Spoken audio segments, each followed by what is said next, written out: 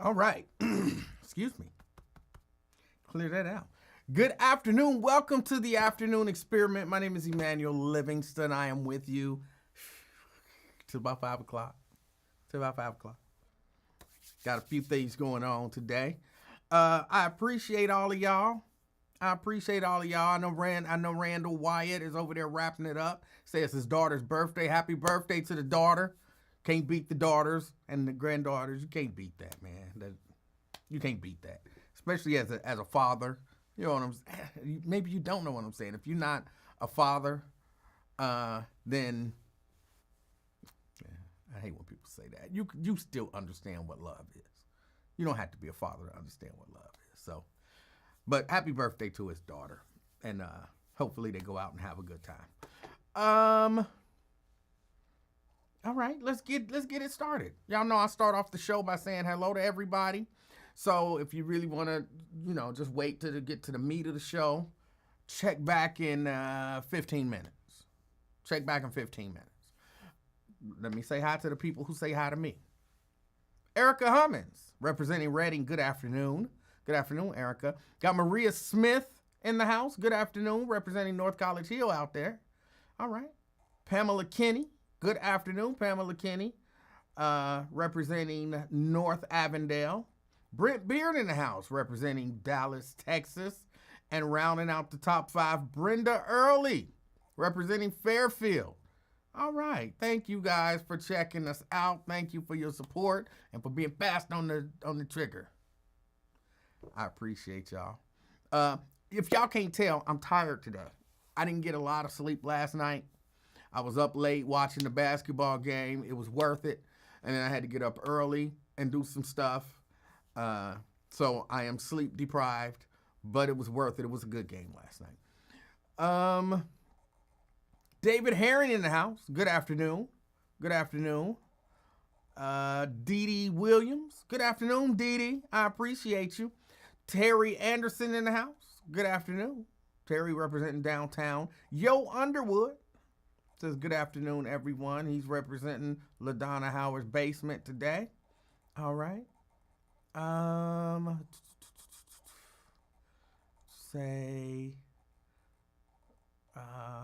David says he's representing Butler County. Let little baby hit the countdown. We still haven't done the countdown. Daryl Carpenter, say what up. He's representing Forest Park, and he say hey to all the hoes out there. Good afternoon, Daryl. Shahira Shine in the house, representing Sycamore Township / Sharonville. Good afternoon, Shahira. Good afternoon. Andrea Bustle, representing downtown. Good afternoon. Good afternoon, Andrea. Shannon's representing 75. All right. Good afternoon, Shannon.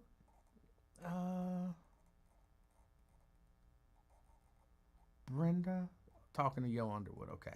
Bonita in the house, representing Roseline. Good afternoon. Got Jacqueline Carter out there in Evanston. Good afternoon, Jacqueline. Chelsea Livingston. Guess who has 2 thumbs and a 4.0 this semester? All right. Well, congratulations, Chelsea. Congratulations. So you handling that and keeping me in good standing with the rest of the family. You are multi-talented, young lady. Good to see you. Good to hear from you. Congratulations and welcome to the show. Lewis Talbert, good afternoon. Good afternoon, Lewis. Dina Johnson, Angels checking in from Walnut Hills. That's right, angels live and walk amongst us. And from time to time, they say hi to us in the chat. Let me see. Tanika, good afternoon. She's representing beautiful Orlando, Florida. Good afternoon, Tanika. Jason Dockery, representing Fairfield. Good afternoon. Sierra in the house. I would have been here sooner if Wyatt and his callers weren't crashing out. I heard some of that. I don't care what y'all say. CK and Ron won. No, I don't know who won. I just enjoyed listening to people exchange ideas, and I enjoy the passion that people have as they exchange those thoughts and ideas. And I'm glad Wyatt gives people a platform to do that. Let's see, Crystal Smith. Crystal Smith representing Hamilton. Good afternoon. Oh, Dee Dee says she's in Covedale, by the way.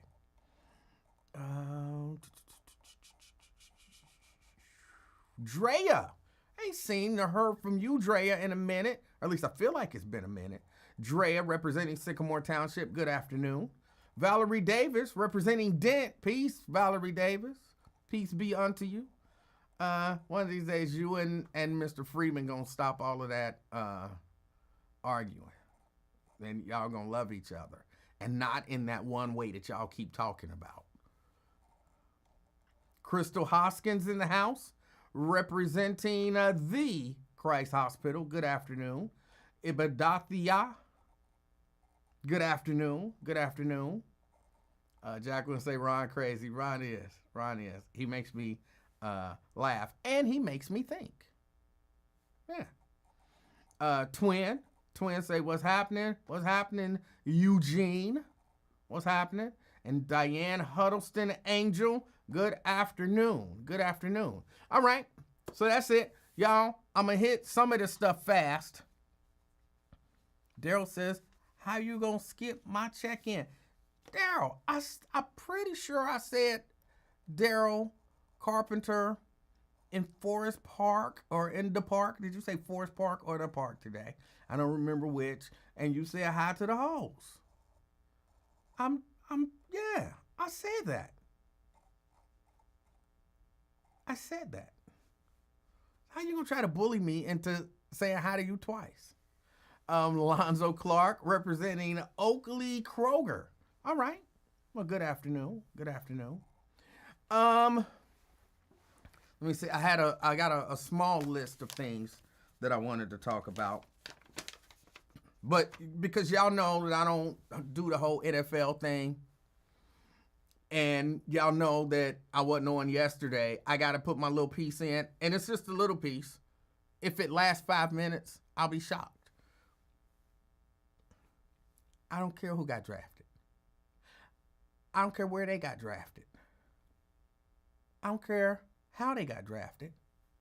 And I don't care why they got drafted. But I will say this about Deion Sanders' child or children, mainly just the quarterback. Is it racism?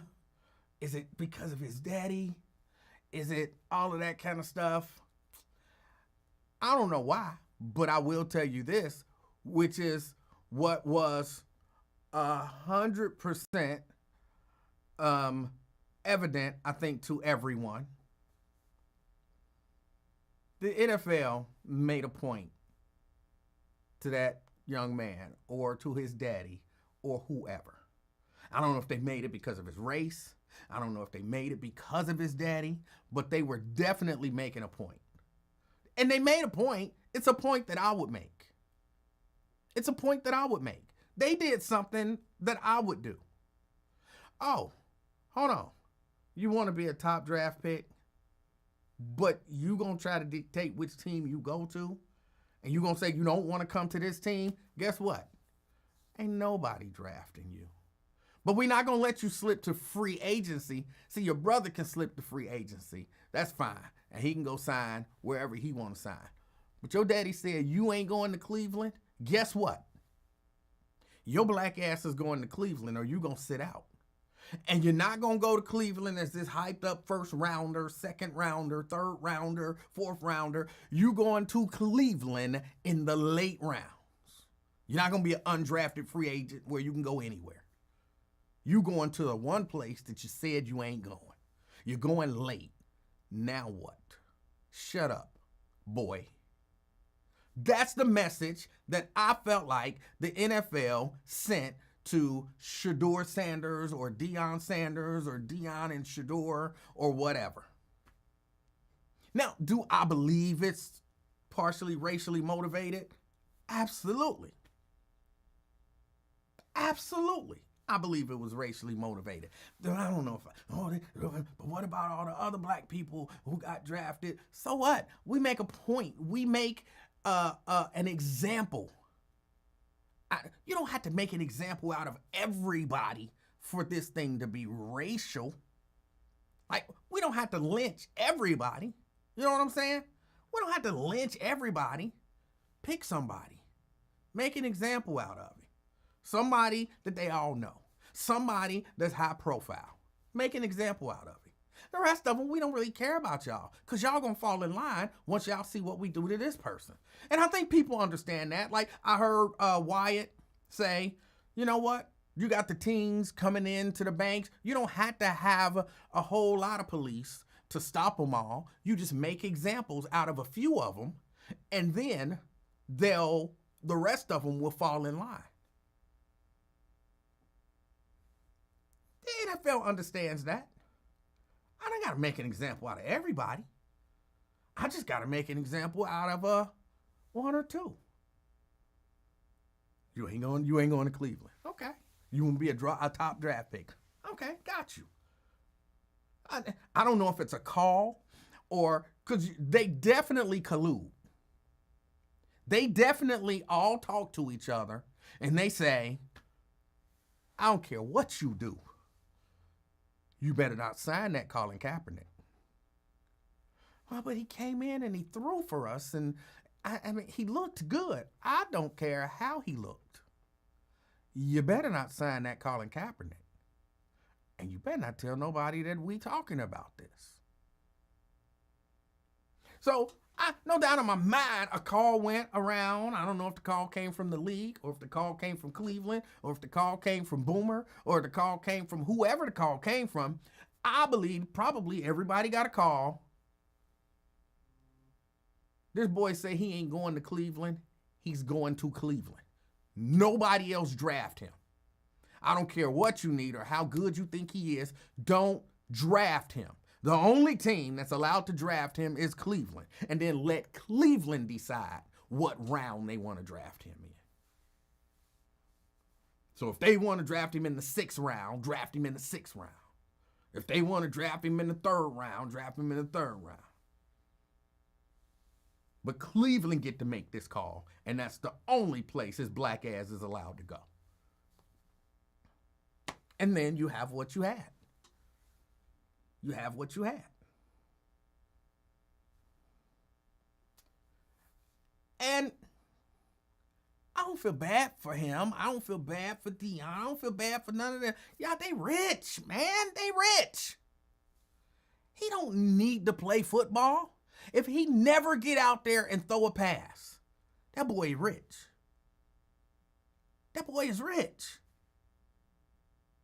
I look at it like this. I understand people want to do what they want to do, and you know what I'm saying. You feel like, you know, I was raised and bred, and all my life I've wanted to play football, and that's great. And chase your dreams, but it don't mean as much. Like, whatever you do for a living. If I gave you right now $50 million, tax-free somehow, you know, or after taxes, you got $50 million in the bank. Because I don't know how many of y'all would still go to y'all job tomorrow. But if you go to your job, because I'm saying this because I heard somebody say, you know how much pressure those young men are under? You know how much pressure Shiloh and Shador are under? I send you to your job and you know you got $50 million in the bank. How much pressure are you under at your job now? You can tell your supervisor, I'll get to that shit when I get to it. But you know, I need that report by the end of the day. You'll get the report when you get it. I got $50 million. I don't have to do this report. I'm doing this out of goodness of my heart. Or if you really like your job, I don't have to. I'm doing this because I love my job. You don't get to order me around, though. Don't talk crazy to me. Don't watch your tone. You know what I'm saying? I don't have to put up with nothing. You watch your tone. You'll get the report when you get the report. I'll do the job. I'll show up if I feel like being in your meeting. I'll show up to your meeting. I got $50 million in the bank. I do what I want to do. So what pressure are you under? Just doing, they're rich. They're rich. Both of Deion Sanders' sons are independently wealthy.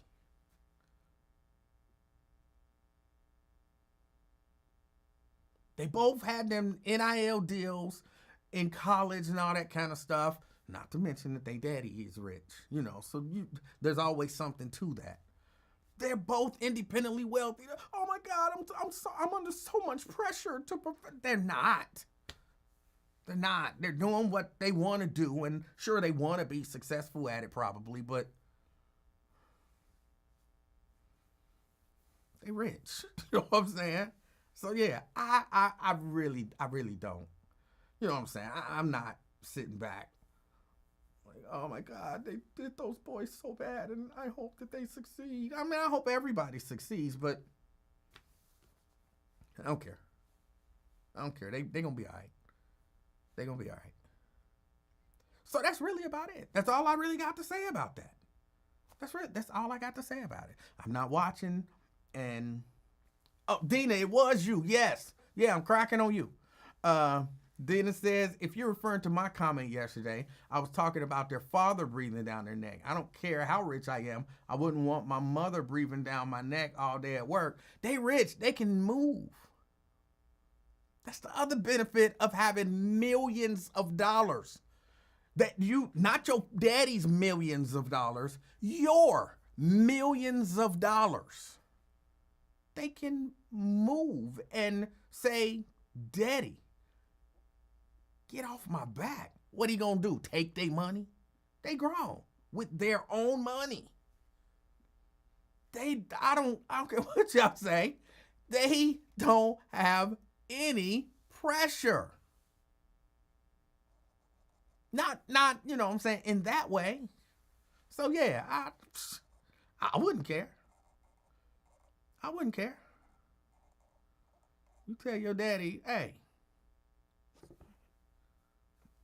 man, come on. You're going to have to get out my house. I got $10 million in the bank. Okay.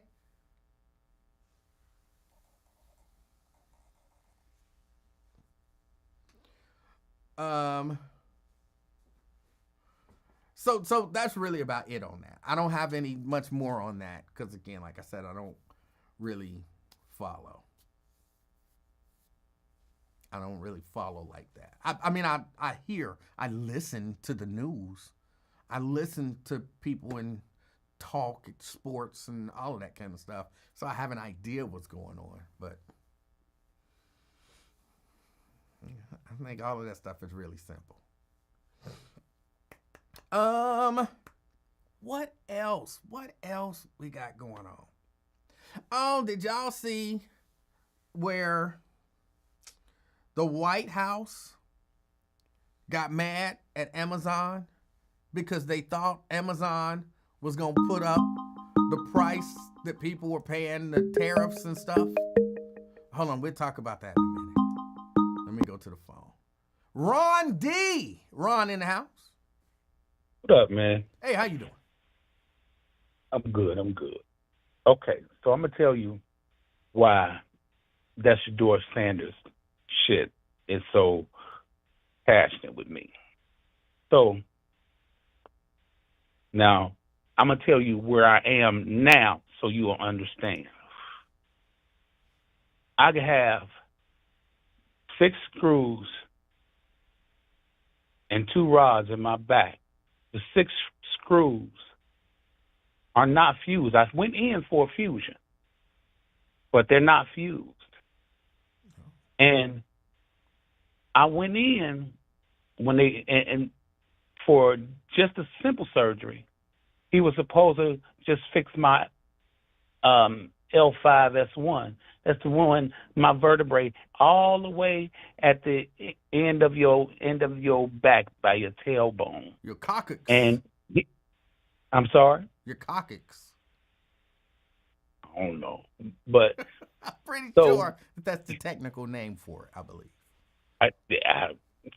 well, anyway, only thing he had to do was go ahead and do a fusion on my left side. But when he put me under, he took apart a fusion that I previously had on my right side and fused me from my from my L3 all the way down to my L5S1 on both sides. And when he put the rods in, he bent them forward. So now what he also did was he took and he put the spacer onto my spine, and my foot was turned in when I woke up. When I went home from the hospital, when I went home from the hospital, he didn't give me any. Some people would know what a fusion is, so that's why I'm just explaining this. He didn't give me no type of jacket or nothing, and that's part of the surgery.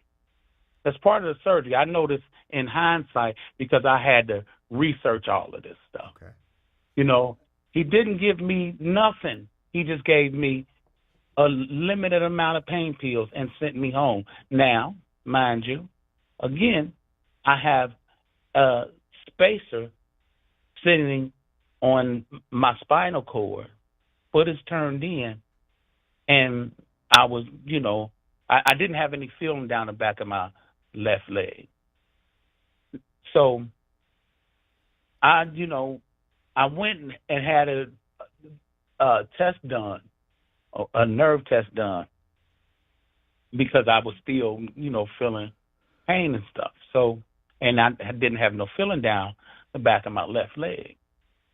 So the doctor come in and he do all the, all the stuff, do the lecture stuff. And I went to get off the table and stuff, and he was looking around. He said, "Where's your wheelchair?" I said, "I didn't have no wheelchair. Ron? I don't have a wheelchair." Ron, I'm sorry? I hate to interrupt you, but Yes. I want to ask, what are we, I know what you're talking about, but why are we talking about this? I'm telling you why I'm so passionate about the Shador Sanders situation. And it's gonna make sense in a minute. Okay. Go ahead. It's gonna make real good sense. Okay. So, but I have to establish this. So I'll just fast forward this. Now, like I said, the doctor did a second surgery because I didn't have. I was still feeling pain and stuff. He said, "Oh, it's your spacer slipped. It's a spacer on your nerve. That's why your foot is turned in. That's why you don't have any feeling down the back of your left calf. It'll come back and all that other stuff." So I did a second surgery. He did that. Still was feeling pain. Well, I found out ultimately that, just like I said, I have any fusion in my back. Now, I wanted to keep my doctors, so I went to their attorney, the attorney for the hospital, and I said, I want to keep my doctors. I don't want to sue y'all and all this stuff. We can just settle this, from an insurance basis. Oh no! Now, mind you, when I went to go meet with the attorney, I was the only black in the lobby. In the lobby. Okay. And And it's significant because Christ Hospital lobby, I'm in the front lobby. It's nobody in there but two white folks. Okay. And he know I'm black. He talked to me on the phone. He knew I was black. And you could tell by he looked. Wait. No. He couldn't just tell by my voice. He made sure that he studied me before we went to the meeting. So he didn't fly in there blind. So he knew I was black. Okay. So he knew I was a male. Okay. So he'd go back, and I had articulated myself way better than I can now. And I had written him before I did that. So he's going back and forth in the hospital lobby and looking over me. And then he called me. And I was thinking to myself, I know this motherfucker ain't overlooking me. I know he ain't just, just passing me by like I couldn't have written this email. But eventually I talked to him, and I said, okay, he was like, okay, I'll review it, right. And he ain't do shit. Okay, so like I said, I got six screws in my back that's unfused right now. Okay. So I didn't notice at the time. I didn't notice at the time. I just thought he messed up when he initially did the surgery. Right. So sorry, all of that I went to everybody in the city. And I mean everybody that's an attorney that's in this city. And no attorney would take my case. So I had to go ahead and do the shit myself. I believe you. I had to file. I wholeheartedly believe you. I'm sorry? I said I wholeheartedly believe you. Oh, no, I sent you some stuff. No, I said I believe you. That's what I'm telling you. I believe you. Well, and now the fact is that, like I said, I have 6 unfused screws in my back right now. Uh-huh. And Shador? They covered it up and all of that other stuff. Right. Now, I couldn't get an attorney, like I said, myself. Uh-huh. So they blackballed me from getting an attorney. So I had to do all this shit myself. Had to do that. Went to Ohio State Supreme Court all by myself. And other folk knew. Them black folk knew I wanted to take and stick my sword. I wanted to. These black folk knew, just like they knew that Shador Sanders was getting the short end of the stick, and all these black folk talking like they don't know that he's just being buck breaking. He's just good old fashioned buck breaking.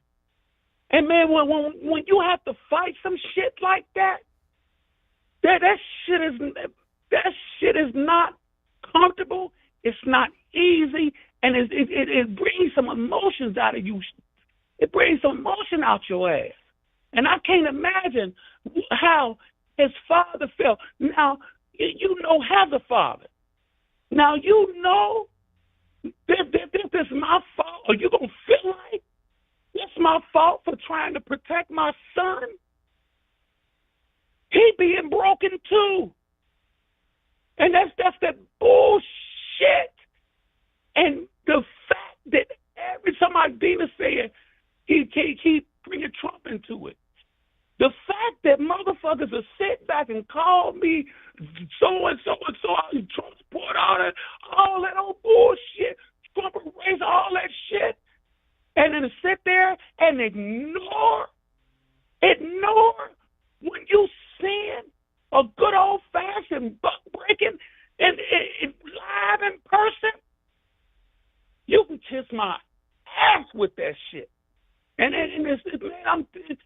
And I've heard so many people, just black folk, just ignore what we've seen him go through, what we've seen this father go through for protecting his son.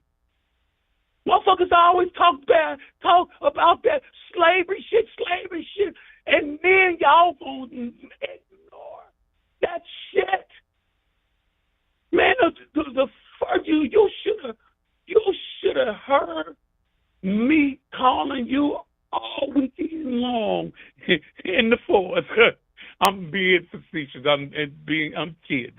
Okay. Yeah, but you, boy, look. I was thinking about you all weekend because I said, like, what am I gonna do? And it's a trend. I like my football too, but the fact that I just seen this shit, I done been through this shit. If y'all don't care about me, Tracy Hunter went through this shit. Everybody's sitting there ignoring her right now. We're hoping she go the fuck away. Shit. And then the motherfuckers gonna call Trump a racist and we Trump. That's they fucking focus. Shit. Well, I mean, man, this is just a slap in the fuck. You can go back to Trump and all that other bullshit if you want to. He is a racist. I don't give a fuck about this shit. I'm talking about what we just seen. And like I said, you should have heard me calling you all weekend because I was thinking about you all weekend because I said, what am I going to do? What am I going to do? Because this shit, I done been through this shit. I done been through it. It ain't fun. And like I said, how this man feel as a father for trying to protect his sons. And you're having to sit there and say, yeah, go ahead and sell my sons. Master, go ahead and take them. Master, go ahead and take them to that other plantation. Go ahead and take them to that plantation. I can see them sometimes. Like I said, man, I told you about that shit last week. More relativism. Oh, look. If you don't know it, you need to look it up on YouTube because it's a trip. It's like Wyatt say, selective outrage, but it's a little bit deeper. But like I said, hold on. Let me just say, Ron. Let me just say, I get what you're saying. It might have some people. What you said might have went over their head because they got lost in the very, very long story that you told us in the beginning. But the bottom line is some bad stuff happened to you. You knew it was wrong. They knew it was wrong. And when you reached out for help, you were blackballed. And not only blackballed, it was by black folk talking that same shit that Shador Sanders, they talking about that Shador Sanders shit with. Not by black folk. Don't forget. Don't downplay that shit. It like it was all white folk. Because the black folk broke my heart the worst. And so you're saying. Go ahead, continue. So you're saying you feel you understand the pain, the feeling when you're blackballed. I'm gonna use some terms. The helplessness that you feel, the rejection that you feel. You understand all of that, and you perceive that that's what you saw happening to Deion and Shador Sanders during this draft. I seen what I saw. I seen what I seen. I didn't perceive shit. I seen what, like I said, we all know what racism look like. Well, Oh, and if we don't, that means I can disregard all of these motherfuckers that be talking about Trump a racist. well, no, That's what no. I was saying too. Right. That's Oh, what. okay. So I, we all I know didn't. what racism look I didn't like. say anything. Why you So mad we at all me? know I it. didn't. I didn't disagree with you. I actually agree with you. We know what racism look like. Now it does frustrate me when sometimes you act like you don't know what racism looks like when it's Trump doing it. But I agree with you. No, In reality, we know, even though we can't point to, this is the evidence of it, blah blah blah. We know what it looked like when we see it. I agree with you on that. we know what it look like when we see it. Yes. And now you got to be honest about it when you see it. Like I said, when these black folks sitting there talking that, oh, well, Shador Sanders wasn't all that great and no, we don't. We know that ain't the case. We know that ain't the case. If we say, when they say Shador Sanders couldn't pass a pass over 50 yards, we know that ain't the case. But somebody said that shit. We know that ain't the case. Okay. But we know that's the case when Shador Sanders went in the 5th round, when he was projected to go in the 1st or 2nd round. 2nd round, it would be the latest. We knew that.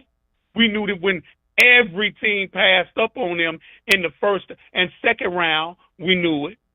We knew it. Absolutely knew it. In the 3rd round, oh, shit. The 4th round, oh, we definitely knew it. Now, it's a difference, because I know why you trying to trap me, but it's a difference. It is a difference. So go ahead. No, Talk to you. you said I'm trying to trap you. I don't even understand. I didn't say anything. I'm gonna talk to you. I'm gonna talk to you. All right. Bye, man. All right, Ron. Uh, All right, that was Ron. I understood what he was saying. Not initially. I was waiting for him to tie it in. But then when he did, he brought it home. I understood what he meant. I understood what he was saying. I am going to say what you perceived and all that kind of stuff because. But I get it. I get what he's saying. We know what racism, we know it when we see it. It does confuse me why you still support Trump. Because we know it when we see it. But we gonna just move past that part of it. Because that's not what you was talking about. I don't know. I don't know if it was racism or not. But I know that they made an example out of him to a lot of people. They wanted to definitely make sure to make an example out of him. You say you don't want to go to Cleveland? Guess what? You're going to Cleveland in the 5th round. Anybody else want to tell us where they don't want to go? Anybody else, Daddy, got something to say? Anybody else? You got something to say? No? You good? Okay. Because he said he wasn't going to Cleveland. And that he was coming out in the 1st or the 2nd round. He came out in the 5th round. And he went to Cleveland. Nobody else going to tell us where you ain't going to go? Nobody? You good? Yeah, you good. Okay. So, yeah, that's all they did. And they do that, every once in a while. Every once in a while, they have to make an example out of people. They don't have to, of course. But every once in a while, they choose to make an example out of people. Sometimes it is based on race. I would argue this is probably, at the very least, partially racially based. But I don't understand the people running around here mad about it. Because y'all ain't mad when they made the example about Colin Kaepernick. They still make sure to make that example. Y'all wasn't mad about that. So, okay. Okay. The White House got mad at Amazon because they thought somebody had said that what Amazon was going to do was, when you go to Amazon to, buy, I don't know, whatever you buy from Amazon, they was going to put up the price and they was going to put up how much of that price is based on a tariff. And the White House did not like that. We'll talk about that, hopefully. CK. Hey, how you doing, Livingston? How you doing, bro? How are you doing, sir? Man, that was a good one, man. Hey, I almost remember I told you I just want to feel 1 day of sobriety. 1 day. All right. I almost made it to that last phone call. I just broke down 12 minutes ago. You hear me? Oh. I fired up that Mac J show quick listening to my man. What's his name, You fired Ron? up what? Huh? You fired up what? It's called a Mac J. What's that? That's from my generation. What is that? That's it's just Crack? a little joint. Just Oh. a little joint. Yeah, one of them little joints. I had to fire it up listening to my dude. Yeah. Okay. I ain't go heavy on it though. I ain't go heavy. I You went just light on it. took a couple puffs and then put it out. Man, he was sharing his pain with the world, in my opinion. Okay. He was sharing his fusion. We talking about arm fusion, leg fusion, hip bone. He said they fused his whole back together, didn't he? Well, I think the fusion surgery was about his back. Right. Right. But I don't thoroughly understand, fusion surgery. So maybe that's why his shoulder be hurting sometimes. Yeah. So, yeah, I don't know. Constant pain though, man. But I would imagine. you said you did recognize the racism in the Shardare Sanders scandal? Well, I'm saying I could see it being that way. More than likely, knowing, the organization and, kind of seeing the things that they do and that they've done, I wouldn't be surprised if it was racism. And you don't have to be racist to everyone for your actions towards someone to be racist. Great point. I wish I would have made that's a good one too. Right. Like I could imagine, I could imagine in the 60s, some shop owner who employed black people, but on the weekend go out and find somebody and lynch them. And then people would be saying, well, how is he racist when he's supporting these 5 families? They black people, he's supporting them families. Just because he lynched that one dude, do that make him racist? Like, well, yeah. Yeah, you can. Right. Yeah, because, I'm similar, right? Well, the phrase, my best friends are such and such, right? My best friend was the race of the people I hated growing up.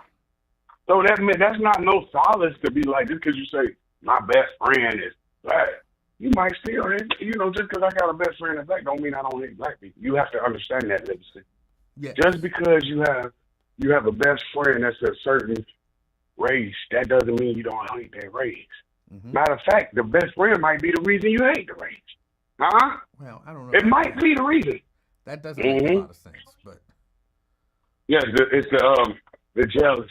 Okay, check it out. When you see me, okay, when he see me, when he see my friends, then it's over. He see my swag, he see my blackness, that's what makes him jealous. Like, these people are good people. So he's undercover. He really not your friend. He's just being good and, get your vibes and stuff, go to the market. But in real life, he's an enemy. You know what I mean? So that's what that's what like, look at a guy like Jerry Jones. Hold on. Wait. Remember? Hold on. Is there a little Asian woman near you? Nah. I thought I heard somebody saying, feel me? You feel me? A little bit, a little bit, but the other wrong. It was the wrong race. It was the wrong way. Yes. Oh, Sorry about that. okay. Yeah. Go ahead. Yeah. But yeah. But that's how it goes. You gotta understand. When you be around that person and you see the hatred, that's when it be like, okay, boom. That's why I don't like those people. You see what I mean? You get around them and that turn you into them. Yeah. Yeah. That's where the envy and jealousy comes from. Okay. See what I mean? Yeah. Just think. You don't think that? I think Jerry Jones being around all those black people, that fuels his hatred. Because he see the swag, he see the love, and you know what I mean? Yeah, I see what you're He saying. see all I that. see what you're saying. He sees what he can never be, and it makes him hate black people even more. Yes. That's it right there. That's it. That's why he likes to own them. He likes to own them. He still has the slave owner mentality. I hear you. I hear He you. still, I don't yeah, know yeah. that I don't know that to be true, but I understand what you're saying. And this is why I always gave you props for being strong and staying on the picket line. When you was the last person, remember we all crossed the picket line. E-Man said, I'm good. But man, they got the boy Trace. I'm good. We going to the Super Bowl, E-Man. I'm good. See what I'm saying? We tried all the peer pressure we could try. It never worked. And I knew it wouldn't work. Because this guy is stubborn, and he's not going to break the oath he made to himself. Am I lying? You're not lying. That's what I'm talking about right there. If we had more people like you, then we would have black ownership in the NFL, sir. Okay. You have to be strong, stand by your house. Just because they get a Heisman Trophy winner, Burrow, a Chase, that didn't do nothing. He never wavered, not one iota. Yes, he still watched football, high school, college, but NFL is not meeting the standards of Livingston, right? That's true. So Livingston's voice does matter in the scheme of things because people, even though we're not with you, we see you and you on the TV every damn day preaching unity and stay togetherness. Listen, young people, you listen, look at the King of Talk and see how he did it. He stood tall. He didn't go to a racist organization and sell his soul just because he wanted to see men in tights play with a ball. He said, no, I ain't going with them no more. Because of what they did to Kaepernick. And I salute you, sir. I wasn't as strong as you. I wish I could have been. Okay. I really do.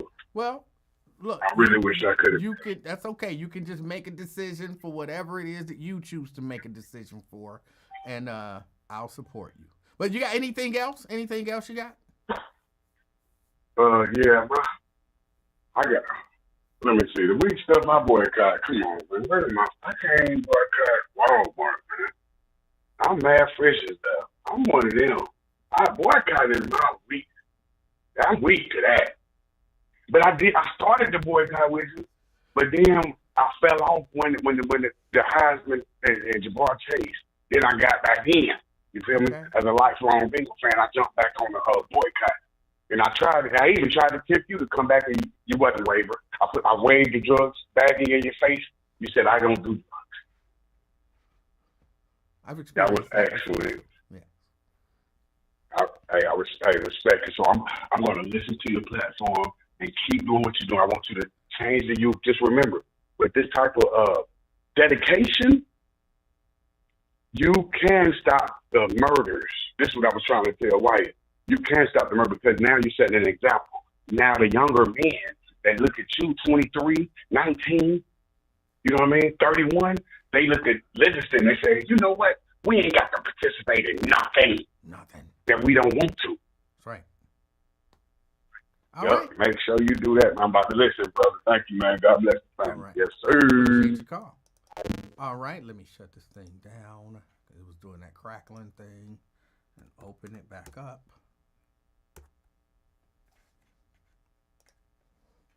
All right, 717 King. It's 513-717-5464. Okay. Yeah. What CK said. Yeah. Also, the White House was mad at Amazon. I'm gonna get it out eventually. The White House was mad at Amazon because what Amazon said, or what they believed that Amazon was gonna do, I believe probably what Amazon was gonna do, was Amazon said, all right, when you go to buy something and we put the price up there, the price of this item is $20. Somewhere on there, they gonna also tell you why it's $20. Like $8 of that $20 is because of tariffs. So then you could do the math and you can be like, wait a minute. If it wasn't for these tariffs, I would only be paying $12 for this thing. What the hell? And then you can be mad about it or be upset about it or be aware of it either way. So they say that the Trump administration, someone in the Trump administration, actually, I believe I read that Donald Trump himself called Jeff Bezos and was really upset. And they said that action, the action of letting people know the effect of the tariffs on the price of the goods that they're paying for, they said that is a hostile action. It's hostile and political, they said. And then, of course, after he talked to, Amazon, and Amazon came out and said, well, see, what had happened was we said that we might do it on one of our other sites, but it was not something that we ever really planned on doing on Amazon proper. I can't remember what the other site was. Maybe I could just look up the story. I'll be trying to go, because y'all know I come in from work and then come down here and whatnot. And so while I'm out and about, listening to different shows and whatnot,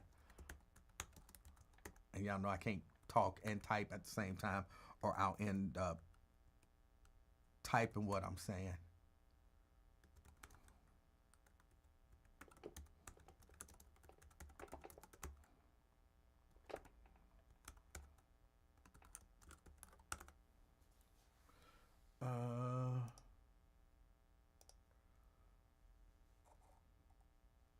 Stop it. Why are you doing that?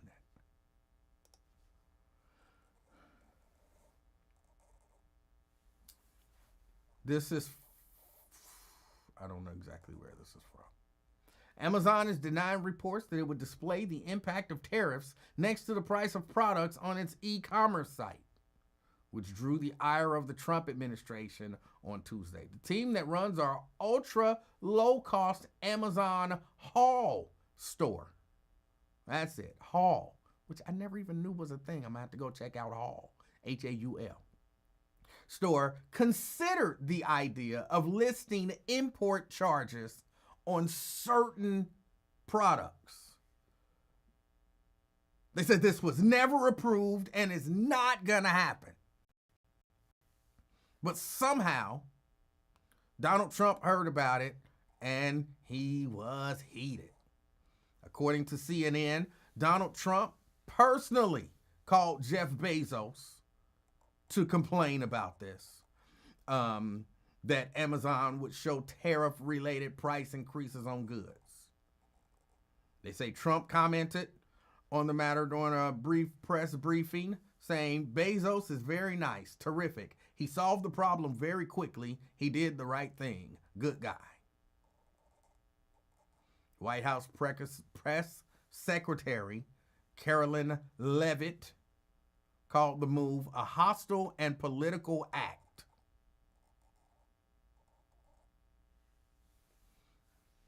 I don't see anything. I like it as an idea. I like it as an idea. Like, look, yeah. Before this tariff went into play, or before any tariff, the price of this is $10. with the tariff, the price of this is, I don't know, $12 or $19 or $30, whatever the case may be. What's wrong with that? How is that hostile? Now, I get how they say it's political, because they're like, you didn't do this when the Biden administration was in. And there were tariffs on stuff. You didn't do this during the Obama administration. There were tariffs on stuff. But you're going to do it now? That feels political. I understand that argument. But I think they should all do it.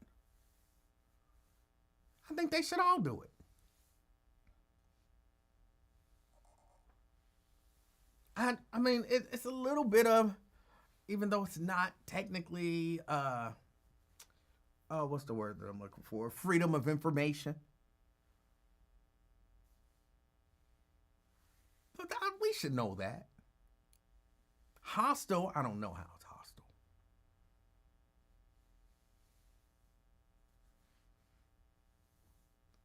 I don't know how it's hostile. But I would like to see that.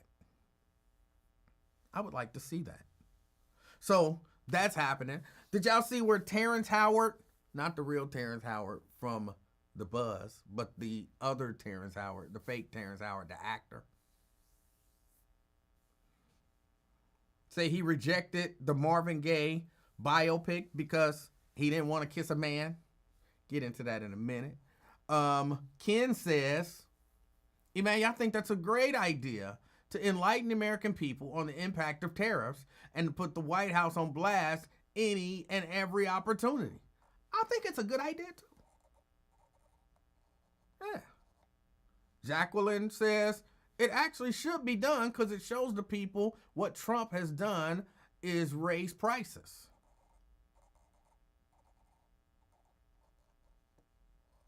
I think it's a great idea.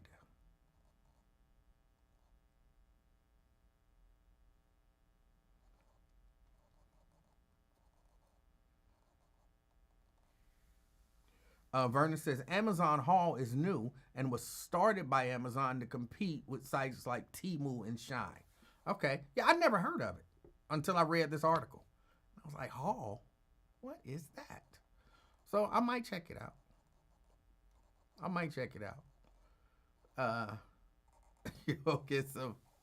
Get some bootleg stuff. That in my mind, that's how I feel about like Temu and stuff like that. Like that stuff is bootleg.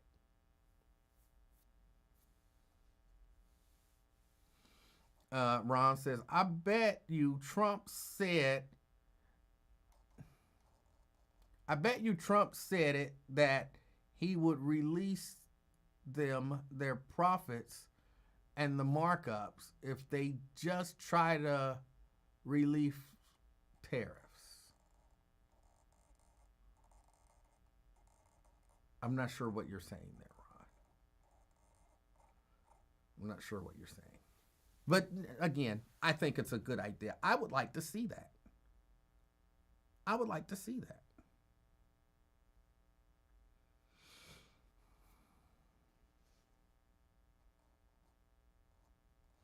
Daryl says, did y'all see that the Republicans in Congress and Trump administration making it harder for poor people to get a college education with his Reconciliation Act? They're getting rid of parent loans, that PLUS loan, Pell Grants, and stricter laws on loan repayment.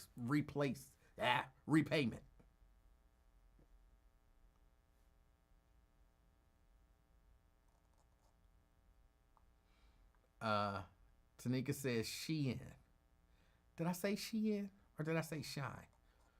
I whatever it is, I don't know what it is. But yeah, no, Daryl, I did see their believe it or not, man, look, I think they need to rein in the cost of college. They just need to rein it in. That's what they need to do. It's too expensive. I know that stuff and research, but they get grants for a lot of that other stuff, and they especially like state schools, stuff like that. You get federal money, you get state money, and you get tuition from people. I think the cost of education is too high. I think it's intentionally too high. It's intentionally too high. I think it's too high because they really want to discourage people from getting an education. They really want to discourage it's less racism and more classism in that way. Rich people want to see rich people stay rich. They want to be rich. They want their children to be rich and their children's children to be rich and all that kind of stuff. They want the rest of us to be poor and or in debt.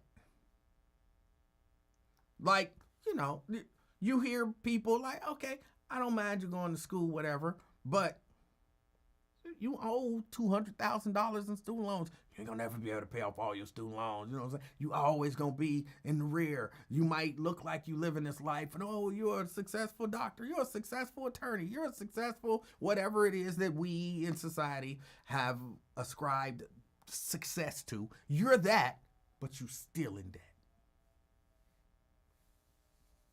Whereas our children, we had the money, we paid for their schooling, and now they are whatever they are, debt-free. They own their home, they own their car, they get to do whatever it is they want to do.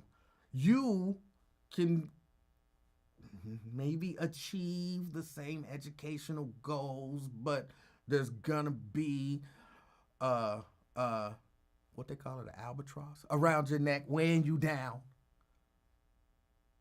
So while you may succeed, you'll never be as successful as debt-free. And thus, with debt, a lot of people let debt bring them down. Like, you never really feel free.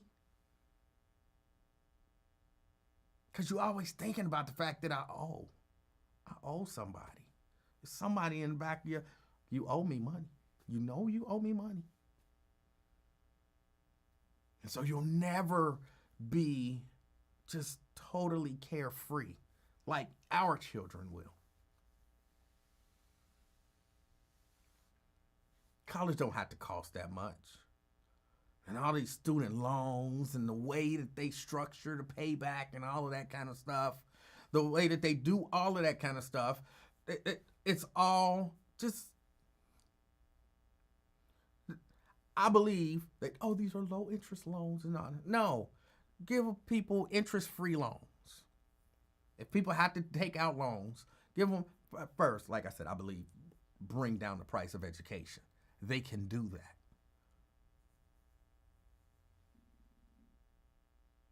They can cap cost of education. Let's just say at state schools, there's a cap on tuition. They can do that. They're not going to do it, but they could do it. But okay, you're not going to cap it. Then those loans, make them interest free. Make them interest free. And then just let people pay back their loans. They're not going to do that. Okay, structure it where you pay principal. That, no, you got to pay off no, y'all killing me with the way that y'all structure these loan payments. Structure them different. They're not going to do that. They could, but they're not going to do that. And now they want to make it harder, to Daryl's point. Now they want to make it harder to even get the high interest loans. I'm sorry, the low interest loans that you'll possibly be paying off for the rest of your life.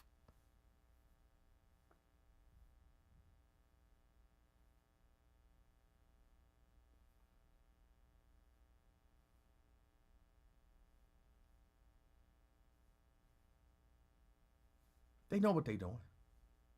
They know what they're doing.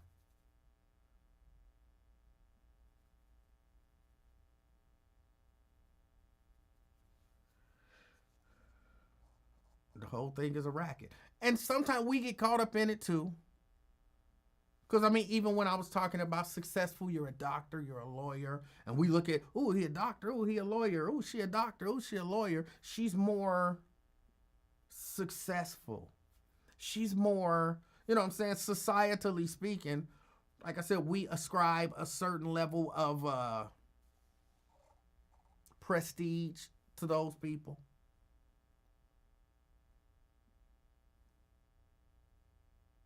Whereas, some of these, there are jobs out here where you don't have to go to school for 12 years and, you can make a good living and not be saddled with bills and loans and stuff for the rest of your life. But we do kind of look down on that. I'm a plumber.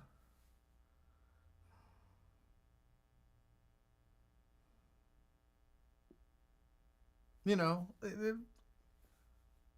I'm a lawyer. Ooh, he's a lawyer. He's a plumber. He's a doctor. He's an electrician.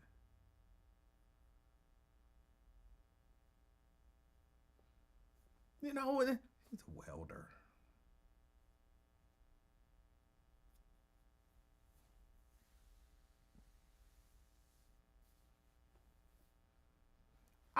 Y'all know a part of why they do that is because they need a permanent underclass.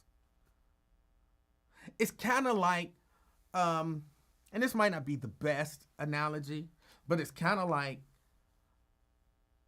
we have these immigrants coming in because a lot of us have decided that there are certain jobs that we don't want to do. And we need a class under this class to do that stuff. Well, the elites. Jeff Bezos. Let's use him. Jeff Bezos needs a group of people who are not independently wealthy and or well off to go work at Amazon so he can take advantage of them. He can pay them mediocre wages, just on the underside of decent, because you get certain jobs and you like, that's a decent job. He makes a decent amount of money. Them Amazon jobs, a lot of them be just under a decent amount of money, but they're not going to keep you long. They're not going to allow you to get to the point of making enough money. They need workers. And if we all went to school and got our law degrees and got our degrees to be doctors and were welders and electricians and, we were all doing kind of an independent thing. Where you at? Yeah, no, man, I own my own company.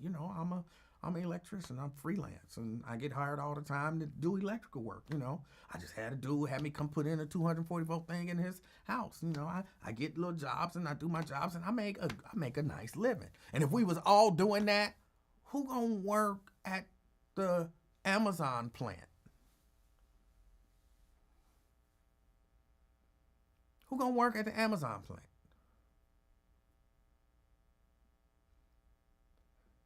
And I believe they really do play us against each other. I'm not talking even just black people, white people, whatever. I'm talking about us, people. They play us against each other. I have to have somebody to look down my nose at. Makes me feel better about who I am and what I'm doing. And I'm not saying me personally, but that's a lot of people do that. A lot of people do that. That's all a part of it, in my opinion. That's all a part of it. I might work at Amazon, but at least I ain't like him.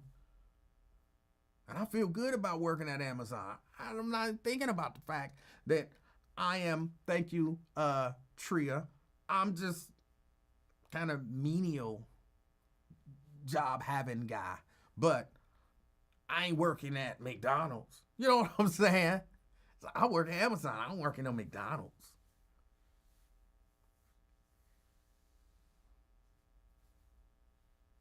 Yeah, but they be on your back the whole time you there. Like, you ain't handling enough pieces and all of that kind of stuff.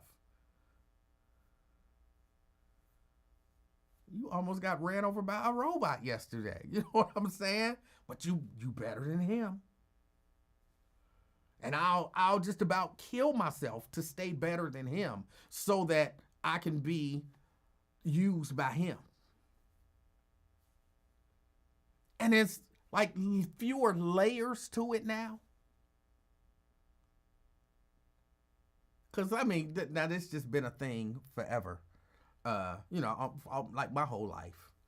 The day of independence and all of that kind of stuff don't exist. Like you don't have, Bob's Hardware in Clifton, and then James's Hardware in Bond Hill, and then Lou's Hardware. You know what I'm saying? And you don't have that anymore. You got Lowe's, Home Depot, and you might have an Ace somewhere near you.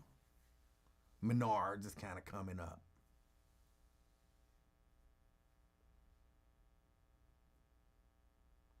But that's really it. So, it's no longer like, hey, you work for Lou's Hardware, but then Lou's Hardware get their stuff from this distributor, but then this distributor get all of their stuff from, what I'm saying, and they break it down, and you got all of these different levels of things. So you got all of these different socioeconomic classes. I work at the hardware store. Like, oh, you work at the hardware store. Okay. I own the hardware store. Oh, you own the hardware store. I supply the parts for the tools and stuff for the hardware store. Like, oh, you know what I'm saying? And you go up all these levels. You don't have that now. Now you got Jeff Bezos, everybody else. You got the ones at the very top. Jeff Bezos owns Amazon. You got Jeff, and then everybody under Jeff. Ain't even no, I mean, I guess you could say, well, I work there. Well, I'm a manager there. And you're like, manager, ooh. But that ain't that much of a difference. You got Jeff Bezos and his people, multi-billionaires. And then you got people down here making, 40, 50,000, maybe on the high end. Them the managers. Other people might be clearing 20, 25, 30.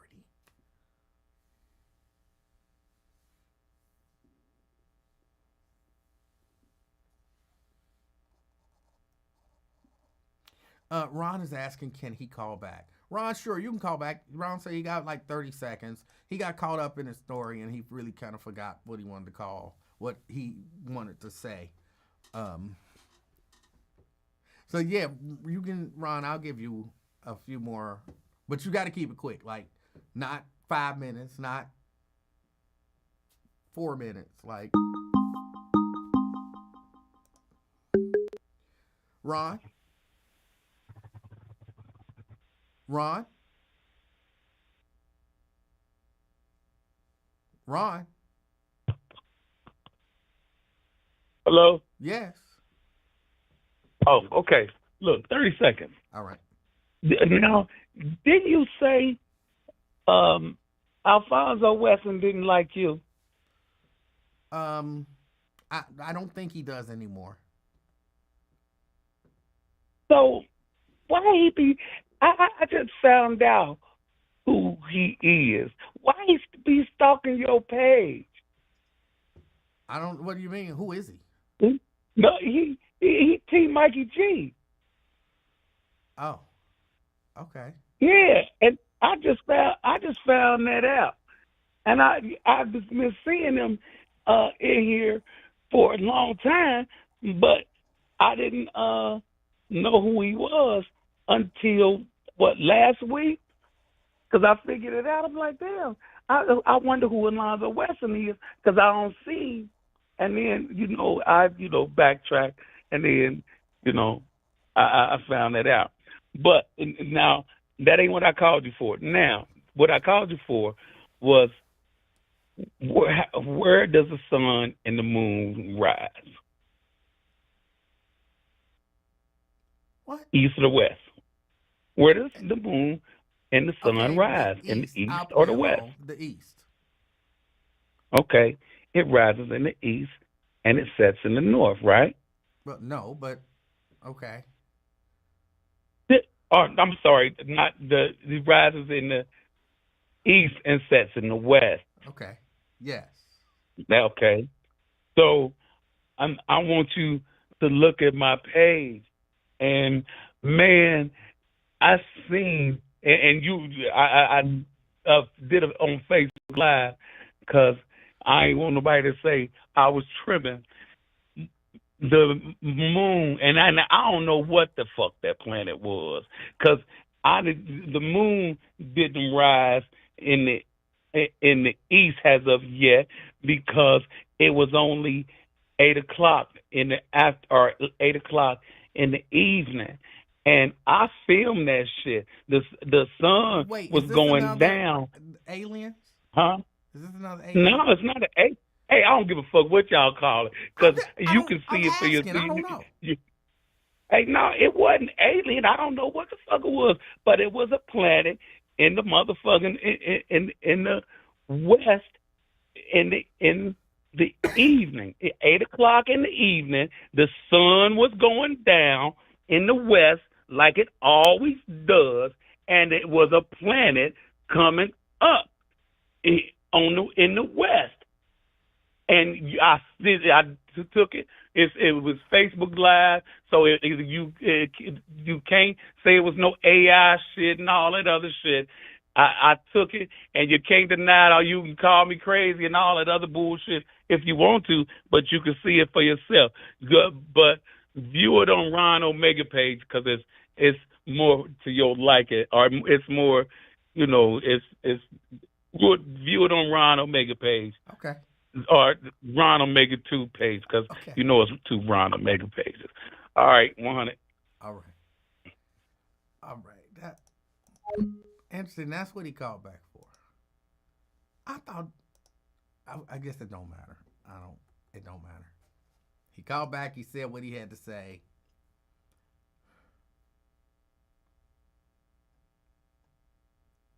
Okay. He saw what he saw. I don't know what he saw. I haven't been on his page. But he saw what he saw. T. Mikey G says he is not Alonzo or Alfonso Wesson.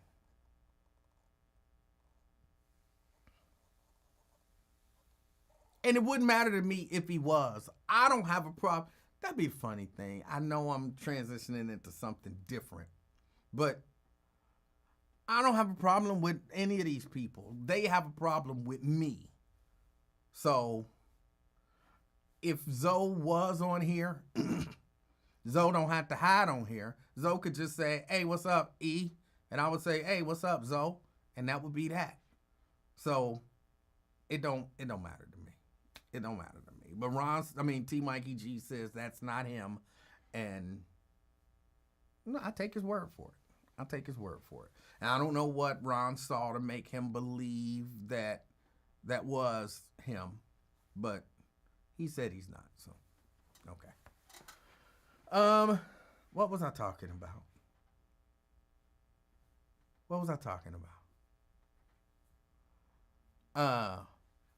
Them needing a permanent working class. Then basically trying to eliminate the middle class. And that's what I believe is happening. That's why I believe they are trying to change all of this stuff. And believe it or not, I don't believe that this is necessarily a Republican-Democrat thing.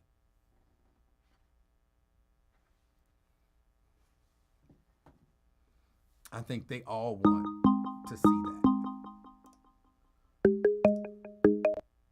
That's what I believe. B-Rap? That's why I believe they are trying to. B-Rap? B-Rap? B-Rap going once? Oh, shoot, I couldn't hear you, man. Damn. Okay. Oh, my fault, man. What's going on, man? How you doing? Oh, shoot. What was Ron talking about? Because what he said? Did he say he seen something in the sky or something like that? Yeah, he saw a planet. He said rising in the west. Okay, a planet from like on YouTube or something like that. No, I guess he filmed what he believed to be a planet rising as the sun was setting. Okay, all right. Okay. Well, whatever Ron saw. Okay, he said it's not AI. It's something they got out. Have you ever heard of something called Project Bluebeam? Have you ever heard of that, Emanuel? Project what? Project Bluebeam. Bluebeam? I have not heard of Project Bluebeam. Whenever you get some time, on your free time, go on the internet, research Project Bluebeam. Project Bluebeam is something that's coming up with, I don't know who is it directly, but it's scientists from around the world, not just the United States of America. They could do like tricks in the sky, make things seem like they're real in the sky. It's pretty crazy, man. So whenever you get a chance, checking out, and 9 times out of 10, that's probably what Ron saw, was something called Project Bluebeam. Okay. What's your thoughts on Shador Sanders? I think they made an example out of him. I don't know if it. I just believe they made an example out of him. They made an example out of him. What you think? Because of his poor interview skills, or being braggadocious because his dad wanted him to join a different team, or just a number of things. I think race probably played a factor. And, his dad talking about where he would and wouldn't go. And yes, his, their kind of braggadocious nature and all of that kind of stuff. I think all of that played a factor. Let me say this over for the slow kids in the back of the class. It's called Project Bluebeam. Project Bluebeam. You know how to spell beam. I shouldn't have to spell that for you. Well, look it up. No. Dude, you can't be condescending, because it could easily sound like you're saying blue beam. You're saying BEAM. Blue beam. Yes. Not BEAN. Yes. Not blue balls. Not purple blue balls. Balls and beam don't sound the same. Project Blue Beam. BEAM. Beam. All right. No, I just see people in the comments like, Project Blue what? Project Blue Balls? Yes, Da, da, da. yes. They funny. Yeah, that's what's up. I just seen you on, man. I just decided to give you a call, man. You know what I'm saying? Everything good with you? Yeah, everything is good. Everything is good. I seen you on, I was messing with you the other day. I seen you on Link and Weird Chat, man. I seen you start listening back to your favorite radio show again. Yeah, I'm back. Yeah. You think Lincoln got a grudge with you, or? Oh, he absolutely does. Yes. Yeah. Yeah, he's definitely made it. I'm calm, Jerica. I'm relaxed. He's definitely made it his business to try to make me the bad. Right. Are you listening to me? Yeah, no, I was telling Jerica I'm calm. He tried to make you what again? I'm sorry. Go ahead. He's definitely made it his business to make me to make people perceive me as a bad guy. And I'm comfortable with that. I mean, even if he's successful, I've always liked I've watched wrestling. I've always liked the bad guys better than the good guys. I root for Darth Vader in Star Wars. You know what I'm saying? So yeah, for me, but yeah, no, he's made a point of trying to make sure that people understand I'm the bad guy and I'm trying to sabotage his show. That's what's up. Oh, that's funny. Yeah, no, once I just hash it out, man, just give him a call, hash it out, you know what I'm saying? You know what I mean? Just hash it out, man. There's nothing to hash out. There's nothing to hash out. I don't have any problems with him. Right. Yeah. Right. That's cool. Yeah, there's nothing to hash out. That's hilarious. Okay, then. What was the other topics, my man? My fault, you man. I just got out of school. Well, I talked about the White House being mad at Amazon for wanting to post the amount of tariffs on products as they purchase them. Shout out to Key. Is the White House in the tariffs? Yes. Okay. Yeah. No. That's something that's out of everybody's control. The only person who could control that is the people who put him in the White House. Those people who put him in the White House is going to feel the effects, just like how everybody else is going to feel the effects. It was stupid to put that man in the White House when we had the Democrats in the corner, because Kamala brought up reparations, which everybody act like they didn't hear. When did she say that? That's how you know that people barely do research or listen to things. So if you have the Democrats in a corner and you have Kamala Harris making all these promises to black men, and she was talking about reparations, that's when we should have put Democrats in office and held their feet to the fire. Now, the past 3 months, I swear, man, I aged probably 10 years under this Trump administration. It's horrible, man. Now, wait a minute. This is the worst. I thought you were somewhat of a Trump supporter. The last time me and you talked, I specifically told you I didn't vote for anybody. Do you remember that conversation? Wait, so hold on. If you didn't vote for anybody, then don't that make you part of the problem? Well, this is the thing. At that time, I wasn't feeling Joe Biden. And the only thing, after everything I had said after that, was Kamala was talking about she was going to repeat the process of what Joe Biden did. And I was so mad at the Democrats that I abstained from voting, which other political figures have done when they don't like anything. Alicia Reese, and when she has something to vote on and she don't like it, she abstained from voting, which meaning she doesn't vote.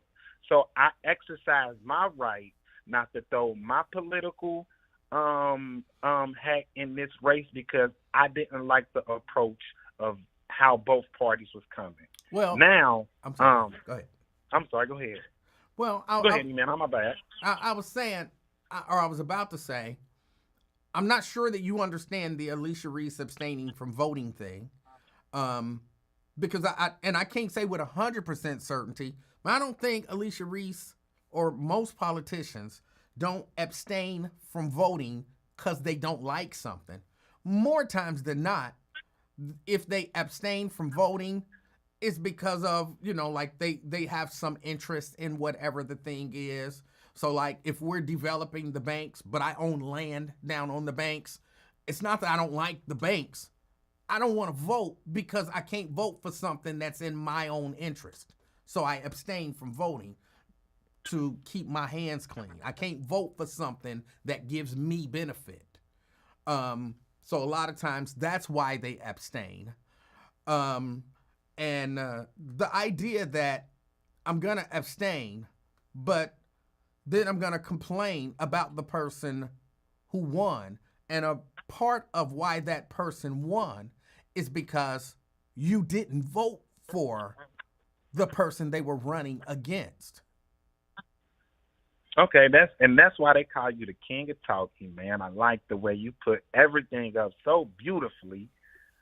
First of all, my vote, if I would have put my vote in for Kamala, it wouldn't have mattered anyway. Why would you say that? So you can't say my one vote won the election. Well, the idea that your one vote, but may not hold water, but the idea that everybody with that same mindset as you could have very easily swung that election. Y'all voted or non-voted as a group, and that group vote could have very much swung the election the other way. Okay, yeah, well, I have no argument with you on that. You know what I'm saying? I mean, I don't know what to say to that, no rebuttal to that. But, yeah, I didn't, but I don't feel like, me not voting is the reason Trump is in office. I highly don't feel like that. Okay. And yes, get I could complain. And you know why I can complain? I didn't say you can't It's complain. because I'm paying taxes to the federal government.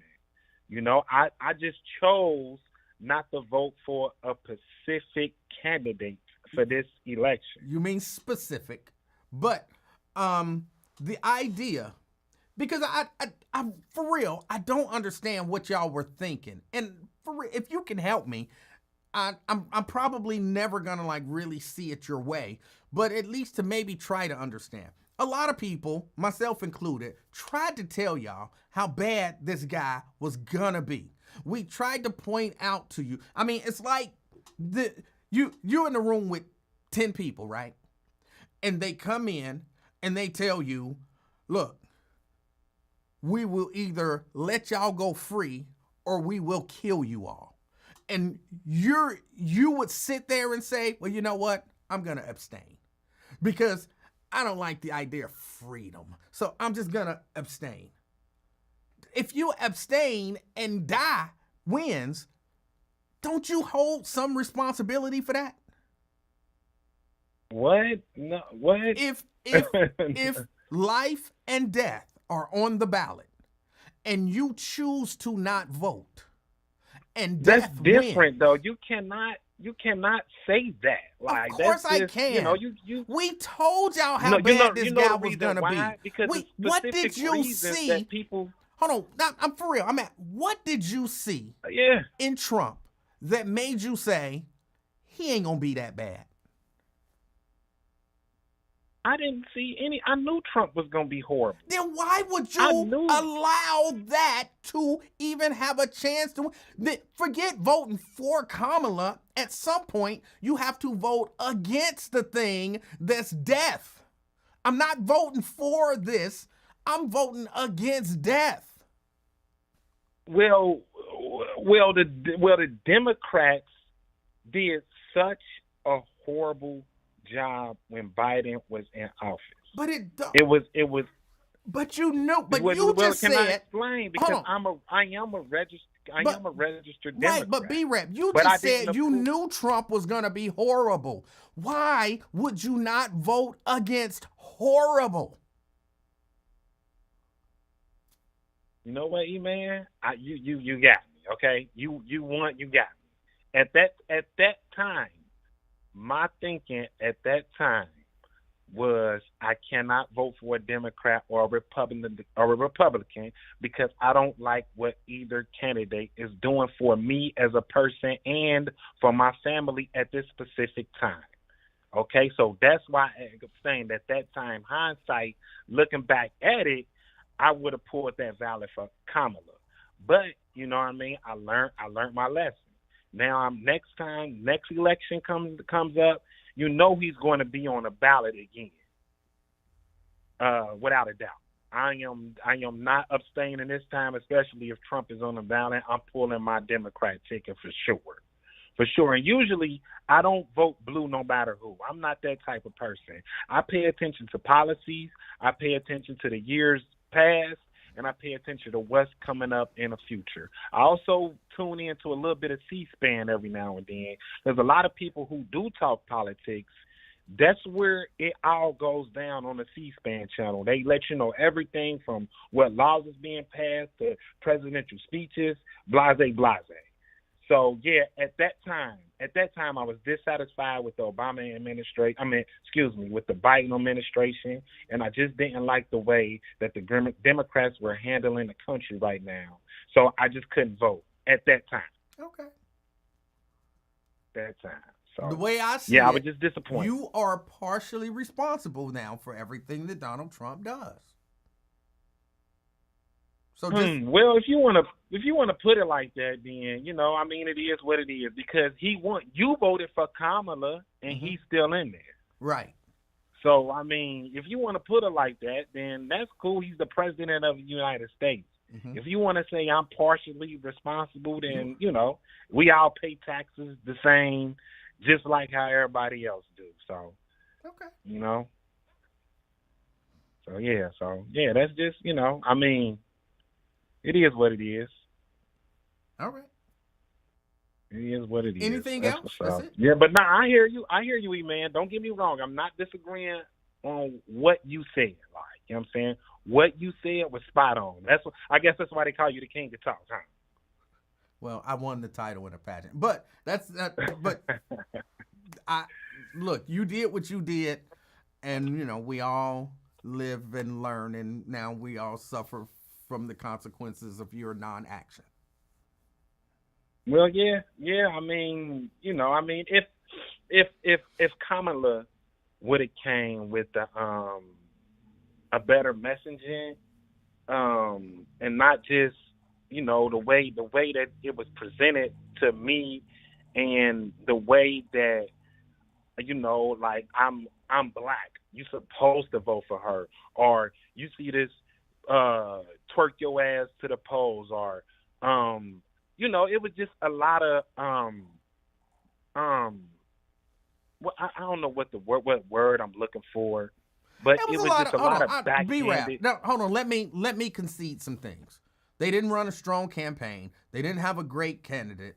In terms of, she refused to distance herself from some of the bad things that the Biden administration had done, and show anyone where she would do anything different. There were things that they could have done better. I just felt like there was so much evidence out there that this guy, and I still believe, his desire is to throw out the Constitution and become some sort of a dictator. Absolutely. And so Absolutely, to me, and I 100% it agree. was much more important to keep him out of office. So even if that meant having a not so great administration in office, let's keep the guy out who wants to throw out the Constitution. And I think it was so plain, like so evident. He basically said it almost out of his own mouth. You're never going to have to vote again. And he lied all the time. So I just think seeing all of that was enough for me to say, I don't really, as long as Kamala ain't trying to throw out the Constitution, we'll be able to get her out of office in 4 years. But we can't put this guy back in office who wants to destroy the country. No, yeah, absolutely. He's even trying to make it illegal for people like you and I to have a conversation criticizing him.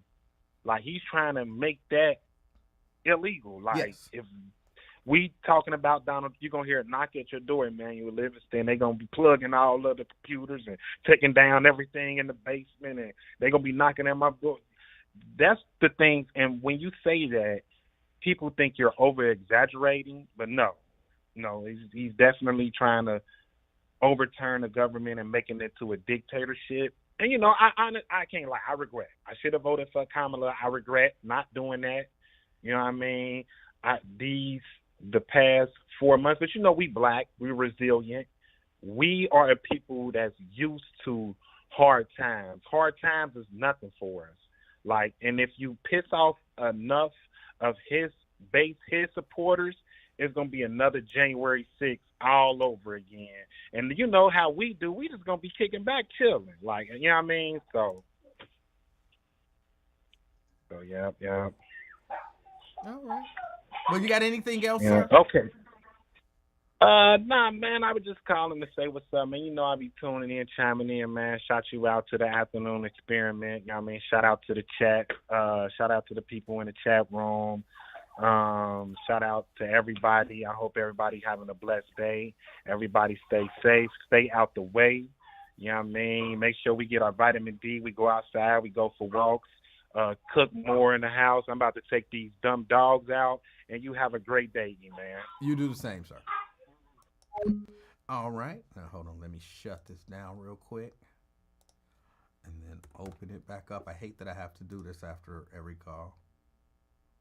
All right. And there was somebody calling in while B-Rab was on. Feel free to call back now. I can only take one call at a time. So feel free to call back now. 513-717-KING. 513-717-5464. Deontay, is it Deontay? Hold on, let me scroll.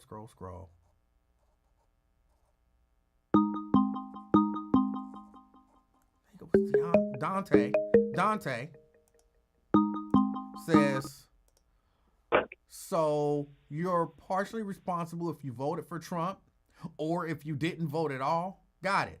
Yes. And Brian, I didn't use the best example. So somebody came in and said, one party is saying, we'll give you candy. And the other party is saying, we'll kill you. And you say, ooh, this is such a hard decision because you know what? Candy kills you. If you eat too much candy, it'll kill you. I don't want any candy. And they want to kill me. I just don't know who to vote for. I'm just not going to vote. If killing wins, you're partially responsible for that. Yes. That's not hard. You put in your vote. You say, give me the candy. I don't have to eat the candy. Just give me the candy. I'll take the candy over you killing me. Some of y'all said, I don't want candy. I don't eat sweets. It's going to make me fat. I got diabetes. It's unhealthy. It's going to kill me in 30 years anyway. That was a stupid decision from my perspective. That was a stupid decision.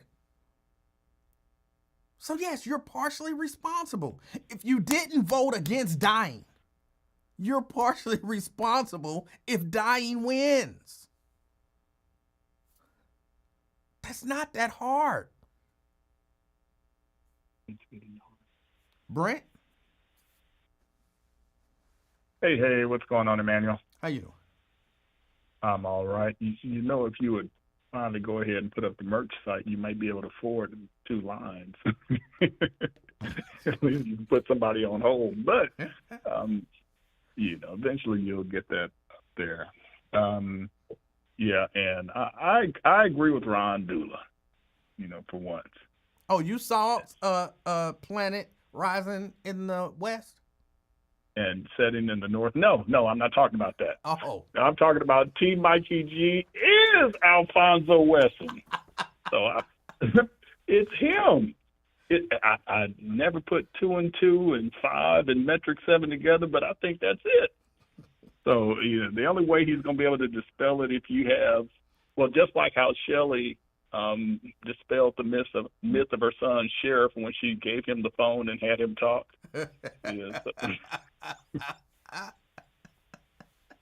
Oh man, so yeah. And T. Mikey G, you had us going for quite a while there. Even offering us give us popcorn when good people came up or entertaining people came up. So man, giving us popcorn from Chicago, Garrett's popcorn, it's making sense. It is making sense. Off to the serious stuff now. You were talking about capitalism essentially requiring a permanent underclass in order to function. And that is so very true. And college education used to be pretty much free outside of fees, for books and different labs and everything like that. And you know who was one of the main people who turned that whole paradigm and turned it on its head? No, who's that? Governor Ronald Reagan. Oh. So not only did he, get pissed and scare white folks and had them change up the rules when the Black Panthers came in there with their unloaded shotguns, he was the main architect, so one of the main architects of that, because they had a program set up. What was it called?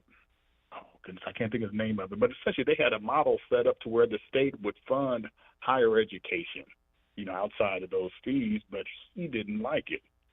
So back in 1960, he drastically cut public funding for those public schools. So, and over the years, it's gotten worse and worse to the point, that it is now, to where, if you don't have a lot of money or don't, get all of the scholarships that are out there, and a lot of these minority scholarships, guess what, are going away. along with their trying to get rid of Pell Grants and student loans. The Parent Plus loans are going away. And, of course, if you get out and you can't find a decent job, you cannot file bankruptcy and get rid of your student loan debt. No, you can't. So all of this all plays into what they want to do. And you're right, saddle folks with debt so much so that they can never get from underneath. And, this is all in that 940 some odd page document called Project 2025. So Trump, this go round, has been executing it almost to a T. So much so that there's talking about the next thing that's going to wind up happening is something called these Schedule F employees, where they want to change it to at-will employees. These are the career, public servants that, those jobs that stay around regardless of who's, which party is in charge. And all of those applications they put in for people to prove how MAGA and how conservative they were, they will fill them with them sick events, and it's just going to get worse. It is going to get worse. And like you said, that was all spelled out in Project 2025. And it makes sense to do it. I mean, from their perspective, it makes sense that if I want to take over the government, I can get rid of people in government who might not do what I say do because they're not beholden to me for their job. So we get rid of all of them, and then we fill them with my people. So when I come in and say, okay, new law, new rule, I'm the king, and there's nobody, like I said, even right now, if Donald Trump does something like just terrible, who's gonna prosecute him? Who's going to come and arrest him? Who's going to put him out of office? Who? Nobody. Absolutely nobody. He can be in a press briefing, pull out a gun, and just shoot and kill whoever he wants to. Ain't nobody gonna arrest him. No. You'll have some Republicans that may give a stern rebuke, but ain't nothing gonna happen to them. Right. Because they are scared.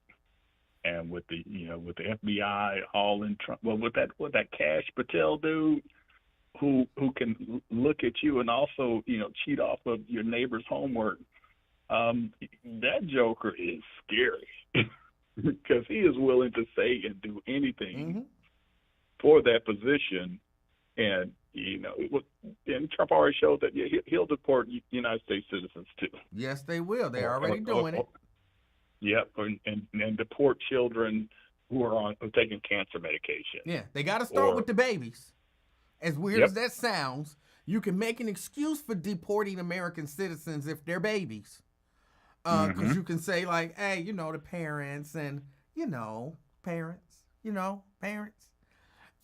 Even if there's another guardian there to keep them, but we didn't want to separate the parents. And then people look at it, and once you get us used to the idea that it's okay to deport American citizens, the next thing you know, we got the criminals now.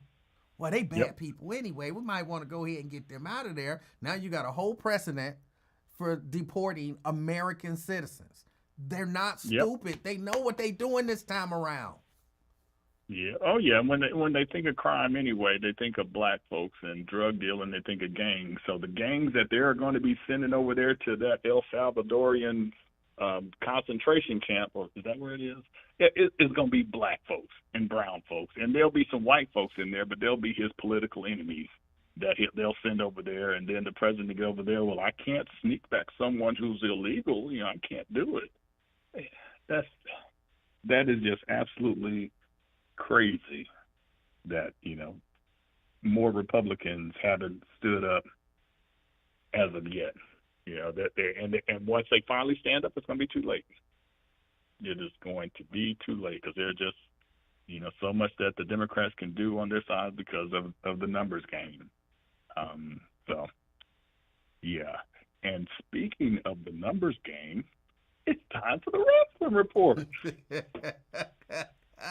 And only have two things because the NBA playoffs is on, and me and my sons, we've been watching that, and we stayed up till midnight our time. So I don't know if you guys saw the Golden State ending of that game again. Oh yeah, man, I'm glad I'm on Central Time because at least once it hit midnight, I'm like, okay, I can roll over. But y'all got to make the business decision. Are you gonna stay Yeah, I up and watch told him the at the game? beginning of the show I'm sleep deprived because I watched that game. Yeah, that it was a good game. It was a good game, especially after that massacre with Cleveland and Miami Heat. That was just, my sons turned over to wrestling like, what are you doing? The other game is on. It was like, they looked at me and started laughing. I'm like, yeah. But there's two quick things on the wrestling that I saw that I missed from the week before. I didn't realize that Gunther had choked out both Michael Cole and Pat McAfee. Oh, yeah, you missed that. Okay. I missed that altogether. NBA playoffs. Get caught up in that. And then now at the next pay-per-view Backlash is going to be Gunther versus Pat McAfee. And then Pat McAfee, it was so funny the way he was talking because he was trying to convince himself that, I'm going to fight Gunther. And now he's like, oh, damn, I'm going to fight Gunther. So that should be somewhat entertaining. And then with the whole deal with the, I guess they haven't given the group a new name with Seth and the wise man Paul Heyman, and also I missed it too with Braun Breaker. I missed that. Oh.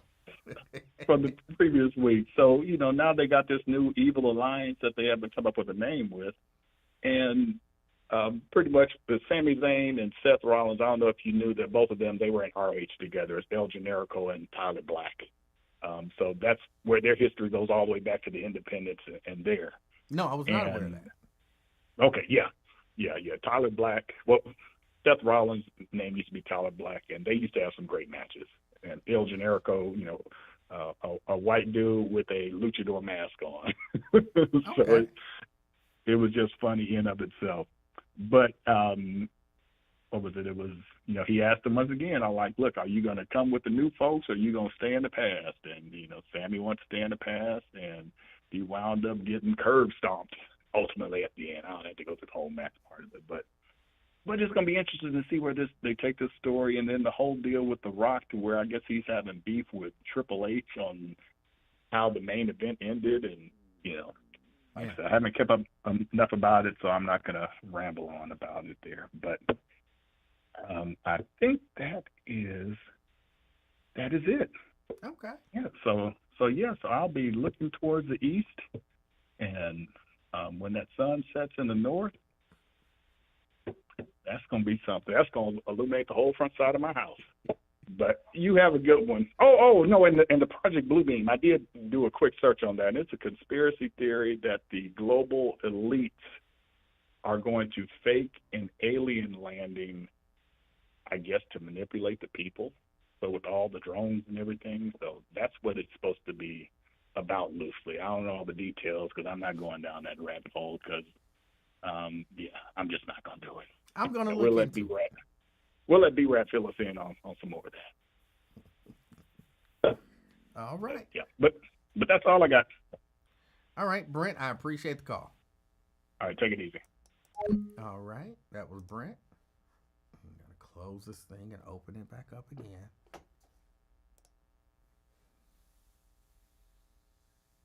All right, and so now if you want to call 513-717-KING, 513-717-KING.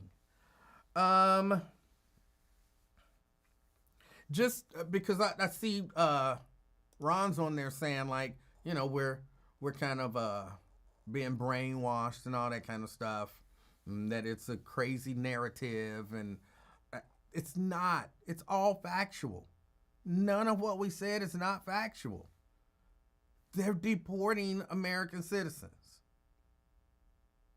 That guy who name I can't ever remember, the one who they sent to El Salvador, and they said he was a MS-13 member and all of that kind of stuff, and y'all like, well, they gotta order to deport him anyway, so even if they bring him back, they gonna have to deport him anyway. That's not necessarily true, because I kind of looked into it, and he had in 2019 he was granted a withholding of removal order.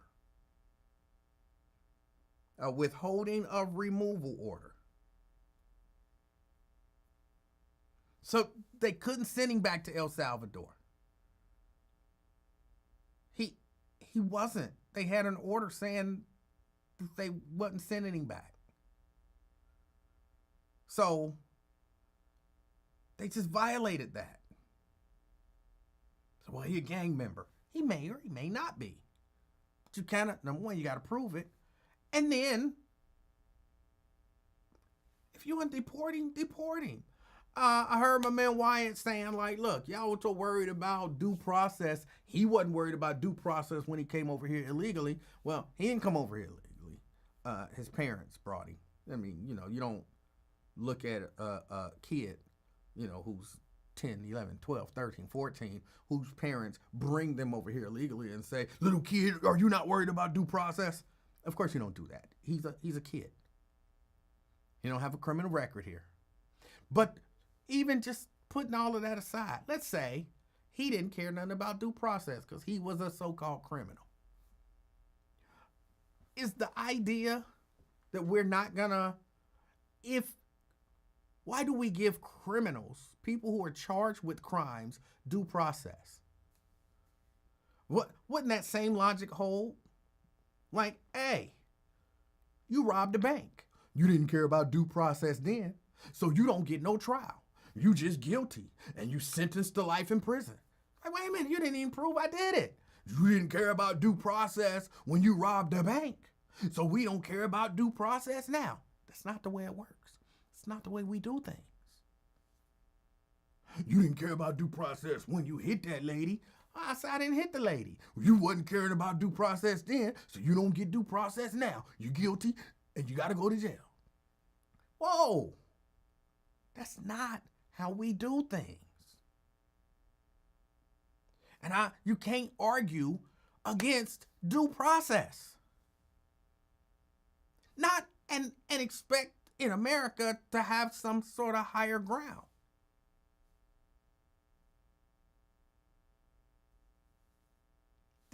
They admitted they were wrong. They admitted they made an error. Just make it right. Well, but they just gonna deport him again. So you wanted to bring him back and then go through due process and then deport him? Sure. Again, to me, that's like if you're in prison, but you were never found guilty. Not on that, like, you didn't do that crime. The crime they got you in jail for, you didn't do it.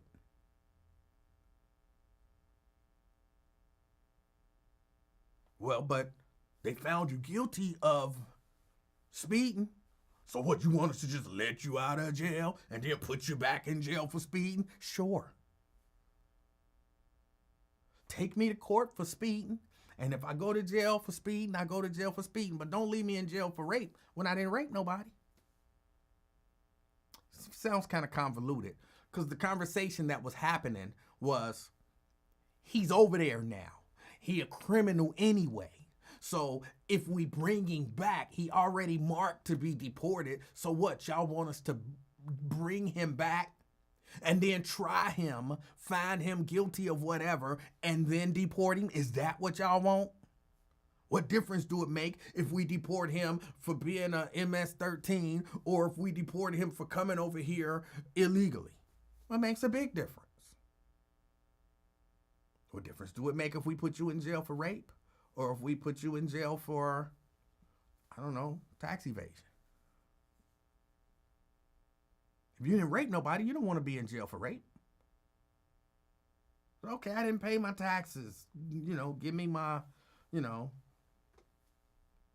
2 years. Don't give me life in prison for a rape I didn't commit. Oh, now we care about due process. We're supposed to always care about due process. How do you make excuses for the wrong? Sometimes you just say, yeah, they was wrong. They was wrong. The Trump administration was wrong when they did that.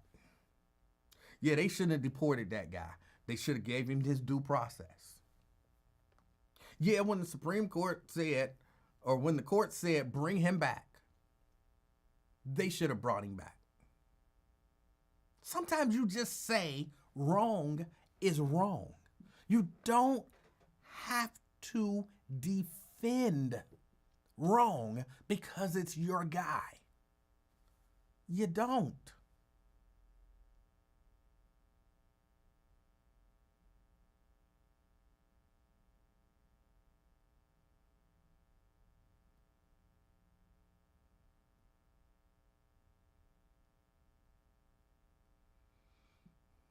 Yeah, that's apparently mistakes happen. Oh, well, mistakes happen.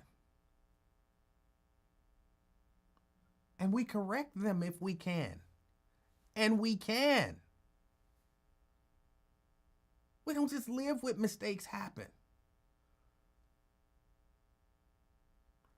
That's all part of why you give somebody due process.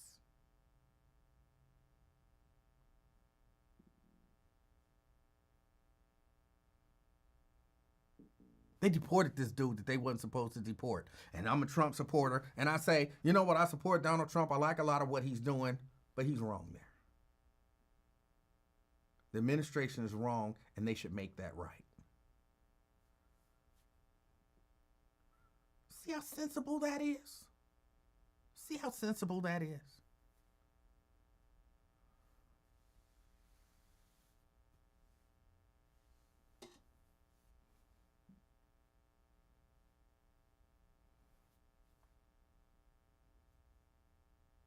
Ron said, you're a damn lie. We live with mistakes. Happens all the time. Well then, Ron, why were you just on here complaining about your back? Mistakes happen.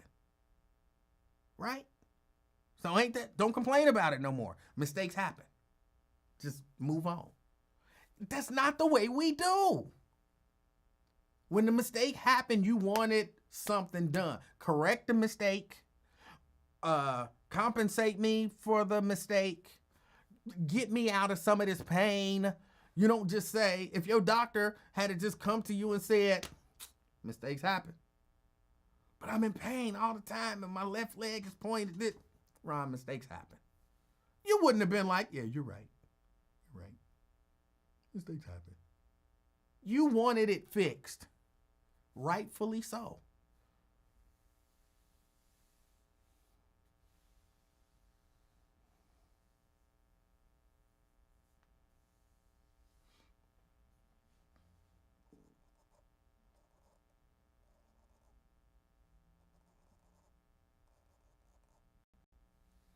CK says, I have a bone to pick with you about the caller Friday.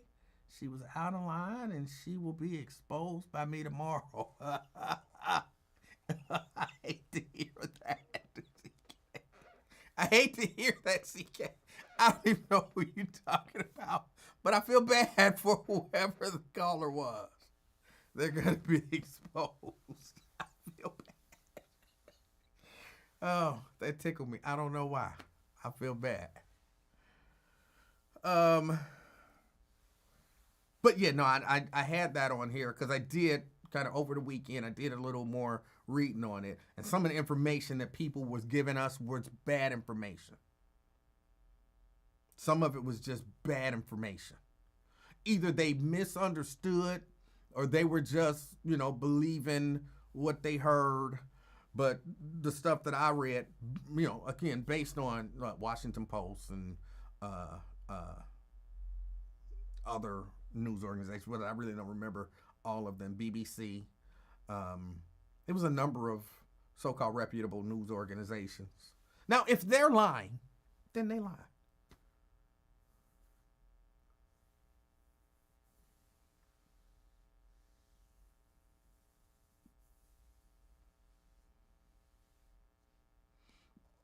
Daryl says, when are we going to do this Constitution reading?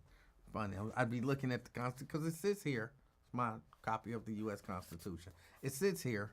Now that I've said I'm going to read it. And I don't know. Y'all tell me. Y'all want to do it tomorrow? Y'all want to do it tomorrow? We can do it tomorrow. We can read Constitution tomorrow.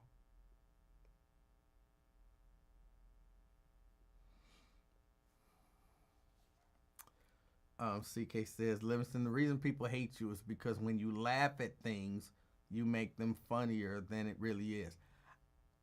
That just tickled me. It was just out of nowhere. I'm sorry. I apologize.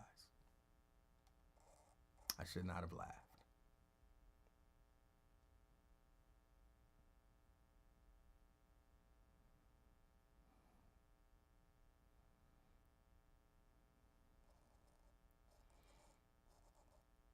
But Daryl, I'm making an executive decision. We are reading Constitution tomorrow. So Article 1 of the Constitution, at least, maybe Article 1, Article 2, but definitely Article 1 of the Constitution tomorrow. No, we never agreed that it was Constitution Tuesdays. People specifically did not want us to do Fridays or Tuesdays. So we'll do Wednesday. At least Wednesday. Maybe Wednesday, Thursday. Wednesday, Thursday we'll do Constitution won't be we won't read the whole show. Won't just be reading the Constitution. The whole show won't be reading the Constitution. We'll read some of the Constitution, like Article 1 tomorrow. Then maybe and then we'll talk about this other stuff, like Terrence Howard rejected a role as Marvin Gaye because he didn't want to kiss a man. And an 11-year-old Florida boy died by suicide. And his alleged bully will make your blood run cold. This was on The Root. I do kind of want to point this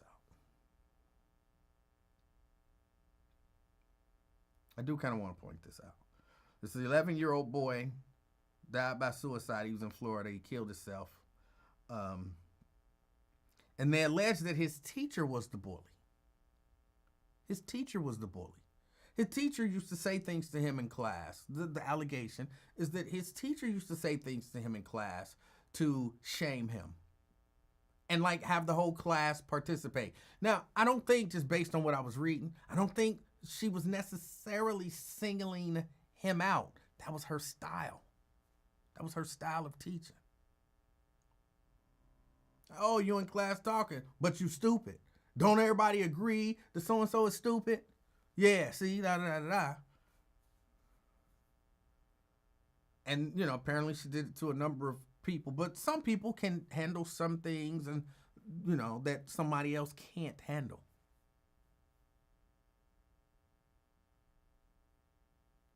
And apparently, allegedly, this 11-year-old boy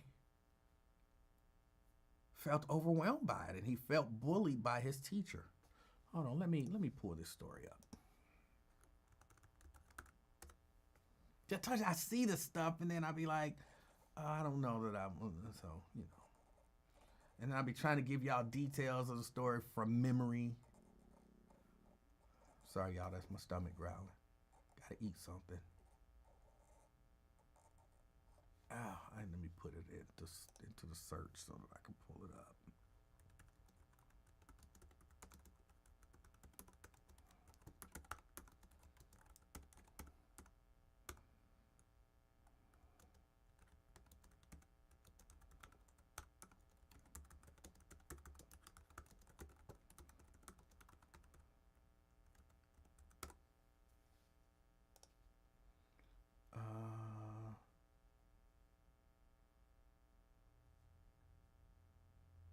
Let's see. Which one will we pick up? Let's pick up this one.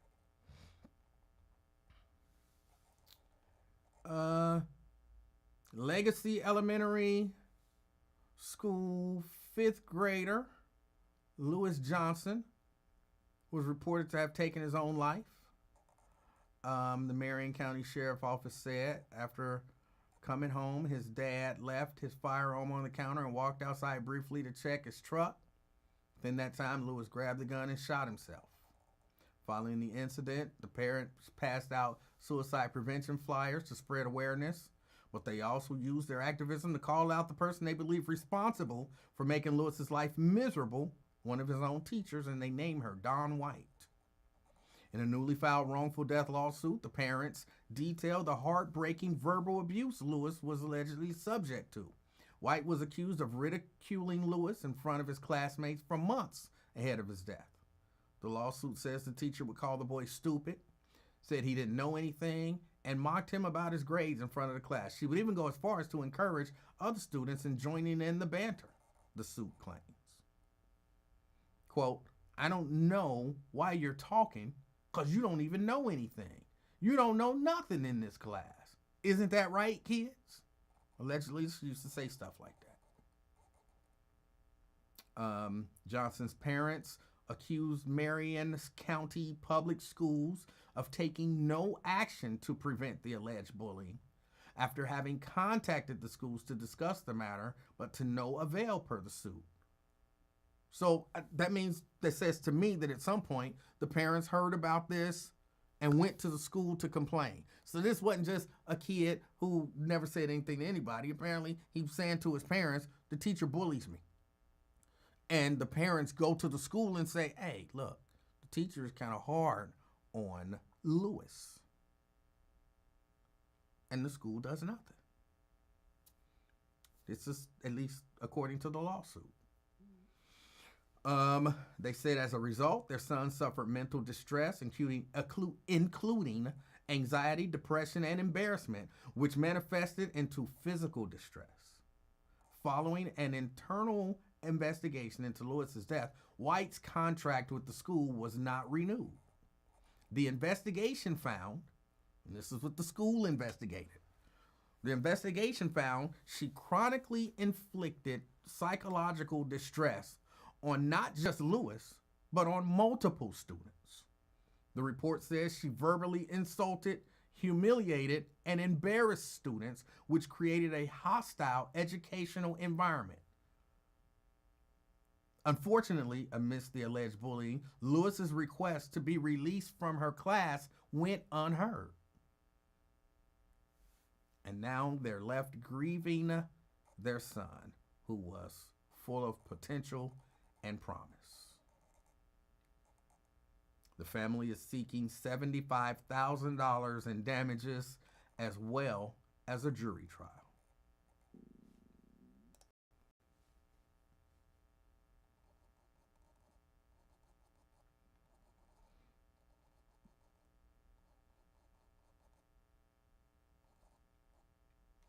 Yeah, only 75,000. Only 75,000. I would be suing for a lot more than that. But I could see that. I mean, I don't know this teacher. I can't say this teacher did that. The school did an investigation, and the school came to the conclusion that, yeah, she was doing all of this stuff to students. Which is why the school should definitely be on the hook, because if you would have done this investigation when the parents and the student was complaining about it, then maybe this young man wouldn't have took his life. I'm sorry, this young boy. He wasn't a young man. He was a boy. This 11-year-old boy would not have taken his life. Well, hindsight is 20/20. Oh, but you can just simply investigate. It's not that hard to not treat people really bad.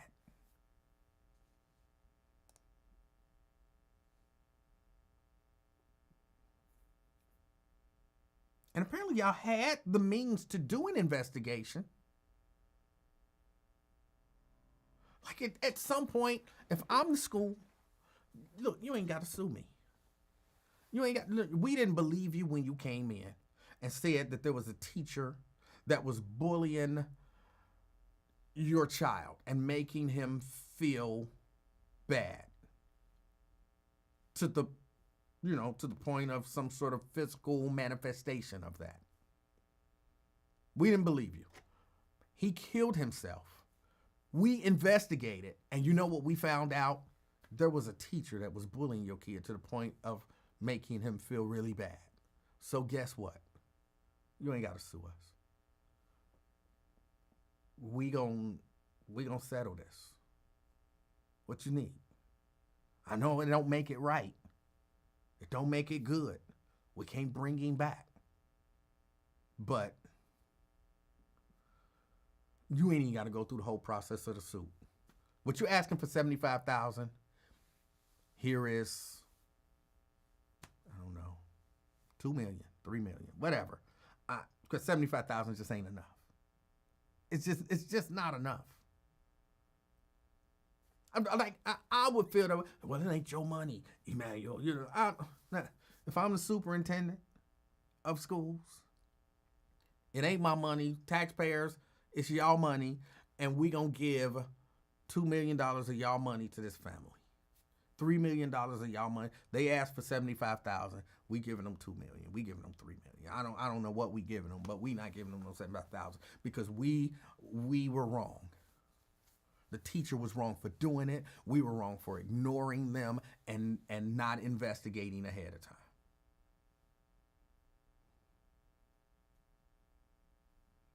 Sorry, we can't bring the child back.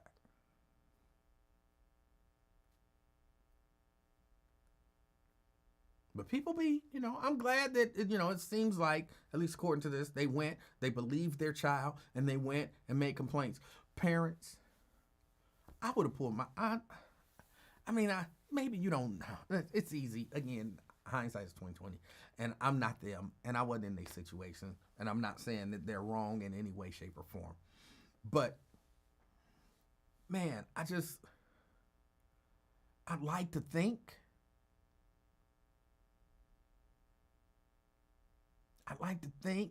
that if my child came to me and expressed to me how they felt about this teacher to the point that I felt like I had to go up to the school and, my cries weren't being heard. Sorry, my kid can't go to the school no more. Man, I ain't got the money to just, I homeschool. I don't know what I would do, but I don't think I would allow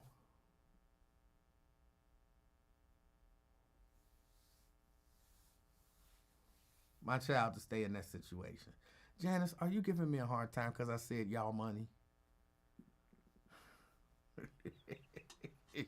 I'm sorry, Janice. I'm sorry. This is how I talk. I'll be working on it. I know. I'll be working on it. Janice, leave me alone. I'm trying.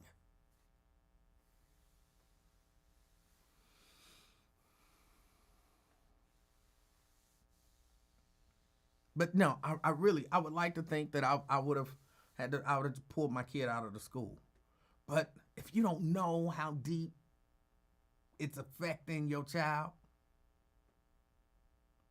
then you don't know. And so if you don't know how deep it's affecting your child, then maybe you don't pull your kid out. You just go up to the school and you talk to them. And you hope they do the right thing. And you hope that they talk to the teacher and tell the teacher, like, chill out. It don't take all of that.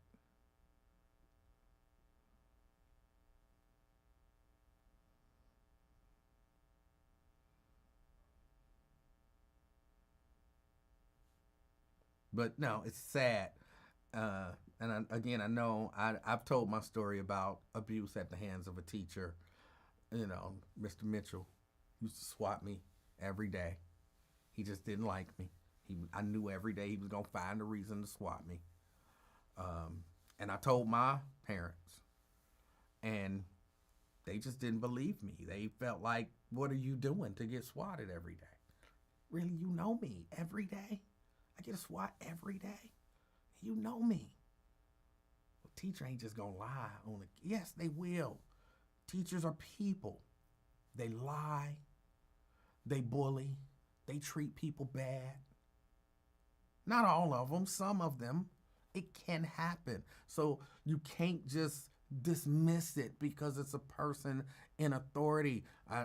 People have been telling us for years, there is something in the human condition that when we are put in a position of authority over other people, for some people, something happens to them and they can't conduct themselves appropriately. And I think if you're in a position to oversee people in a position of authority, you have to keep that in mind.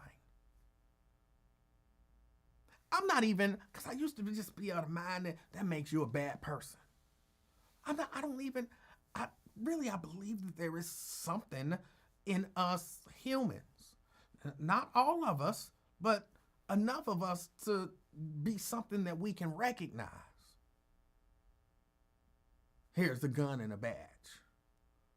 And now you out there kicking ass. Why are you kicking people ass? I don't know. I got this gun and I got this badge, and so I have this authority. I just feel like having authority mean I should be kicking some ass sometime, don't it? No, it don't. Give me that gun. Give me that badge. You're not set up for this. This is not you. You are not one of those people who can handle authority. Thank you, gun, badge. Go on about your way. Instead of covering, police cover, school districts cover. Instead of covering for them, really look at them. Maybe you can't handle authority, maybe.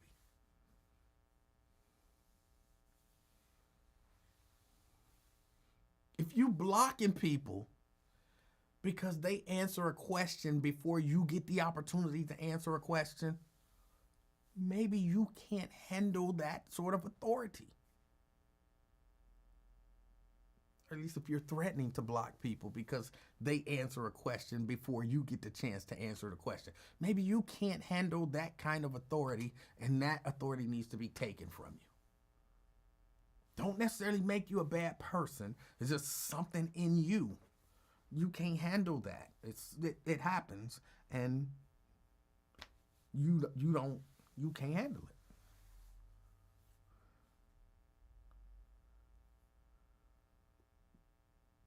Catholic schools cover.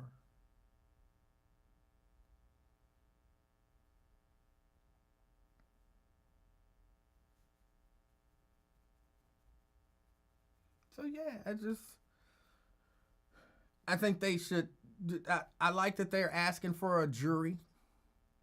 I think I might understand the purpose of only asking for $75,000, but asking for a jury trial. The point in that is, to a jury, I don't seem like I'm being greedy. This makes me seem sympathetic. I lost my child, and I'm just asking for the small amount. And then you hope that the jury, who's, made up of people, humans, with sympathy and empathy, they look at it and they say, like just about everybody else said, $75,000 is nowhere near enough. And then they'll say, yeah, we're giving them this money, but and I don't remember the terms. What are the terms I'm looking for? Like you get punitive damages and what's the other one? So they'll say, here's the $75,000 you asked for. And then as punishment, which I think is what punitive damages are, as punishment, we're going to give you $10 million. So I think that's kind of, the reason why they're doing what they're doing.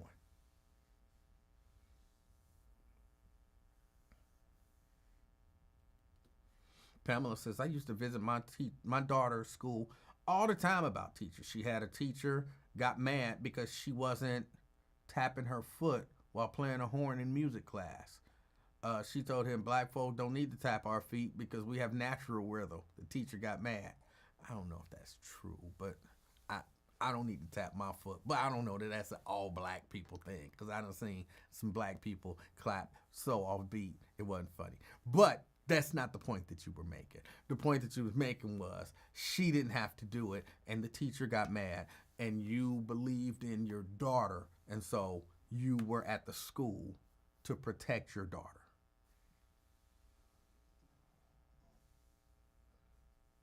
And but the little baby be going through some little stuff, and well, y'all know I done share some of that with y'all, and I tell her, mama, anytime if you need me to come to that school, let me know.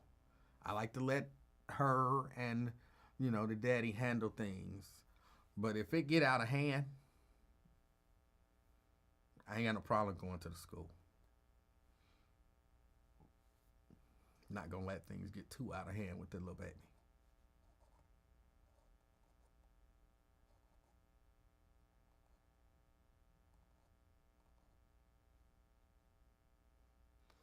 Black Lion say, damn, Emanuel, he must have just not liked how you looked.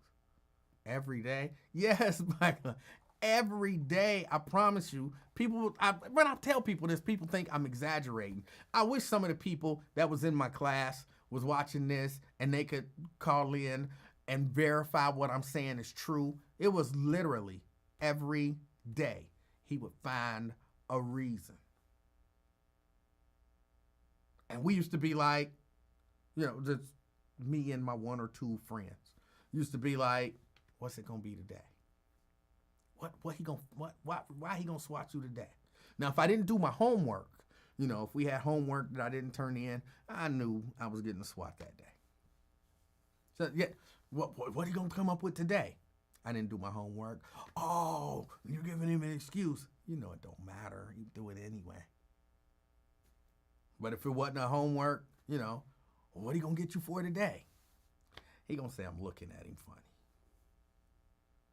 Now, I think you gonna move and he gonna say you disrupting the class.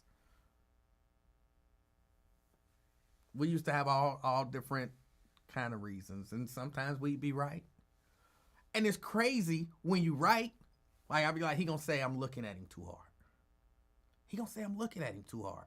Watch, he gonna say I'm looking at him too hard. And nah, he gonna say this, he gonna say that. And then when he would be like, Livingston, why are you looking at me? Come on. And he pulled out his little thing. He always tapped the desk, with his paddle. Let's go outside. And I would look at him like, I told y'all. And I don't, it was crazy because I had a sense of pride. Like, I'm right. Like, I won something. I just wasn't getting a swat.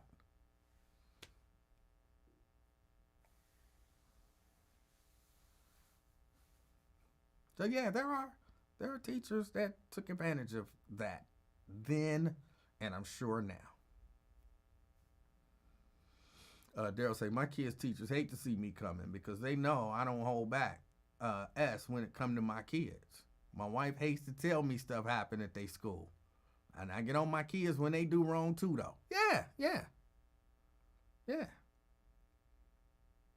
And I didn't even tell my parents. After a while, I just stopped telling my parents. They never called. They called the house one time. One time the school called the house about me getting a swat. Once. Because back in the day, they didn't call your parents necessarily when they just took you outside and gave you a swat. Sometimes they swatted you in class. I got some swats just in front of the whole class just so he could make a show of it. But I don't think that they should have ever been able to physically discipline me and not send a note home with my parents like we swatted Emanuel today. Dear Mr. and Mrs. Livingston, hope all is well. We beat Emanuel ass today. Best regards, Mr. Mitchell. Oh, what they beat your ass for, son? He said, I looked at him too hard. No, he didn't say that. What'd he really say? No, for real. He said, I looked at him too hard. Then maybe they came up to the school like, hold on. Did you hit my son because he looked at you? See, then that would have been an issue. But back in the day, they didn't have to do any of that stuff. They did not, they should have. They should have required that anytime you're going to pull out a stick and whoop a kid ass with it, you got to tell their parents that you did it. That should just be a rule. You don't get to pull out a board and hit a kid with it without telling their parent that you hit them with a board. That should have been a rule. It wasn't a rule. It was not a rule. Now, outside of Mr. Mitchell class,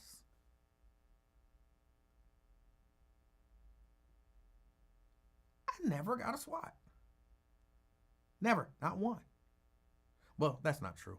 But the one that I got outside of Mr. Mitchell class came from Mr. Mitchell class.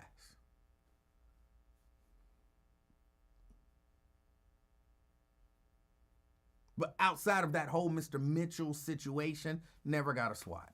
Never. Never got suspended. I think I might have had to do 1 or 2 detentions for homework's sake, but I never got in trouble. I never got in trouble. Mr. Mitchell just didn't like me. Is Mr. Mitchell still living? I doubt it. Again, if I can't say what I would do to Mr. Mitchell, because the last time somebody asked me, if you saw Mr. Mitchell, what would you do? And I told them what I would do, I got a strike. Facebook gave me a strike. They said I was threatening violence. I was like, he's probably dead. I'm not threatening a dead guy. He's probably dead. Why did I get a strike? But yes, I did. I got a strike the last time somebody asked me what I would do if I ever ran into Mr. Mitchell.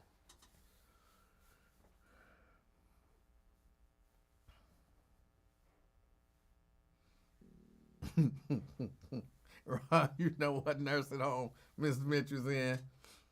I can't say what I would do. I don't want to get another strike. Nat Turner said, you never wrote sentences for homework. Now look, homework was my thing. I had the stupid policy. I know now, I'm 54 years old. So now it makes sense. But 40 years ago, it was an amazing policy. My policy was, I don't do homework because I don't need homework. Homework is for people who don't understand the assignment. Tests, that's for people who understood the assignment, who understands the logic and all of that stuff. I could get 100 on your test. I don't need to do your homework. That was my mindset. To some degree, homework is for stupid kids. I'm not a stupid kid. You told me 2 + 2 was 4. I thought about it in class. It made sense. I get it. 2 + 2 is 4. Why do I got to go home and do 30 minutes of 2 + 2 is 4? I get it. Damn. 2 + 2 is 4. Why I got to keep going through this? I got it. A squared plus B squared equals C squared. Okay, I got it. Well, now go home and do all of these problems. They're all this. It's just, you just plugging in different numbers for A, B, and C. I got it. Why I gotta do this?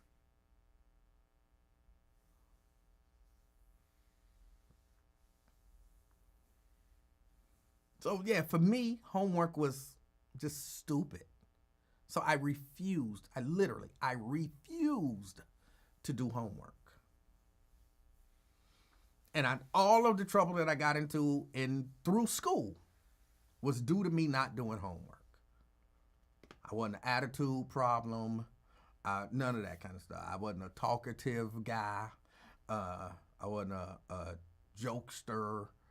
None of that. I just would not do homework. Told y'all my best class, or I was a C student. Again, because I didn't do homework. Y'all know homework was 25% of the grade, which means if you don't do the homework, the best you can do is a 75. That's if you ace everything else, 75.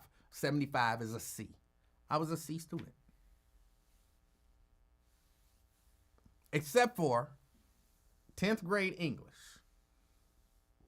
Well, and geometry. 10th grade English and geometry. In 10th grade English, I said, let me give this a try. And I told my teacher, I don't do homework. I've told this story before. I don't do homework. And she said, oh, really? And I said, really? I said, but trust me, I'll understand everything that I'm supposed to understand.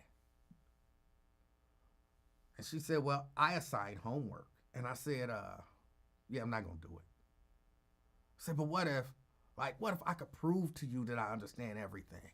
And she made the deal with me. If you get 100, because she gave tests at the end of the week. If you get 100 on your test, I'll give you credit for all of the homework through the week. If you get a 99, you don't get credit. I was like, cool. Well, you know, some of this is essay questions. About no essay questions. Janice. Okay. care about no essay questions. And I got 100. And she's like, how are you doing this? I'm like, because I understand the word. Like, this ain't hard stuff. I don't have to go home and, I don't have to do all of that. I know how to read. So I can read the book, and I got the information in my head. Ask me anything you want to about the book. I got it.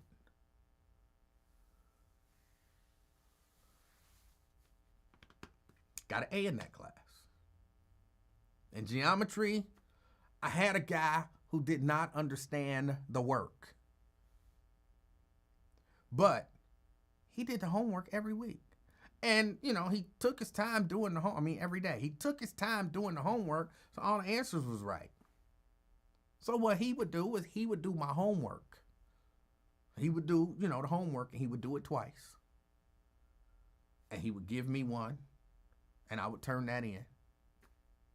And when it came time to take tests, I would take my test, swap it with him. Because we was doing, if we was doing Scantron, it was really easy. Boom, boom, boom, fill in the things. And, boom, give it to him. He put his name at the top, turn it in. But in geometry, a lot of stuff you can't necessarily do on Scantron. And I would do his homework for him. I would take the test and then pass it to him, and he passed me the blank test. And then I'd take the test the second time. He put his name on it. I put my name on it, turned it in. Boom. Hey. No problem. Those are the only 2 classes I believe I got A's in. Well, gym and stuff like that. Those don't really count. Gym, home ec, that stuff don't really count. I'm talking about stuff where, it was homework and, like real work and grades and everything.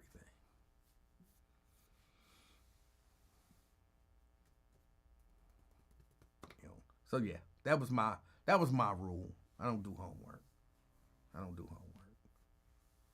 But again, my whole point is they shouldn't be able to hit a kid with a board and not tell their parents that they hit them with a board. Mary says, did you get paid for that test? No. Well, yes, I got paid in homework. Again, every day he would do the homework twice. And he would come in, and every day he would give me a paper. That's your homework. I put my name on the top of it, turn it in. So it was just fair trade as far as I was concerned. It was a fair trade. He gives me homework. I take his test. I did the same thing in college.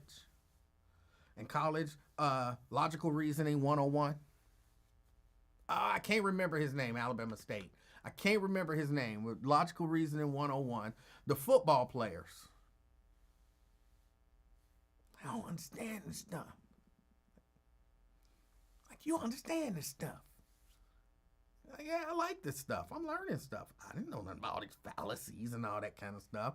I didn't understand what they were. I knew they made sense, but I didn't know what they were. I never put a name to them and all that kind of stuff. So all of this stuff makes sense to me. So yeah, you take my test for me. What's in it for me? Oh, we'd be cool. I don't need to be cool with you. I'm cool not being cool. What's in it for me? And they made it worth my while. And so, yeah, I think it was 4 of them. I'm not sure. It might have been 3. Either 3 or 4 guys. And I took their tests. And we would just, I would take the test. Boom, pass it. Somebody would pass me another one. Pass it. Somebody would. And when I would finish it, they put their name on it, turn it in, and leave. Boom, pass it, and get another one. And then the last one was mine. And I remember I was a little upset because on the final, like, they all got hundreds. And I got like a 95. And I was like, what? How do I get a 95?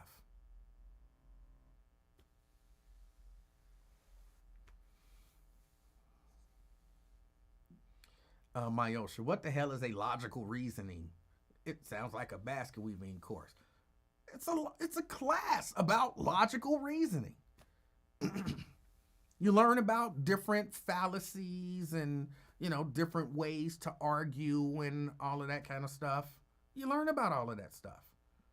There's I want to say a science, but there's a field of study where you learn about how to reason logically. And I was only taking logical reasoning 101. I didn't get to take the elevating classes. Were you in the cool kids clique in school? No, I was in no clique in school.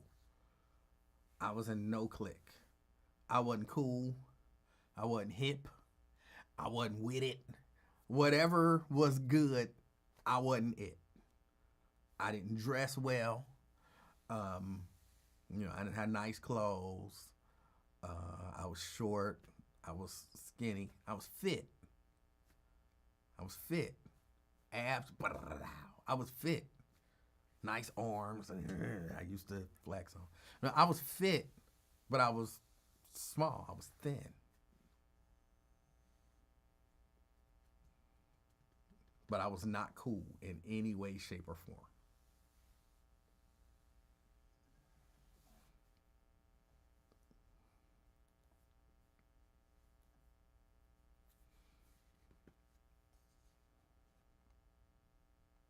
Yes, was short. I didn't know I was short then. Again, I didn't come to the realization that I was short until sometime in my 30s, I do believe.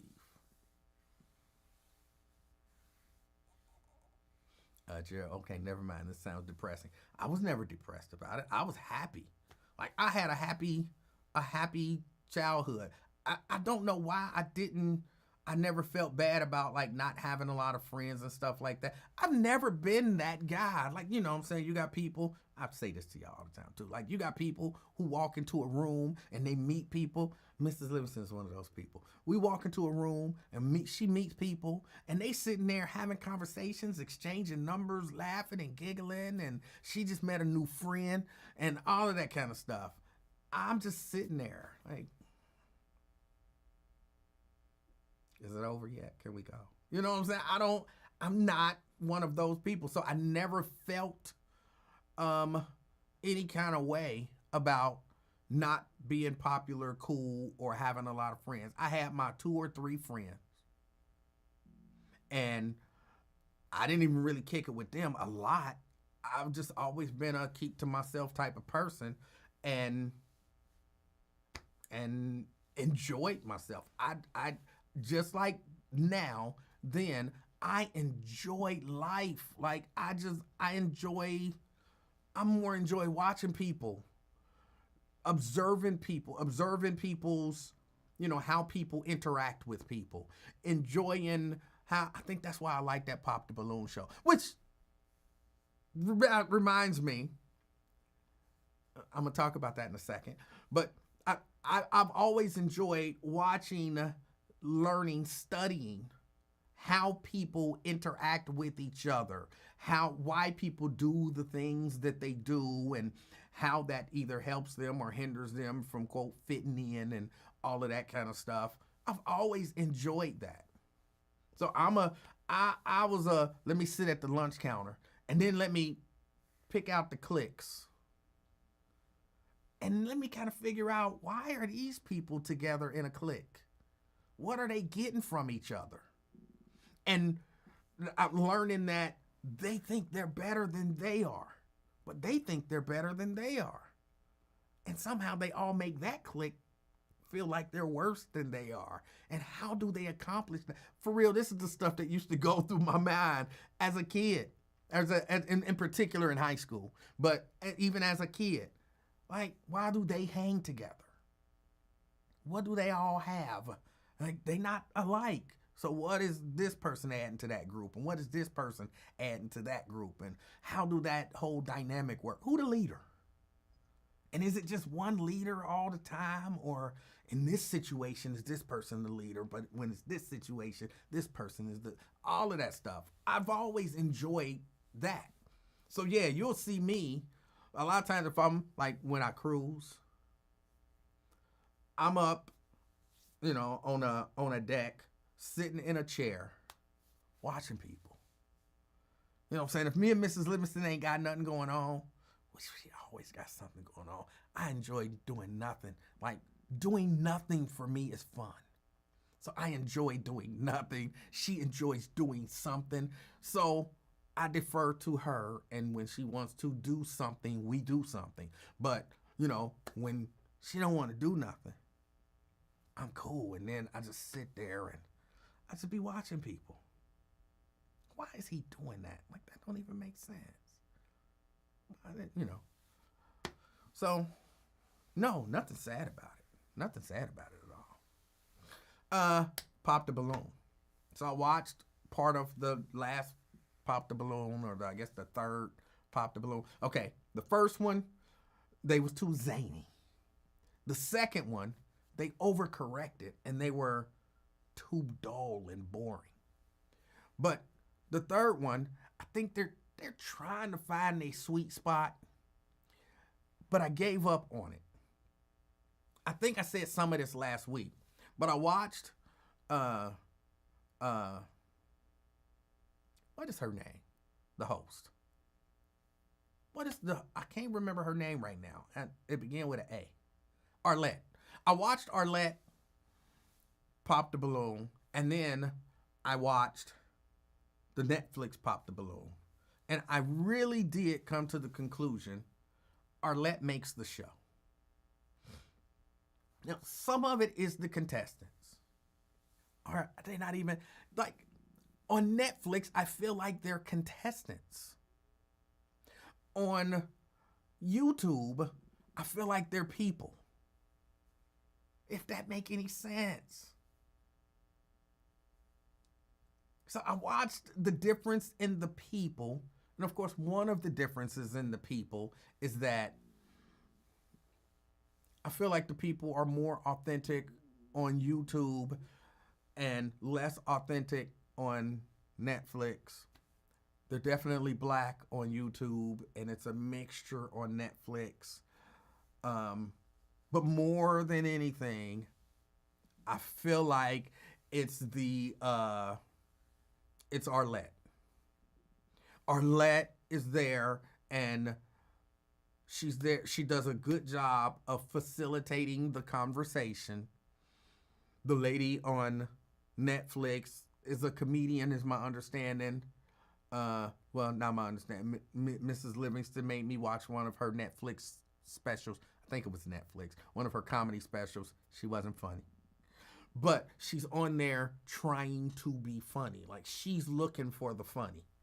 She's looking for, the host on Netflix is looking for the entertainment value of the show. Whereas Arlette is just trying to facilitate, hopefully, somebody finding love. And she makes Arlette helps make the show. Because she asks the right questions at the right time. She ain't always fair. Like, she didn't have to tell that that last dude had old girl. You know, the light, I don't know if y'all watched this last one, but the light-skinned girl that looked like she had a BBL. He had her, and then Arlette gonna put him out there like, don't you have anything else that you want to tell her about you? And it was funny because Mrs. Livingston was like, is she gonna, I was like, she gonna out him. She gonna out him about the cheating. She gonna put it, and she was like, nah, she wouldn't do that. And I was like, you ain't been watching this long enough. Arlette is not gonna let him be a cheater and not expose that to this woman before they get an opportunity to get together. It's not gonna happen.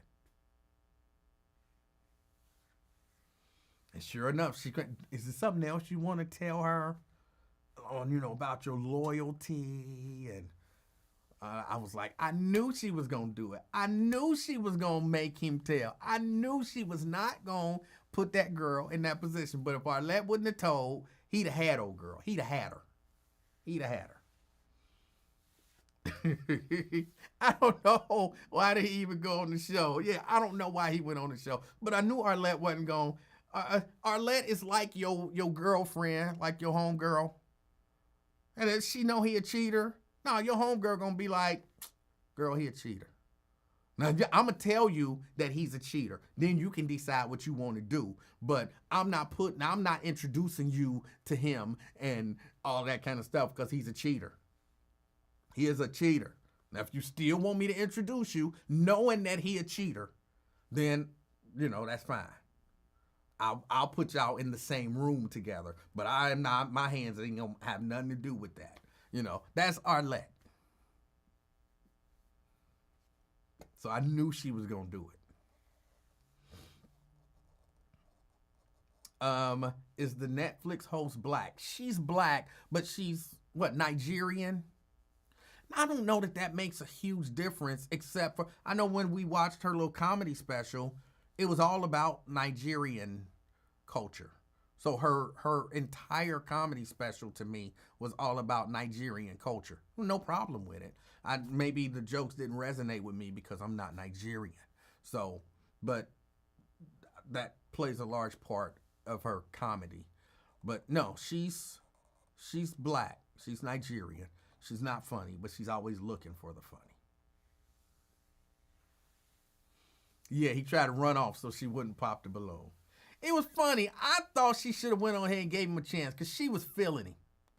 She was feeling him. She was going to pop the other dude. She was feeling him.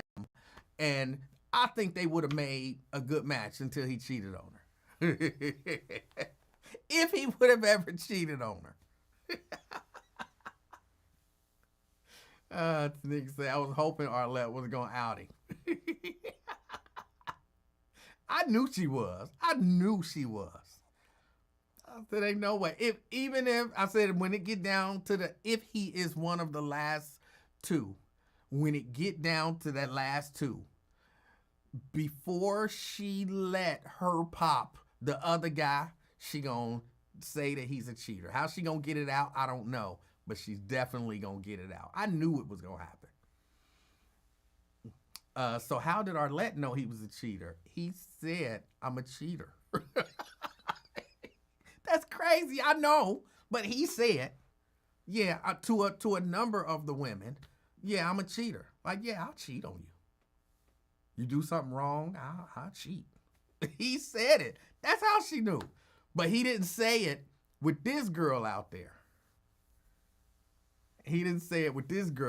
So, yeah, he hadn't mentioned it. And so Arlette wanted to make it known, like, he's a cheater. Before you pop any other balloons, it's two men left. You got to pop somebody. But before you pop, you got something you want to tell her? It was kind of that vibe. Yeah. Tria says, I don't watch it. I think people should watch it. It's just, to me, number one, it's kind of funny. But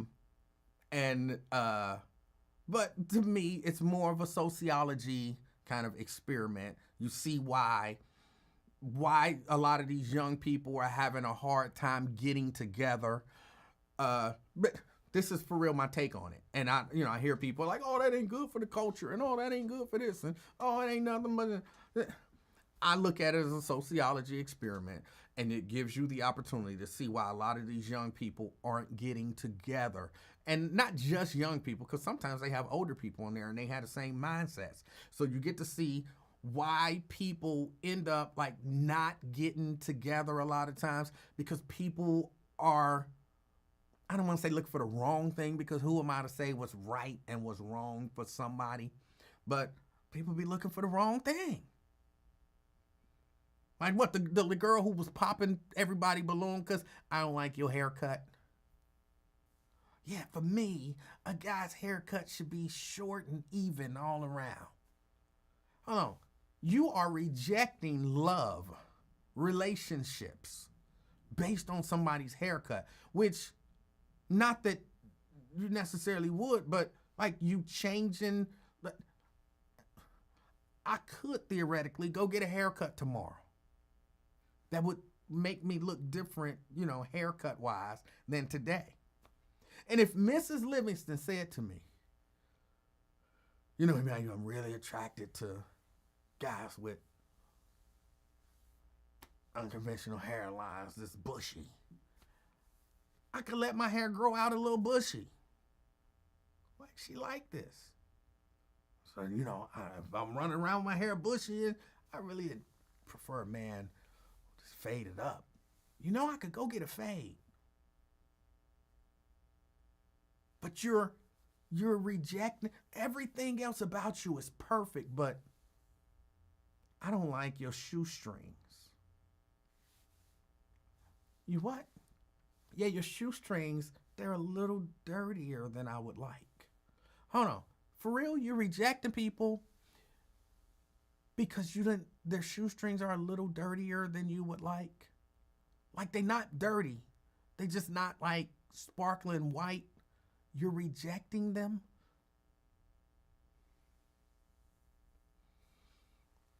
Steban says, is there 40 plus Pop the Balloon? They've done 40 plus. They've done 40 plus. They do different ages. It'd be all over the place. Sometimes it'd be the young people, early 20s. It'd be, 30s, 30s to 40s, 40s to 50s. I've seen people on there, 55 or so. And it don't just, they'll have like a whole 55 or so lineup. Yeah, they do different age groups. They do different age groups. You would a bush look cray. I had a bush as long as it can grow. Like, my hair don't grow very long. So I let my hair grow for a year. I didn't get a haircut for a year. Let it grow. It wasn't very long. It was just long enough to braid. And my sister braided it for me. And when I took, the braids out, had a little small bush. I'll say maybe 2 inches. 2.5 inches. That's all my hair grew in a whole year. 2.5 inches. And I was taking care of it and everything. It just doesn't grow. Myers say, yeah, I didn't like you with the longer hair or with the braids. Yeah, my hair, it just doesn't grow that long. Mrs. Livingston didn't believe me. We both decided on the same day. Because she wears her hair short. Like, shorter than mine. Short. And so we both decided we're not cutting our hair for a year. Her hair was like down, like she would, because she let it lock. And she would pull the lock, and the lock would be like all the way down here. And my hair is like 2 inches long. And she's like, why your hair ain't growing? I'm like, it just don't grow. This is as long as it's going to get. She just did not believe me. She did not believe me. Her hair was just growing and growing and growing. It's like some people hair just grow longer, and some people don't. Your hair grows faster, and mine don't grow. It's just the way it is. But she didn't believe me initially. But no, Tanika, I had a little bush, and I got it braided. I didn't love it.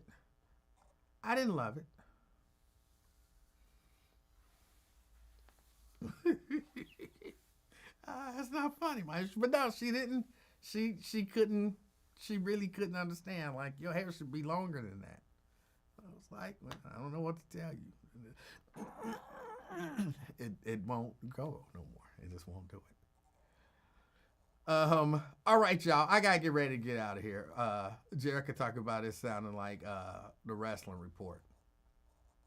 I sent Jerica a picture of her on the Pop the Balloon show.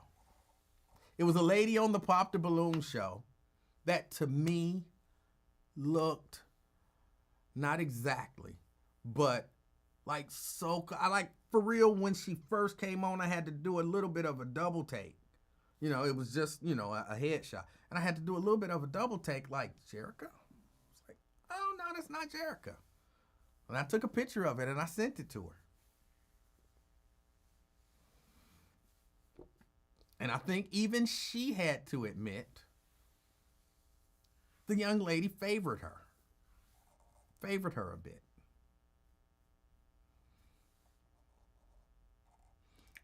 Did you see my comment? What's everybody watching? Or everyone, sorry. Hey, you didn't respond to my karate text. Karate text? I'm not sure what that means. I'm not sure what that means. And I can't really do a bald head. I can't really do a bald head because y'all, it's hard to see, but my head, I don't know which way is best, but my head has a little bit of a lump right there. So it kind of dip down and go up here.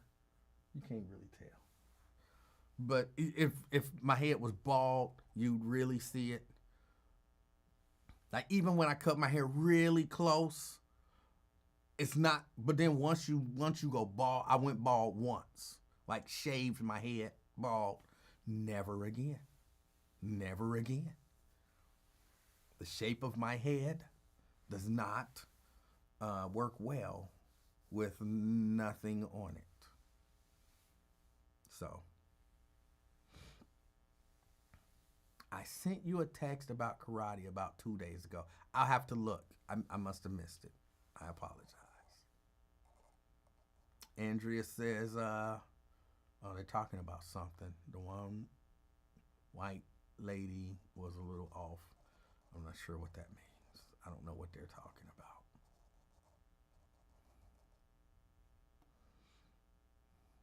You should host an afternoon experiment version of Pop the Balloon.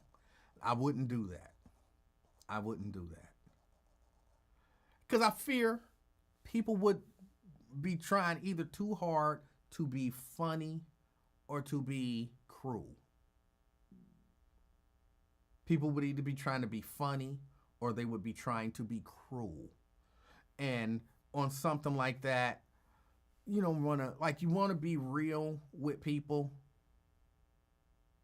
Like, if everybody was like, damn, you got on a whole lot of makeup. Like, you know, why'd you pop her balloon? She just got on a whole lot of makeup. Okay, next. Why'd you pop that balloon? It's too much makeup. Why'd you pop that balloon? Oh, it's the makeup. It's too much makeup. Then you hope that person gets the idea that you don't need all that makeup. You might think that that's attractive. Your girls might think that that's attractive, but men don't think that that's attractive. You know, because that's kind of the hope when you're asking why this and why that. But I feel like people would be too cruel.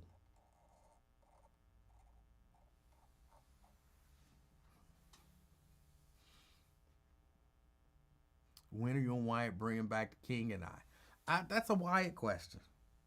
That's a Wyatt question. Whenever Wyatt is down, he be busy. So whenever he's down, all right. Emanuel, are you watching Godfather of Harlem? I would love to, but I don't have MGM Plus. I don't have MGM Plus. And I don't know why. They don't have enough content on there for me to invest in MGM Plus. They just don't. Now, if somebody has MGM Plus and they want to give me their credentials, you know, I'll download it and I'll watch it. I'll download it and I'll watch it. But short of that, I can't pay for MGM Plus. I can't do it. There's not enough return on the investment. But I would like to watch it. I've liked all of the seasons so far, which I wasn't sure that I would. I thought Godfather of Harlem was on Paramount Plus. No, it's MGM Plus. MGM Plus. My MGM Plus is tied into my Amazon Prime. Do you pay extra for it? Because if not, I need to be calling Amazon Prime. I got Amazon Prime. And if they giving Amazon MGM Plus free with Amazon Prime, I need to get in on that. So is it tied to your Amazon Prime or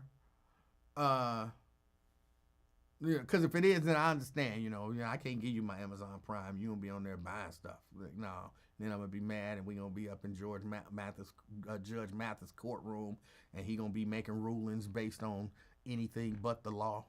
So yeah, no.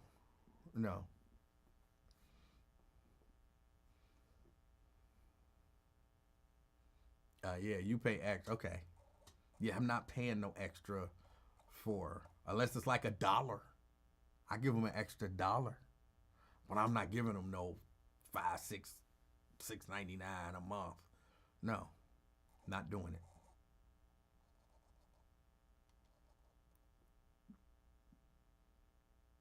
Jacqueline says I didn't know that.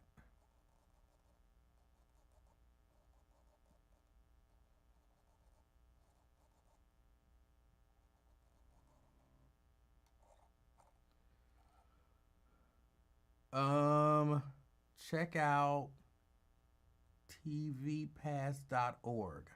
Thank me later.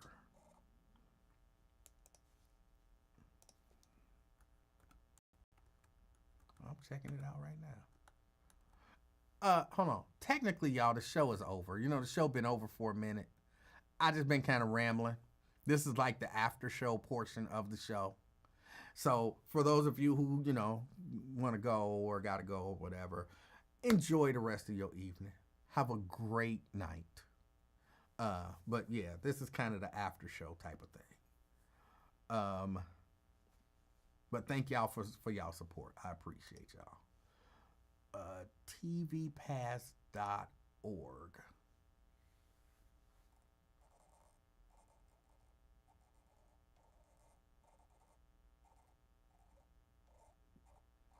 Okay.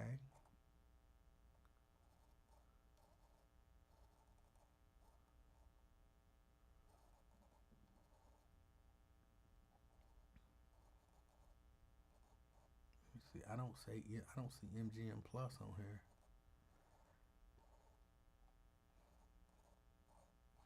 I'll have to really check it out.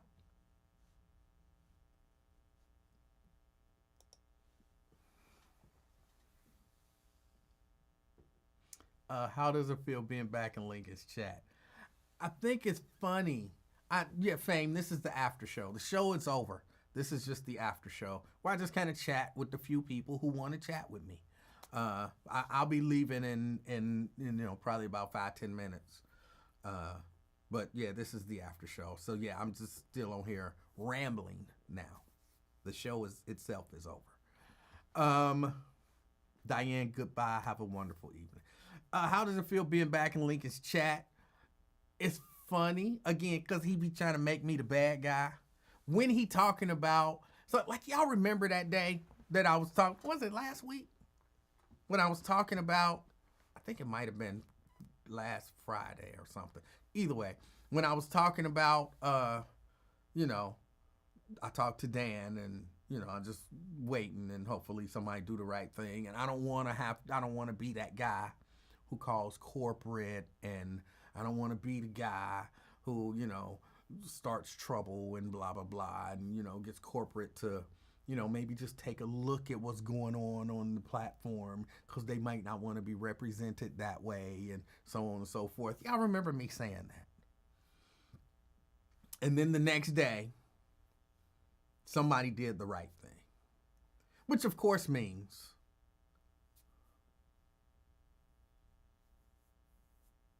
hold on. Crystal says, I just looked on Prime and Godfather of Harlem is on there and it's available for me to watch. I do not have MGM Plus, but I do have BET Plus through Prime. Okay, you might want to check that out. Like, try to watch it because it might steer you to MGM Plus, even though it's up there and you don't have MGM Plus. Sometimes what they do is they put it up there and then you click on it to watch it and it transfers you to MGM Plus. And they might give you 1, 2, 3 episodes for free, but then after that you would have to sign up for MGM Plus. So that's that. But yeah, I had said that, and then the next day I was back, and I'm pretty sure either he was or somebody else was watching the show, and that's how I ended up being back. And so now he's trying to convince everybody that I'm a bad guy, and that, when somebody calling corporate that I'm drinking apple juice now and blah blah blah. And that's what all of that nonsense is about. That's what all of that is about. I don't have to call corporate because they did the right thing. I didn't want to call corporate. I just wanted them to do the right thing. And they did the right thing. So I'm done with it. If I would have said something abusive to somebody, or, like the person who was on there the other day saying all of those horrible things about people, just, going bonkers in the chat. I don't remember what their name was. They said my mama was a streetwalker. If they would have been on there, if I'd have been doing all of that, I get it. Block me. But to block me for what I said, no, that was somebody power gone to somebody's head. And, it was crazy. It was crazy. But yeah, that's what all of that is about. Remember, he put in there, y'all watch what y'all say because somebody trying to get us taken down. Ain't nobody trying to get nobody taken down. But, if I feel like, if he can make me, if he can make me seem like the bad guy, then, he'll have accomplished something.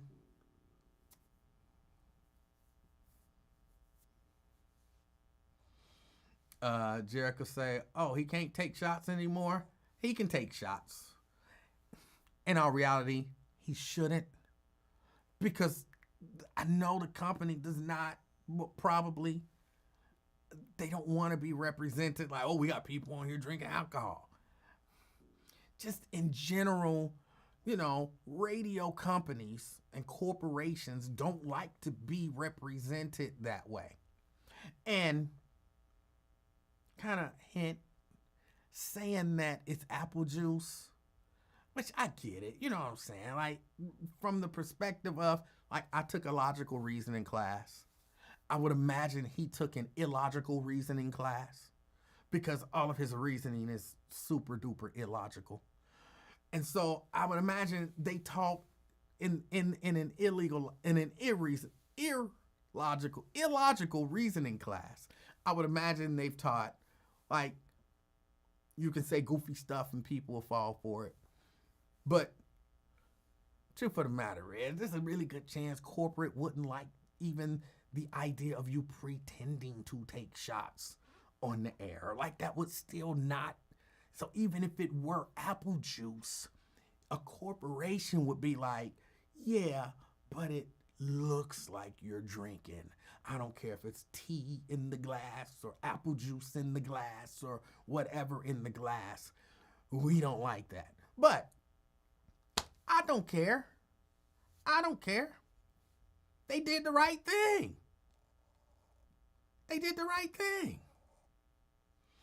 Janice says, but it was after the show was over. On whose platform? Come on, Janice, don't be illogical. On whose platform?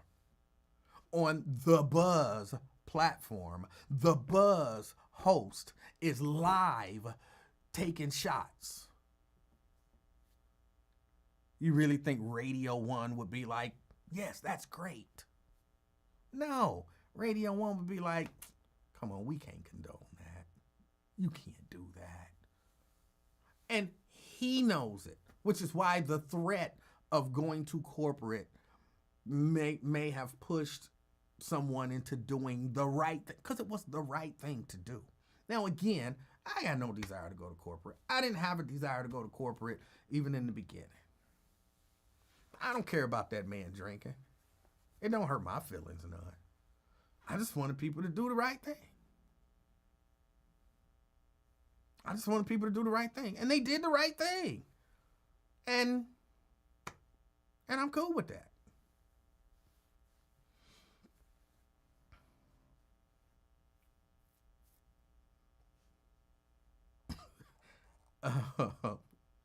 Sierra says taking shots makes it sound way worse. That's my point. Like saying, oh, this is apple juice. Like, for real, you really think that that's going to fool the corporate lawyers? If somebody did want to tell, you really think saying, it's apple juice. Oh, this apple juice is so good. Would fool the corporate lawyer. Like, you think you fooling me? You're not fooling me. If you're not fooling me or anybody else, how do you think that's fooling the corporate lawyers? If they want you to stop, they'll make you stop. But if you just leave people alone, by people I mean me. If you just really, you don't even gotta leave me alone. I don't care. I get comedic joy from the different things that you're saying to me. I don't care. I just wanted you to do the right thing. Brenda Burt says, what was the right thing? Unblocking me. Unblocking me. That was the right thing. Because I wasn't blocked because I did anything. I wasn't blocked because I did anything wrong.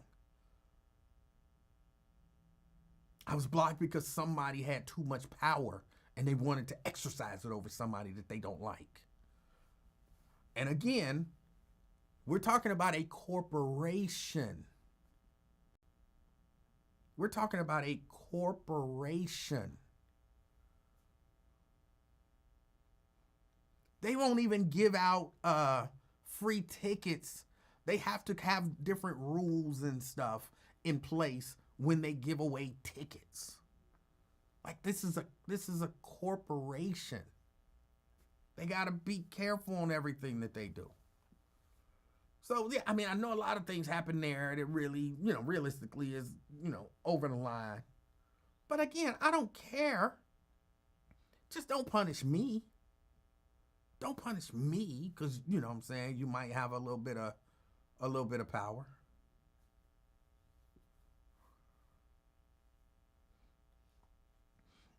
Emanuel, are you Fernando? I am not Fernando. Fernando cracks me up. Fernando don't be saying nothing. I don't know who Fernando is. Fernando don't be saying nothing. Fernando ain't hurting nobody. Like, Fernando don't be cussing in Spanish. Fernando just be kind of saying gibberish in Spanish. I don't understand why that bothers people. Why do it bother people that Fernando say gibberish in Spanish? Just ignore it. Fame says, I was unblocked as well. You ain't special. The same power was tested in, I think you're trying to say Big Bird. Okay. But you had let it go for months. What did you see that made you become a Karen? I'm telling you what I saw, or I told y'all what I saw. Jack, I think it was Jerica and Jack. Well, Jerica, Jack, and another person. See, I'm trying to be nice and not say the other person's name. Jerica, Jack, and another person. Jerica, I believe, had asked, who was the singer that did the song with her father, with her dead father who had passed away? And Jack answered, Natalie Cole. And then another person was like, she didn't ask you. I don't know why I'm ascribing that voice to the other person, but in my mind, that's the voice. She didn't ask you. And then Jack was like, I just answered a question. And then the other person was like, you better watch yourself before you get blocked. And I was like, that's too much power for anybody to have. I was like that the cop on Malcolm X, when he did the thing. And they all laughed. And the cop was like, that's too much power for one person to have. That's the feeling I had. Like, that is too much power for one person to have. Because somebody answered a question before you got to answer the question, they're threatened with being blocked. I said, oh no, I can't. It ain't about me. It's about power run amok. I didn't mean to do thumbs up. It ain't about me. It's about power run amok. Because again, before that, I was cool. Like, okay, I'm blocked. Mrs. Livingston had said, just let it go. I had just let it go. I still could watch it because, fake accounts. So I could still watch and see all of the people comments, even the people who got me blocked. I could still watch it. So I was cool. Like, okay, whatever. But then I saw that exchange and I was like, no, that's too much power. It's too much power. I can't just sit back and let that go. And so I had to make a call. And again, because like I'm going to probably stop commenting soon. Like I didn't do much commenting today because I was just way too busy.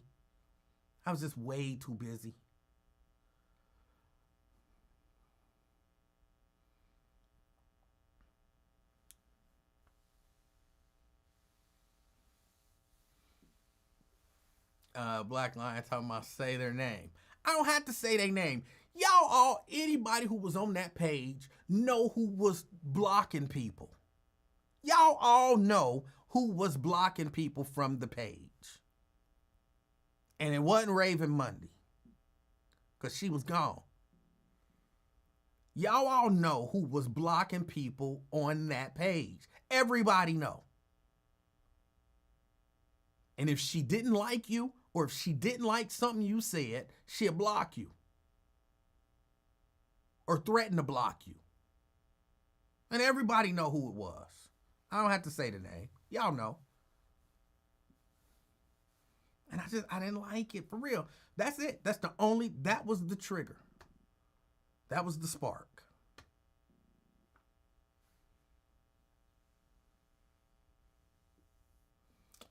E-Man, your fake account came up in my Facebook people you know, and I almost requested you.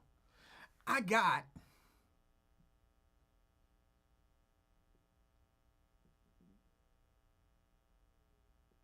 I think 6 or 7 fake accounts. 6 or 7.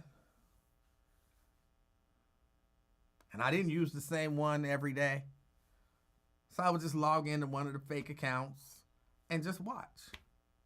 Because why not? I don't necessarily have nothing to say. I like talk radio, and I still think the Lincoln Ware Show is one of the best shows on radio.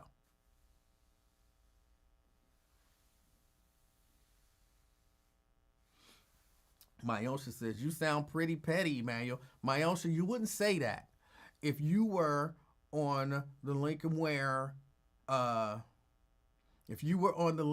Show in the chat and you saw a question that you knew the answer to, like, what's the best and most expensive restaurant in Cincinnati? And you answered it. And then somebody threatened to block you because they wanted to answer it before you answered it. You would be like, that's terrible. Why would you threaten to block me because of that?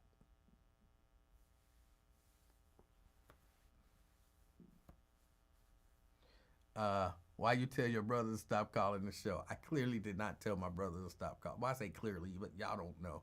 I did not tell my brother to stop calling the show. And, if he ever want to call, then he may be able to call or he may not. Because apparently he's done with the whole family. Whatever that means. He's done with the whole family. But, again, for real, there's no reason for me to call the general manager. And there's no reason for me to call corporate anymore. There's no reason for me to do any of that. I'm unblocked. Now, if I go on there and start going off and calling, insulting people, cussing, and disrupting the whole flow, then block me. You'll have a legitimate reason to block me. And then block me. And that'll be that. I won't even call in and complain like they blocked me. I just be like, I kind of brought that on myself. But I don't do that. I don't do that.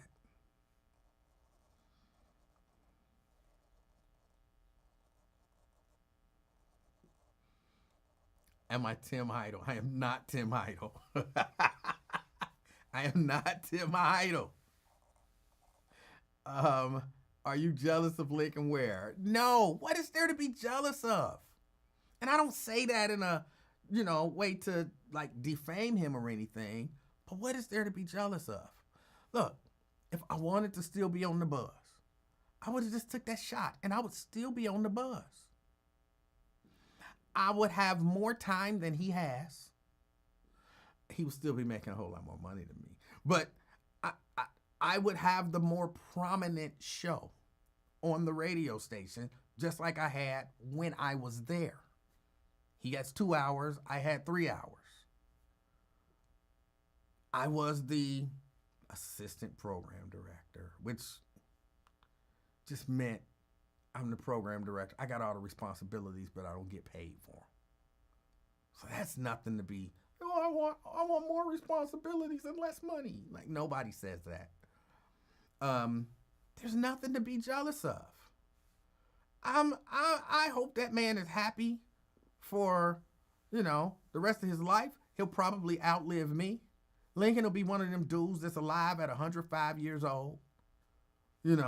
Just I don't know how to express it, but I don't have any beef with Lincoln. I don't have nothing, no jealousy, no animosity. Well, maybe a little bit of animosity. Again, I did analyze myself. And I was asking myself, I was washing dishes. We don't have a dishwasher. These end up being the dishwasher, when Mrs. Livingston cooks something that I specifically request her to cook. That's kind of our understanding. Like, I cook it, but you got to wash the dishes. And I was washing the dishes one day, and I was just thinking about it. Like, why do I pick with that man like I do? Now, And I thought about it. And here's the conclusion that I came to. And this is the real conclusion. He really treated me bad when I was there. He did. He really treated me bad. And I laughed a lot of the bad treatment off and, shrugged a lot of the bad treatment off and all of that kind of stuff. But I think deep down inside, I was kind of holding on to that because he treated me bad I know why, but it wasn't necessary. And so kind of my way of getting back at him was to annoy him and kind of make a joke out of it and all of that kind of stuff. But when he gathered all of those, when he assembled a group of people to attempt to get me fired, I think it really bothered me. Because I look at things a little different. Maybe a little different than most people. If I'm taking care of a family, raising kids, all that kind of stuff, and you trying to get me fired, you want to see my kids homeless and hungry and, none of that kind of stuff. That's what you're attempting to do. And I really think that was kind of the tipping point, and that's what created some of the feelings that I think, some of the resentment, I guess I would say, that I have towards him, just because I know me. Now, I'm sure, this is just my perspective, because different people in the same situation have different perspectives, right? And in my perspective, he treated me bad. He tried to get me fired for no reason. When I say for no reason, he tried to get me fired because he had been convinced that I was trying to take his job. But I never wanted his job. And it was hard for him to believe that I didn't want his job. And so there was a lot of, I don't know what you want to call it, it was a lot of stuff that he did. And I resent that. I resent that. And I kind of addressed it, but I didn't really address it the way I wanted to address it, because I kind of did need to keep my job. You know what I'm saying? I did have kids to raise and, bills to pay. So I did want to keep my job. But that's not the way that I would have preferred to address it. So I feel like I just kind of bottled it up, and it just sits there as a resentment, which is why to some degree I can say, like, you know what, I wish the best for him, because I really do. And I can say, he's got the best show on radio, because I think he does. But there's still a part of me that resents that he did that. And then that he tried to pretend like he didn't do it. Like it'd be one thing if you say, you know what? I did that. I was wrong. I apologize. I could probably just let it go. Like, he apologized. Or even, look, I did it. I don't regret it. It is what it is. It's what I felt at the time. And either we gonna move forward or we ain't. Okay. But when you like, I never did that. When you told me, you admitted it to me that you did it. In a meeting with multiple people in there, you acknowledge that you did it. But then you come out publicly and you say, I never did that. He lied. You tried to make my kids homeless and hungry. And then you say I lied about it. So I resent that. I don't know. I'm weird in that I feel a certain, how do you put it? I have a certain kind of moral standard or whatever. I have a certain kind of, like, there's a certain something that I won't do. Like that, I have a limit. I have a standard for myself. And I don't know why, but I be expecting other people to some degree, do the same thing. So if I do you wrong, and I mean, for real, if I do you wrong and you let me know I did you wrong, me and you, I'm going to apologize to you. You know what I'm saying? You're going to show me that I did you wrong if I don't already know. I'm going to apologize. And it's probably never going to be public. Because I'm apologizing. You're going to know I meant it. Because I hold myself to a standard and I'm wrong. And if I'm wrong, I'm wrong. No ifs, no ands, no buts. But you may make none of that. I'm wrong. I'm wrong. You may never forgive me for whatever it is that I did. But I'll never be like, I didn't do it.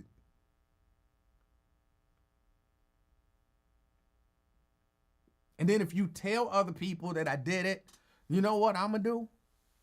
Because I try to be honorable. I'm going to be like, you know what? I did it. I was wrong when I did that. I can't go back and undo it. But I was wrong that I did it. That's who I am. And I don't know. I kind of expect other people to be that way.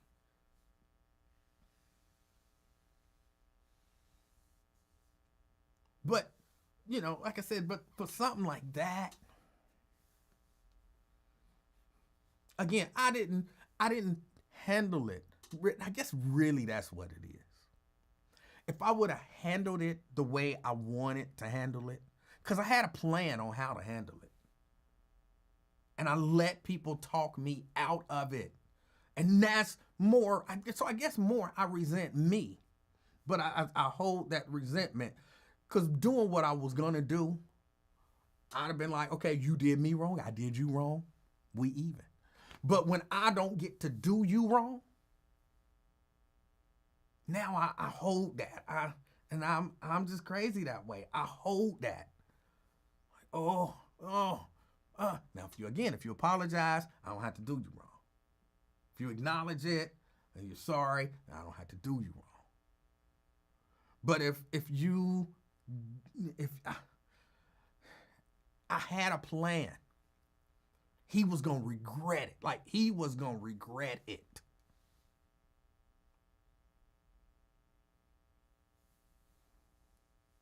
And I let people talk me out of it.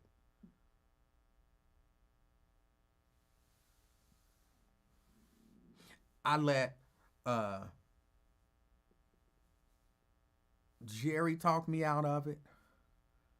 I let some of my co-workers talk me out of it. I let a lot of people talk me. It took a lot of talking, but I let people talk me out of it. And I guess I'm glad, when I think back on it, I'm glad I didn't do it. Okay? I'm glad I didn't do it. Because I still like his show. He wouldn't have a show. I had a whole plan. He was not going to have a show.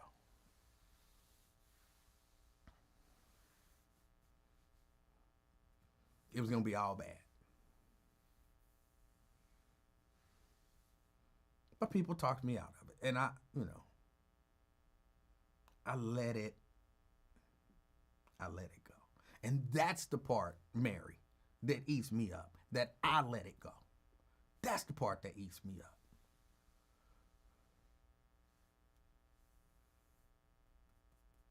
But other than that, I still don't like sit back and think, ooh, I hope something bad happened to it. Ooh, I hope they fire him. Ooh, I hope he loses money. Ooh, I hope this and I hope that. I don't do any of that. I really don't. I watch his show. I laugh. I still laugh at some of the inside jokes, when he say or do certain stuff that's just funny. I still laugh at that stuff because it's fun. Funny is funny. Funny is funny. It just is.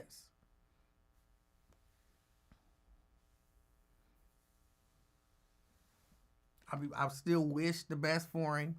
I guess I wish I wouldn't have. I'm glad though that they did talk me out of it. I just wish he would be like, I did it and I was wrong. And then I could let everything like completely go. But I know that his arrogance would never allow him to do that.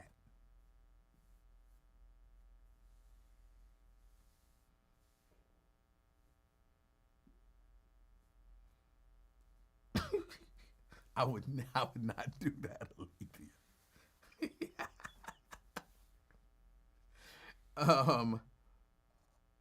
But yeah, no, I don't have, and it's weird to say, oh, you ain't got no beef with him, but you talking about you have resentment. And it's different, at least in my mind, having beef with somebody and having a slight amount of resentment for something is different. Like, to me, beef is, I want to fight that in. You know what I'm saying? And I don't.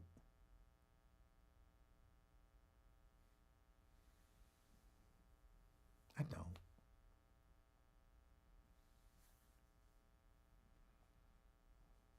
Ladies, maybe I can if what I'm saying make any sense.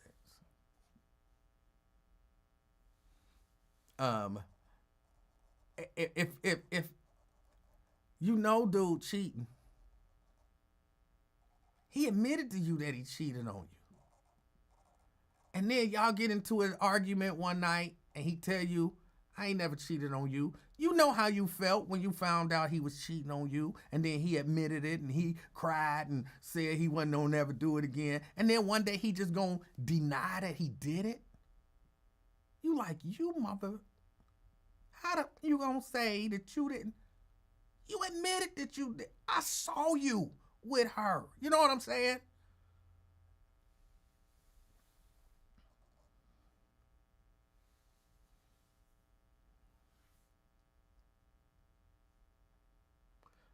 Andrew says, when you were producing his show, I used to think you tried to make him look bad on his show on purpose with stuff you would say. But since you started your show and I listened to you, I see that you aren't that bad. Well, thank you. Thank you. I appreciate that. Now, I will say there were certain things on his show that I wouldn't do, which it's one of the things where you have to be in it to understand it. Like, I'm not your gopher. I'm not your little, you know what I'm saying? You got responsibilities. My job is my job. Your job is your job. Do your job. Stop asking me to do your job. You do your job. Do this. That's not my job. That's your job. I'm not just sitting here producing your show. I got other responsibilities going on around me. I'm responsible for this station.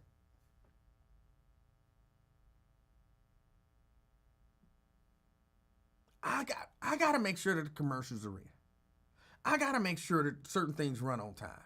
Yeah, I keep asking y'all and asking people, do y'all know why they run PSAs? You know why they run PSAs? They run PSAs because of me. They run PSAs because it ain't difficult to explain, but you have a clock. So you have 5 minutes and 45 seconds of commercial time in this clock.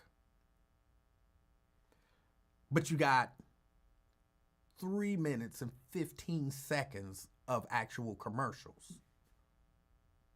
Some got to go in there and fill it up to make it 5 minutes and whatever I said. And then guess what? Because we replay these, what happens in commercial break number 1 has to match what happens in commercial break number 1 at night.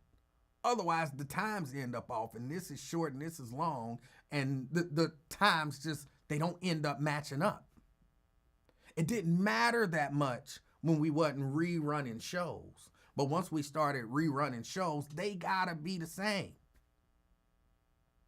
So that's why we started running PSAs. Because PSAs, you can put them in there, and if I need a minute and 15 seconds or a minute 30 seconds to fill that up, boom, I got a minute and 30 seconds of PSAs. Fill that up.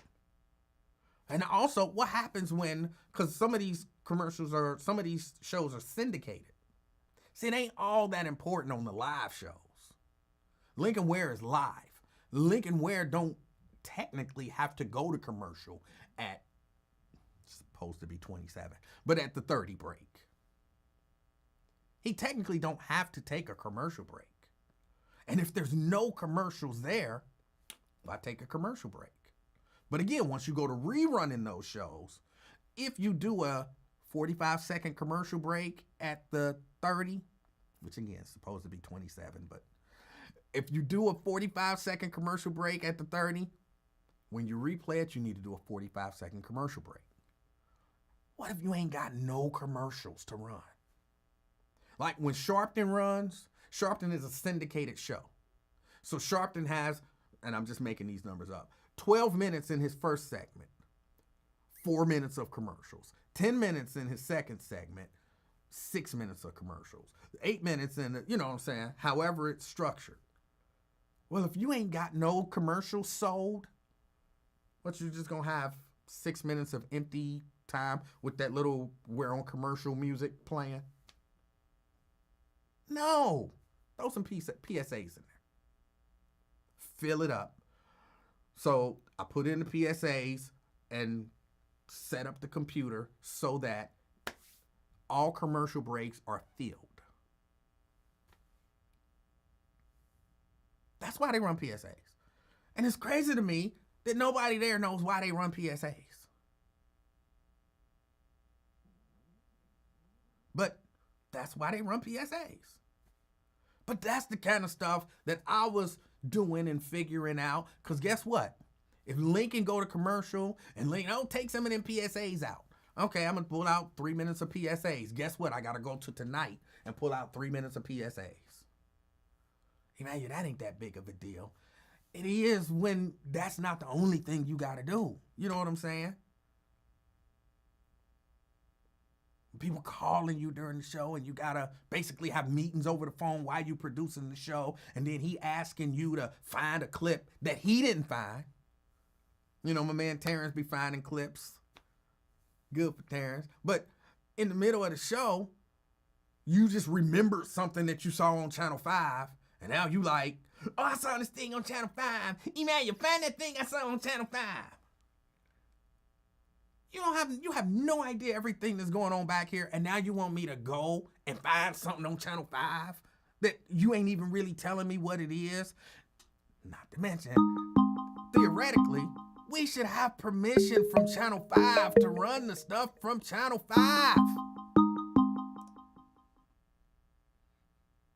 So now I just got to go run and find something from Channel 5 while I'm on a meeting here and trying to make sure you go to commercial on time and get back on time and then play a bumper music song that you ain't going to like. And then try to get you to go to commercial at the right time. And then you asking me, what's that guy's name? I don't know his name. I got too much stuff going on right here. See, you're trying to make me look bad. I'm not trying to make you look bad. I'm trying to do my job. I got a lot of responsibilities.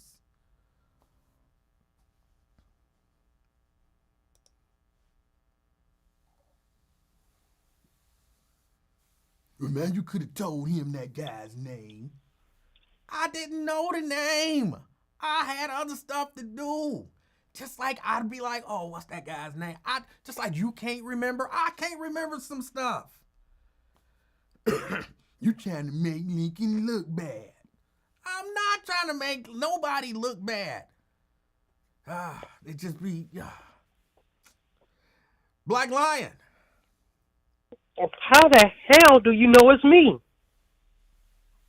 I'm the king of talk, man. That's on me. All right. I'm gonna move on from that. That ain't got nothing to do with talking. Look, could you do me a favor? What's that? Jerica never heard of the Black Jesus saga. Could you go over that before you get off? But hold on. You have to start with the promo. If you got a problem with me, I get off at 3. You can meet me. You gotta start there, and you gotta say the impersonation. That's all I wanted. Black Lion, I appreciate your call. I'm pretty sure Jerica's heard the Black Jesus thing. I think she's trolling you when she says she ain't never heard of the Black Jesus saga. But hold on, let me finish. But what I'm saying there, and this was to the person who said, I used to always think he was trying to make him look bad. And a lot of people did. But it's one of them things where if you don't know all of the stuff going on behind the scenes, I can equate it to this. You go to a restaurant, you put in your order. The waitress takes the order and she puts it in. And then they tell her the food is ready and she brings it to you. And you taste the food and the food is nasty. And you fussing at the waitress. It wasn't the waitress' responsibility to cook the food. She did her job. The cooks didn't do their job. The lemonade is nasty. The waitress didn't make the lemonade. The hostess didn't seat you fast enough, so you're taking it out. The waitress ain't the hostess. That waitress was terrible. My food was burnt. The waitress wasn't terrible. The waitress got you your food right away. And when you said it was burnt and you cussed her out, she took it back and she told them to make it again and it was burnt. And then they undercooked it and she brought it back. See, that bitch just had it. No, it ain't the waitress. The waitress ain't doing none of this. The waitress is doing her job. But if you don't know, if you think, oh, the waitress is going back there, she cooked the food and she did that, okay, nobody actually thinks that. But the point that I'm making is you have to, if you don't know what everybody's responsibility is, just because the face of the thing, in this case, the face of the radio station, is making it seem like the producer ain't doing what they supposed to do. Many times, it's the face that ain't doing what they supposed to do. But they won't take responsibility for it. They gonna blame somebody else. And then everybody just gonna believe them because they're the face. And then if they get on and defend themselves, oh, now you're just trying to make him look bad. When it's the opposite. He was trying to make you look bad. You were defending yourself. And because people don't understand what the roles are, what the job descriptions are, it's easy to be like, oh, that producer was terrible. Oh, that producer was horrible. Oh, that producer didn't know what they were doing. Oh, that producer this. No. Now, Terrence, on the other hand, Terrence loves working with Lincoln. Terrence is, I'm not saying this to put Terrence down, because I'm actually doing just the opposite. Terrence would do all of Lincoln's job and be happy to do it and not hold Lincoln responsible at all and be proud. Like, yeah, we put on a good show.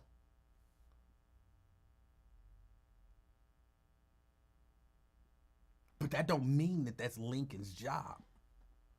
I mean, Terrence's job. Terrence is just doing it because he liked doing it. And I'm telling you, if Terrence, well, maybe not Terrence, but it's possible that if Terrence did it for 10 years, one day Terrence gonna be like, I'm tired. Can you do your job for a little bit?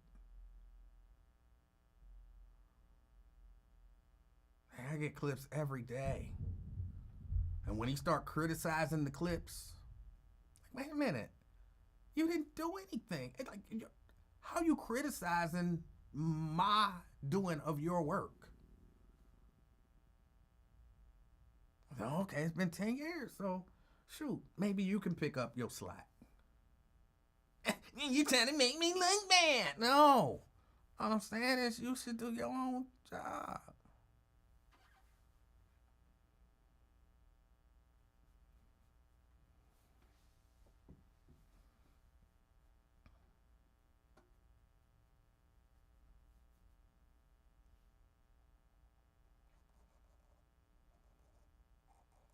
So, that's that.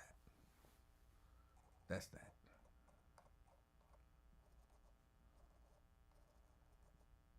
All of that was the answer to when you used to do the show. I used to think you try to make him look bad, but now, you know, a lot of people thought that. A lot of people thought that. And I think he and Terrence, they literally do get along. And they get along because they have, to some degree, common interests and a very similar sense of humor.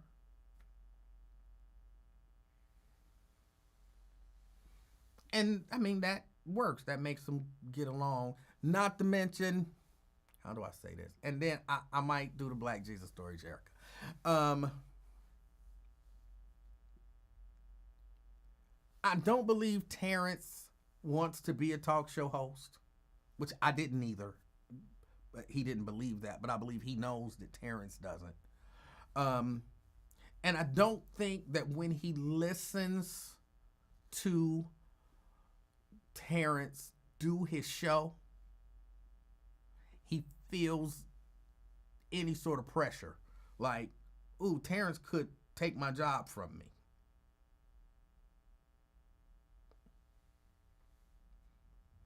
So he's very comfortable. Like, now I think Terrence could take his job. I don't think Terrence wants to take his job, but I think Terrence could. But I don't think that he perceives it that way. And so when you don't perceive the person as a threat, you're very comfortable around them. And for whatever reason, he perceived me as a threat. And I never was. Because I never wanted to take his job. And people who say, oh yeah, he perceived you as a threat. Right. Right. I wish I would have kept it because I had a clip of him live on air one day. And I remember what set it off. I played Oops Upside Your Head as his intro music. And for whatever reason, he did not want to hear Oops Upside Your Head as his intro music. He had never shared that with me. I had no idea that that was a sore spot with him or anything like that. I did not know. I played Oops Upside Your Head. And then when I opened up the mic, he said, I can almost remember it verbatim. Yeah, okay, Emanuel. The Gap Band, Oops Upside Your Head. Right, Oops Upside Your Head. Now, every day you playing something like Oops Upside Your Head. I know you want my job. I know you want it, but you're not gonna get it. I know you want to do this show, but you're not gonna get this show, so you can play all of the BGs that you want. You can play all of the Oops Upside Your Head that you want, but you ain't never taking my job. As much as you want to, you ain't never taking my job. And I was just sitting there stunned. And Terrence was standing behind me. I don't think Chad was. But Terrence was standing behind me cracking up. Like, because we used to laugh because he always thought I was trying to do something to him. And Terrence was back there laughing. The laughing part was really my fault because I did, of course, do things to irritate him from time to time. But that wasn't one of them. And so Terrence was laughing like, oh man, he is going off. And I'm like, he is going off on air. Like this wasn't something that happened behind the scenes. I had a clip of it on air. If you miss a dead buzz, you miss a lot. Doom, oops, upside your head. Say oops, upside your head. Doom, and then Lincoln. Nah, okay, oops, upside your head. I know you want my job. I know you want it. And I'm like, oh my God. And I kept that clip. It was one of the things I was going to play in my plan when he tried to get me fired. I had a whole plan. Hostile work environment. The whole nine. I had stuff. I had evidence, as my friend Wyatt would say. I had receipts. And that was one of the, that's how I can almost remember it verbatim. Because I listened to it a lot. Because I was like, boom, boom, boom. I got all of these different clips of him berating me on air. Or, doing things like that on air. I had different people set up to say, I've seen him do this. I've seen him do that. I've seen him do this. I had a whole plan. I'm telling you, I had a whole plan. So yeah, I remember that. So yeah, he felt like I was a threat, but I was never a threat. I never wanted to be an on-air personality.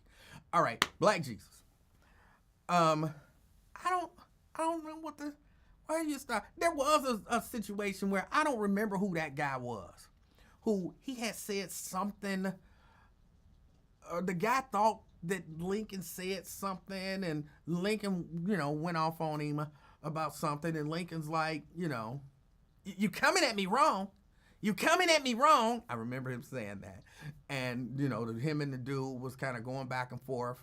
And then Lincoln had said to him something along the lines of, I said what I said. If you don't like it, I get off at 1 o'clock. You can meet me at 1 o'clock or whatever, to fight. And I'm like, bro, that's not appropriate, But I don't know what that had to do with Black Jesus. Black Jesus apparently had some sort of a mental issue. And I don't know whatever the backstory behind it is, but I came in one day to work and I had to tell the story from my perspective and then tell the rest of the story, so to speak.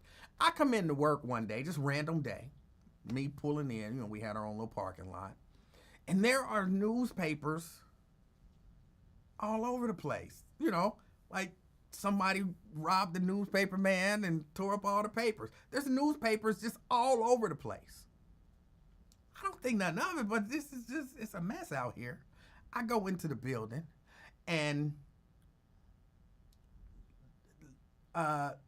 Lincoln is shaking.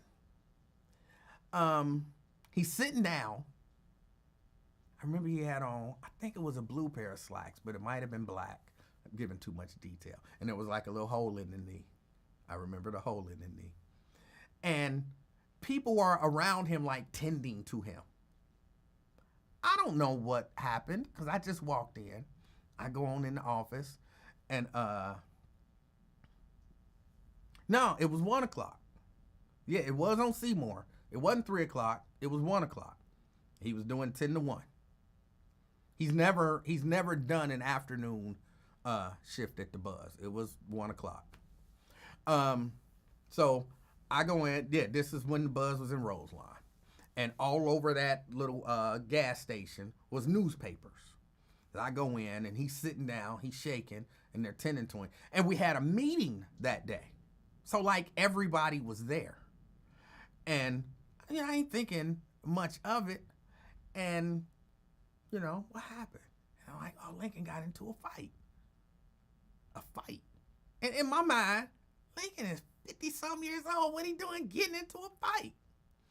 And but whatever, we had a meeting, and then the story comes out that Lincoln got jumped by Black Jesus. I don't know who Black Jesus is. I asked Lincoln. Well, Lincoln tells the story, and Lincoln claims, he don't know Black Jesus, and he was, he had gone to the gas station store to get his coffee. Black Jesus walks up to Lincoln, and this is Lincoln's version of the story. Black Jesus walks up to Lincoln and says, "You're going to deal with Black Jesus today." That's my impression of Lincoln doing his impression of Black Jesus. I never talked to Black Jesus, so I don't know what he actually sounds like. "You're going to deal with Black Jesus today." And Lincoln says, he didn't know who the guy was, and the guy gets up in his face, and he's, what do you call that? Fingering him in the chest? I don't like the term fingering. He's poking him in the chest. That's what they call it. So he's poking Lincoln in the chest, and Lincoln realizes, I'm going to have to, take this dude down. Lincoln says he just got a cup of hot coffee, so he takes the hot coffee and he throws it in the dude's face. And according to Lincoln, he picks him up and he body slams him, and he's holding him down, and then somebody called the police, and the police came and they took Black Jesus, and then he went into the station. That was the story as it was told to me by Lincoln. I later find out that's not the whole story. I don't know exactly what happened beforehand, but I believe the Black Jesus came up, said, "You're going to deal with Black Jesus today," poked him in the... I don't remember that. I don't think that promo was Black Jesus. That was somebody else, I think, Black Lion. I think that was somebody else. But so then he pokes him in the chest. Lincoln throws the coffee in his face. Lincoln go to slam him. And then, as the story later developed, Jimmy the Vet saw Lincoln wrestling with Black Jesus and came over and held his legs down until the police arrived. Then, later variation of the story, same thing, Black Jesus, "You're going to deal with Black Jesus today." Coffee to the face. Lincoln goes to slamming. In the process of slamming him, Lincoln hits his elbow on the concrete, and something happens to Lincoln's elbow, and then Jimmy sees it, and Jimmy comes over, and Jimmy says, "Are you okay?" And Lincoln says, "Yeah, I'm okay. I'm just holding this guy down because he tried to fight me." And then Jimmy says, "You want me to help you hold him?" And Lincoln says, "Yes, I would love for you to help me hold him." And so they hold the guy until the police go. In a later version of the story told by Jimmy the Vet, same finger poke, "You're going to deal with Black Jesus today." Coffee. According to Jimmy's story, and I did not see it. According to Jimmy's story, Lincoln was screaming, "Help, help, help." Jimmy saw him, and Black Jesus was on top, and Jimmy said, "You Lincoln Ware from the radio." And Lincoln said, all of this while the fight is going on, and Lincoln said, help get this guy off of me." And they hold him and flip him over, and then they hold him down until the police come. Now, I can't necessarily say which version of that fight is the real version. All I know for sure is they jumped Black Jesus, and Lincoln had to have surgery. Lincoln had to have surgery on his arm. But that's all I know. That's all I know for sure. But Jimmy the Bat swears, and Lincoln did kind of back up some of that. Lincoln eventually did admit that he called Jimmy the Vet over, that he called Jimmy the Vet over. He did admit that they held Black Jesus down. Now, when I was trying to figure out, you called him over, in what way did you call him over? If you're engaged in a fight, I find it difficult to believe that you're going to be like, "Excuse me, sir, I need some assistance. Oh, you know what I'm saying? I don't find it completely out of the realm of possibility that Lincoln was like, help, help. And I don't make you like no punk or nothing like that. You just got caught off guard in your slacks and your hard bottom shoes and you out there fighting.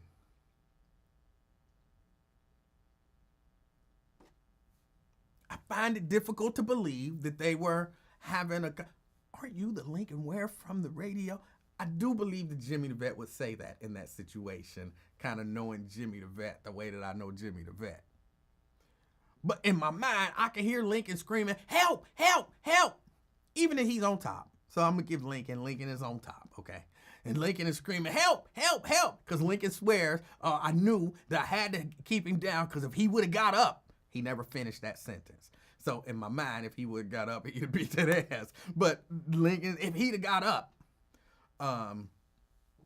but yeah, I can see Lincoln's help, help, help. And then Jimmy calling, you the Lincoln Ware from the radio. And Lincoln like, just grab his legs, just grab his legs, you know, because he don't want him to get up. And then they hold him until the police come. So that's the version I believe. You gonna deal with Black Jesus today. Coffee, grab him, tussle, fall to the ground. Lincoln's on top.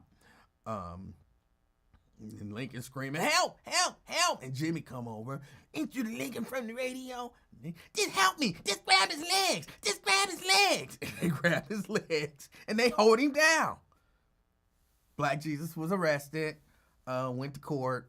I don't remember all of the details of what happened in court. I know Lincoln had to have surgery on his elbow and he was all scraped up. Yes, this is when the radio station was on Summit. So I know his leg was all scraped up and his elbow was all messed up and he had to have surgery. And that's why I always tease him. You and Jimmy jumped Black Jesus. Black Jesus didn't have any injuries. The only person who had to have surgery after this fight was you. It was 2-on-1. You were screaming help and you had to have surgery. That sounds like you lost the fight to me, but I could be wrong. You wasn't even in it to have a fight. Yes, it went to court. He was charged with something. I don't remember. Black Jesus, my understanding, is no longer with us. He passed away. Black Jesus passed away. So that's the Black Jesus story. Lincoln may or may not have been screaming help. But here's the part that's not currently in dispute. Black Jesus came up out of nowhere, challenged Lincoln. Lincoln threw hot coffee in his face. And somehow they ended up on the ground. Jimmy the Vet came over, and Lincoln and Jimmy the Vet held Black Jesus down until the authorities arrived. All the other stuff, I'm not 100% sure. Again, I've heard different stories. Jay West says she saw part of the story. She thought Lincoln was having some sort of a medical emergency and that Black Jesus was helping Lincoln. It sounds like Lincoln was on the bottom. You don't normally see somebody having a medical emergency and jump on them, grab them, and then lay down under them. You know what I'm saying? That's not typically the way that happens. And so if somebody sees something and they like, oh, it looks like Lincoln is having a medical emergency and some guy's helping him out, that's usually the person on the bottom. But again, I wasn't there. He might have been on top. You know, Jade was, what was we, on the 4th floor? I think we were on the 4th floor. So Jade's on the 4th floor looking down across the street. So it's easy to her that, you know, she saw 2 people on the ground and she thought Lincoln was having some sort of medical emergency and somebody was helping out. But again, that description makes me believe he might have been on the bottom. But I'm not saying that he was on the bottom. I don't know who was on the bottom. And I'm not saying that he was screaming, help, help, help. It sounds reasonable that he would be screaming, help, help, help, in order to get Jimmy the Vet's attention. But he might not. Jimmy might just have been nosy and came over, to watch a fight.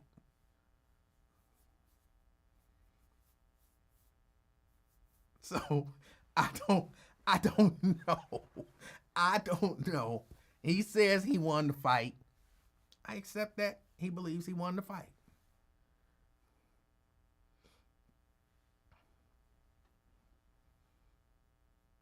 So that's the whole story. That's the whole story.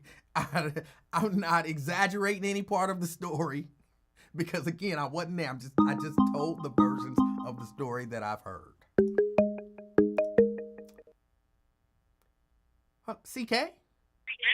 Man, Livingston, you still on the air? No.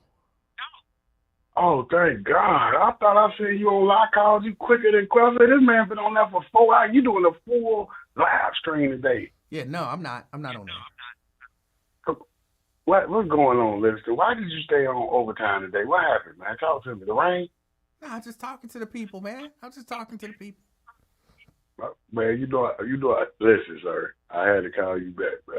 Because I say, damn, he's still on there. Because I remember talking to you, like, early in the day. I was like, oh, remember? I almost made it to the sobriety day. I remember, but you did call in, so I got him run. But I appreciate you calling Hey, me. hey, my bad, man. It's all good. All right. Yeah, I got to get out of here. I got to get out of here.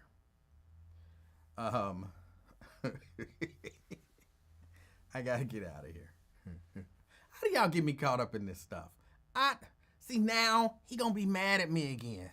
Because if he ain't watching, somebody going to run and tell him, like, your little hater friend was over there saying that you got beat up by Black Jesus. And then tomorrow, he gonna be really mad at me. Like, if I comment on his show, he gonna be mad, looking for stuff and telling people, y'all know I can't drink no more. It's apple juice because somebody trying to get us taken on the air. And I'm gonna be like, I didn't do nothing.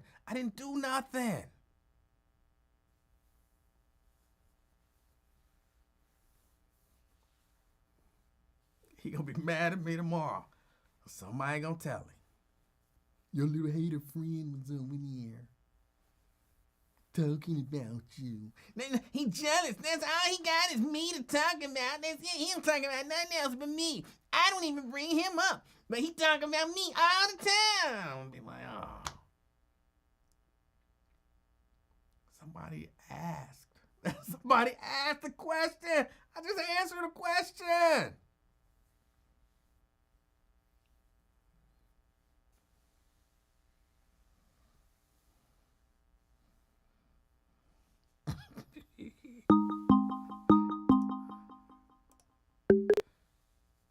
Hello. Hey, this is Emanuel. This is. Hey, Emanuel, how you doing? I'm good. This is T. Mikey G. Oh, what's up, T. Mikey G? Zoe! Heard CK call me out, huh? Yes, he did. Wow. Okay. But you are not Zoe. You don't sound like not Zoe. Zoe Wesson. Yeah, I don't hear a lisp. No. Well, you definitely don't sound like Zoe. 100% wrong. All right. All right. That's Talk to you it? later. That's it. All right. All right. All right. Bye. I appreciate you. T. Mikey G says he is not Zoe. He is not Zoe. He didn't sound like Zoe.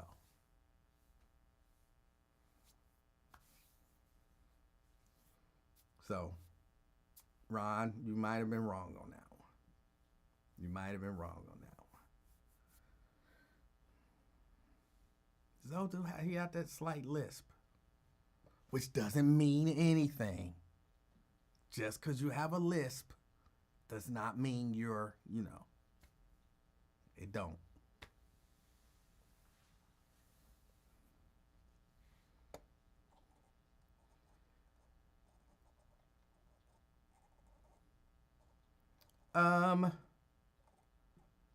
me see. Is that it? I think that's it, y'all. I don't really have anything. I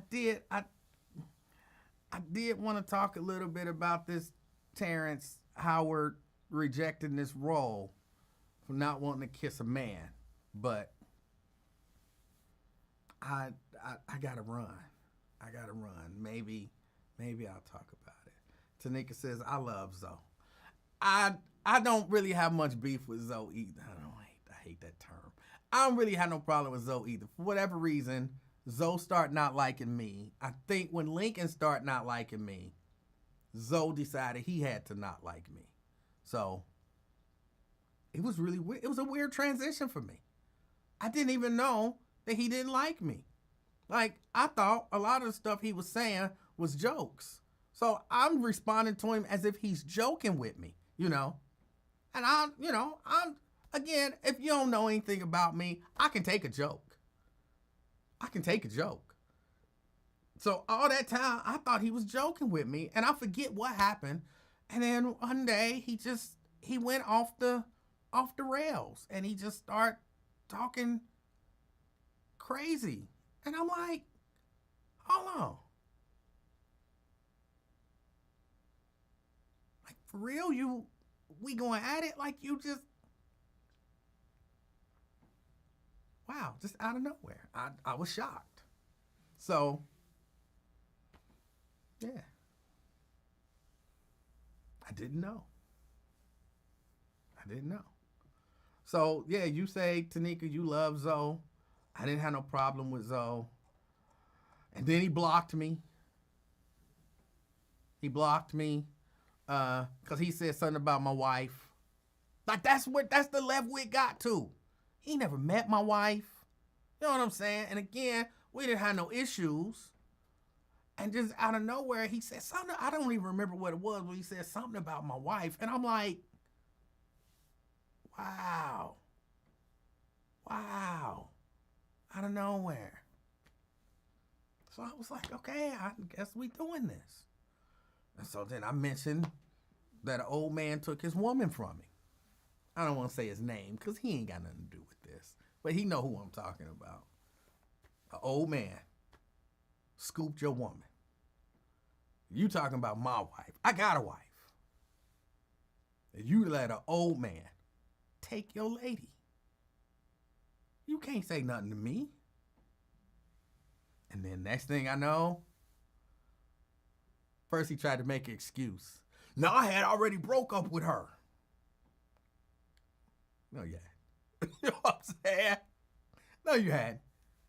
He scooped your woman. And then, next thing I know, I was blocked. Even one of my fake profiles got blocked. And I didn't even say nothing. One day, him and Ross Freeman was going back and forth. And Ross was killing him. And Ross said something that was funny. And I clicked you can click the little laugh thing. And then next thing I know, my fake profile was blocked. I'm like, you get blocked if you laugh at somebody's joke about him?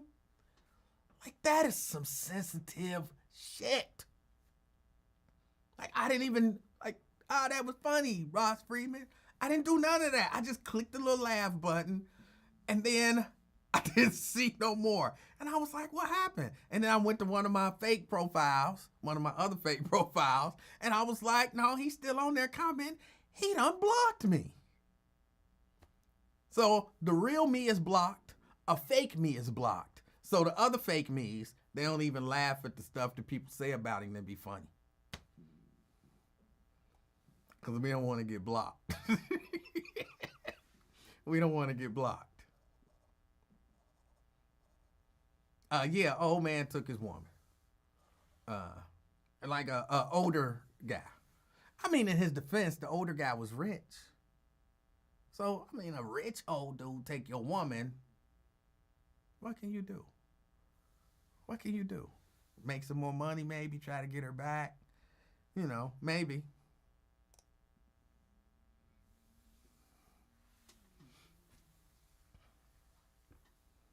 But apparently that was a sore subject with him, because that's what got me blocked. I'm like, I don't understand people who are like that. Like, it's okay for me to talk about you, but if you talk about me, now we got a problem. Like, no, if we going back and forth and you taking shots at me, you're so short that the whatever. And I'm like, you can't say nothing to me, bro. You got a lisp. You suspect. You know what I'm saying? Go take some speech classes and get rid of that lisp, and then we can talk. Well, that's why your wife is on. That's why old man took your woman. That's all fair game to me. That is all fair game to me. What's that thing under your eye, bro? You know what I'm saying? It's all fair game to me. I don't really care about the thing under his eye. It's just there, so I imagine that it's something that he might be sensitive about. I don't know. You know what I'm saying? You just throwing stuff at the wall. I don't know what's going to stick, but you throwing stuff at the wall. Apparently, he's sensitive about that thing under his eye. I didn't know. I never really gave much thought to it. I didn't know he was sensitive about his lisp. Gave much thought to it. And you learned all of them big words because your penis is so small. I didn't know he was sensitive about that. I don't actually know if his penis is small. I've never seen it. But I know that he's once talked about going to the library and, whatever, and learning all of these words. And you figure, you know what I'm saying? You turn what the person think is a strength into a weakness. So I don't know if it's real. I don't know if that would, you know what I'm saying? If you said that to me, I would just be like, hey, ain't nothing small. What you talking about? You know what I'm saying? I wouldn't be mad. But then you say that about the right person under the right circumstances, and then you get blocked. You know? You so negative, because that was the other thing. He was, you just on here to promote your show. And I'm like, he don't say it like that. I don't know why I'm using that voice. I can't talk with a lisp. So that's the best I can do. And I'm like, I'm not on here to promote my show. I've never mentioned my show in this chat. No, you're just here to promote that you're a regional Emmy winner. Tell me that you ain't never mentioned that on the show. Who trying to promote their stuff more, me or you? The guy who's never mentioned his show, or the guy who you can't get to shut up about his 97 regional Emmys? Which is really probably only 5, But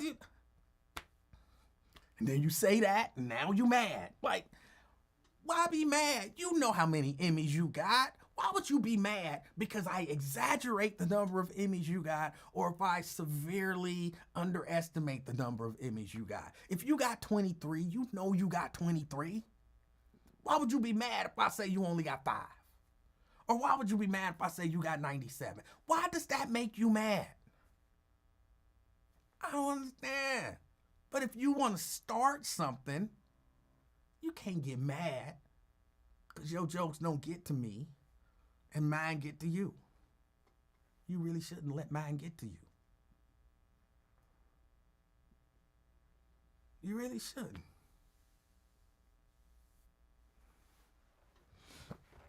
But he did.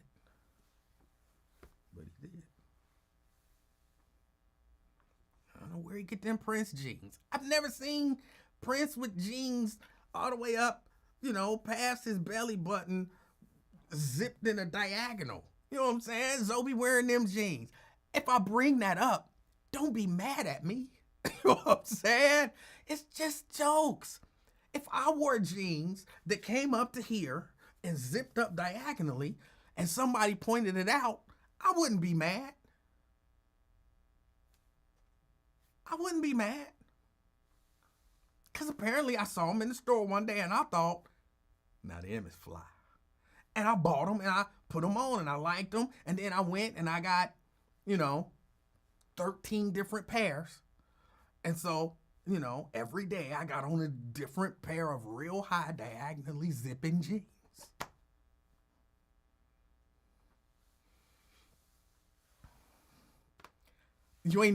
Carolyn, you ain't never seen Zoe's jeans. You ain't never seen his jeans. They be zipping up. I don't know where you get those from. I don't know.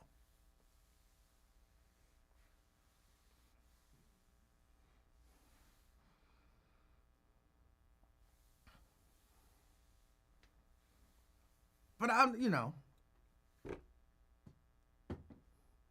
again, if Zoe came up to me tomorrow and I saw him somewhere and he was like, hi, I would be like, what's up, Zoe? Dap him up. Everything would be gone. Because he ain't really do nothing to me. He took some shots at me. I took some shots back and he blocked me. That's it. That's it. It didn't go no further than that. And I can live with that. I can live with that. He do still be taking shots at me. I be seeing it. Again, I got fake profiles. I be seeing it when he takes shots. He love to take shots at me. He love to take shots at Nate. I see it. I don't always say stuff. But I be seeing it. He mean. You know what I'm saying? He says mean stuff to people. He says mean stuff to people for no reason. I see it. I don't say nothing. I just let him be mean. Like, say something positive about people sometimes. Key! Oh, hold on, it ain't going. Hold on, something wrong. I don't know what happened, Key.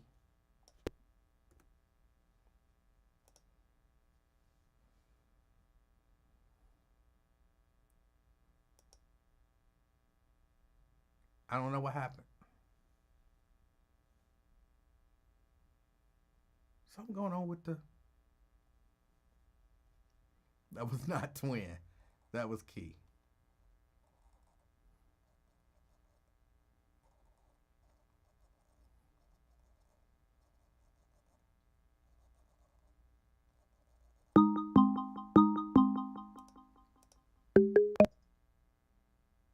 Key. Hey, what's going on, Emanuel? I hung up because I thought you was just gonna keep talking. What you doing? You doing your random roasting hour? Me roasting? I never. Yes. Hey, Pamela Kenny. I'm actually about to get out of here. Okay. I was just calling to say hey. I gotta go, and ain't it a yeah, game you on keep tonight? saying that, but you keep roasting people. You keep saying, okay, I gotta go, yeah. And then the such and such with the pants. How did Zoe get brought up? Oh, I don't even know who that is. Hey, Brent Beard. T. Mikey G. Ron at one point said he thought that T. Mikey G was Zoe, and then T. Mikey G called in, and I was saying he doesn't sound like Zoe. Hey, and then Carolyn. somebody said they love Zoe, and so I was pointing out why Hey, Zoe, hey, Tanika. Zoe is, Hey, has some issues with me. I don't really know why, but I know that he does. Yeah, so and then you keep telling me I'm going, but you keep roasting them people. I'm not roasting And anybody. doing your Lincoln voice. Yes, you is. Hey, Nat Turner. No, I would not. Yes, do you that. is. I would not. Well, okay, I'm going to go ahead and let you go. I was just calling to say hey. All right. How's everything going with you? Everything going good. You be careful out there because it's storming and hell I'm and not going anywhere. I'm in. Hey. Well, I might be in. Hold on. No, yeah, I'm in for the night. You don't know what you're doing. No, I'm in for You the about night. to, as soon as I hang up, you about to get back to roasting. That's what you about to Mrs. do. Livingston is out of town. I know. That's why I was gonna say. Tell her Miss Livingston must be out of town because he on late night, like he ain't got nothing to do. Yeah, she is out of town, and I don't always know what to do with myself when she out of town. And I'm sitting here, and I don't really, so I don't have any chores or anything like that. So yeah, I'm sitting here, but I am about to get out of here and eat something, and watch the game. Hopefully, there's a game on tonight. I'm pretty sure it should be a game. Like the Lakers, hopefully, should be losing to Minnesota tonight, hopefully. Yeah, I know sometimes the news will break in with what's going on with the weather when in the middle of TV shows and games. So hopefully they don't break in so you can enjoy yourself. Hey, Trill. But yeah, I'm about to go get in on the recliner, kick back, And roast some more. Watch Okay, the I got it. game in my drawers. That's boom. If Miss Livingston ain't here, to be like, Ginger snaps everywhere. I Hey. get it. hey, Hey, Benita. it is what it is. Uh-huh. Okay, then. You enjoy the rest of your day. Be safe. All right. All right, everybody. Enjoy your day. Be safe. Right. That's Key. Key, have a wonderful evening. All right, y'all. I really do. I got to get out of here. 4 games. Indy playing Milwaukee right now. Okay. All right. All right, y'all. Is that it? All hearts and minds are clear. All hearts and minds are clear. And just for the record, I'm not mad at anybody. I have a little bit of resentment, but it's just a little bit. Other than that, I'm fine. I don't want any static, any problems. I was watching this show about hip hop beefs and stuff like that, and I was like, that's what like people fighting and shooting each other and stuff over nothing. I'm not gonna be that guy. I'm not gonna be that guy. So I refuse to allow those people, to get me to that point. Everything is all fun and, whatever. Have I talked to Jerry Tolliver lately? No, I haven't talked to Jerry Tolliver since that day when she told me don't call her. I haven't called her. And I've seen her once or twice and forgot and spoke, and she didn't speak back. But no, I haven't. I'm not. As they say, it is what it is. She made a decision. She believes what she believes. I know what I know. And it's sad because, I thought she was I still do think she's a really great person. And I wish the very best for her. And, hopefully she's living her life good and happy and free and all of that stuff. But no, I haven't talked to her. I haven't. And I don't even think about it. Because I'm one of them people, if you don't want me, I don't want you. And that just is what it is. Jerica says, oh yeah, I forgot. She believed the lie. Yeah, she believed. She, if anything, she's the one who told the lie. But in her mind, the lie is true. The lie is that I knew, not even that I got her fired. She know I didn't have that power. But she believes that I knew that she was going to be fired and I did not tell her, which is just not true. I had no idea. Just not true. I had no idea. And had I known, I probably would have told her. Because that's how much I would go so far as to say I loved Jerry Tolliver. Like, I loved Jerry Tolliver. And Myosha said that would make me sad. I mean, it did for a while. It did for a while. I was sad about it. Like, I can't believe that, all of those years just went up in smoke because she got fired and she believed something. But I'm not going to beg nobody to be nothing for or with me. And if you ask me, Emanuel, did you say so-and-so? If I said it, I'm going to say, yeah, I said it. If I did it, I'm going to say, yeah, I did it. Whatever the case may be. Did you know that? I'm going to say, yeah, I knew. I'm sorry I didn't tell you, but they told me I couldn't tell you, and I feel so bad and whatever. But if I tell you I didn't know, I didn't know. If I tell you I didn't say it, I didn't say it.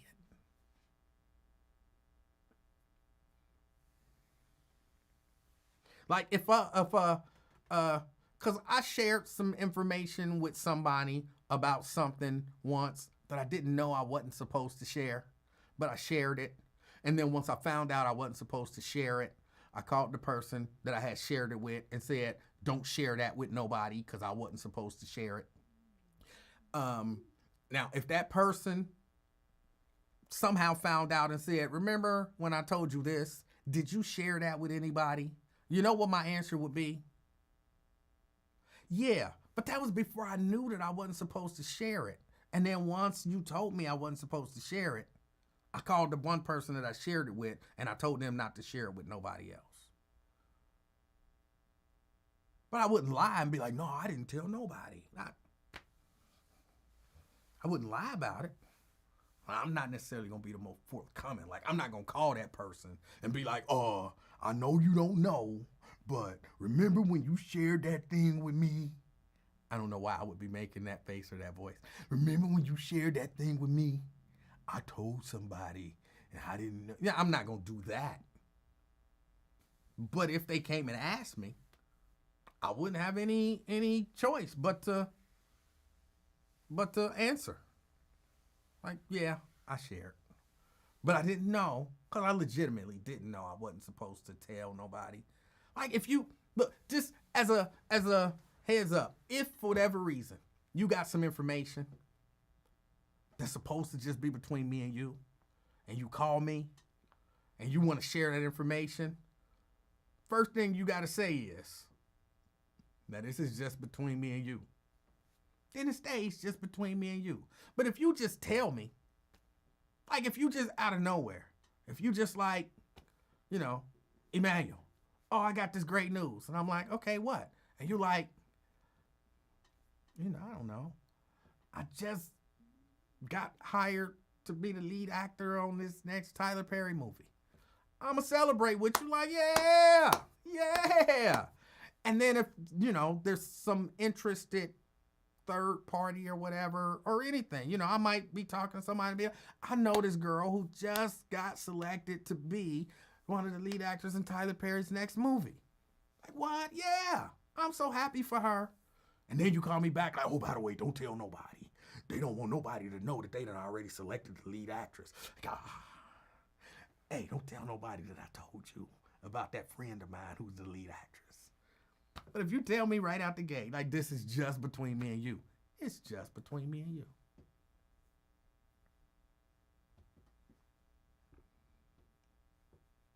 But again, if they ask, I'm honest to a fault. I'm honest to a fault. If they ask, yeah, I did. I shared it with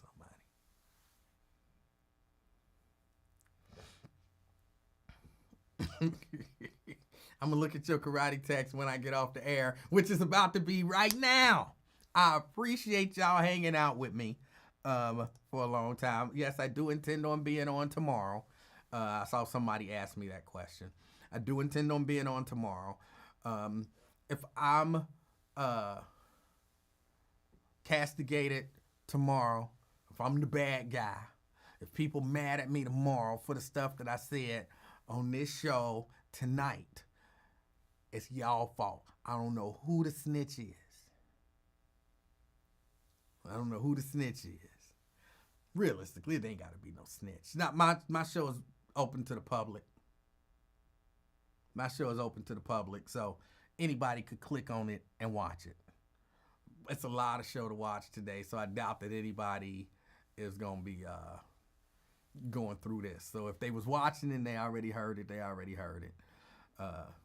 but it is what it is. Enjoy the rest of y'all evening. It's out there. It's raining and stuff out there. So if you're out and about, be careful.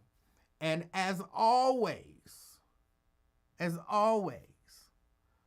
do your best to be the reason that somebody smiles this evening. Until next time, I'm out, y'all.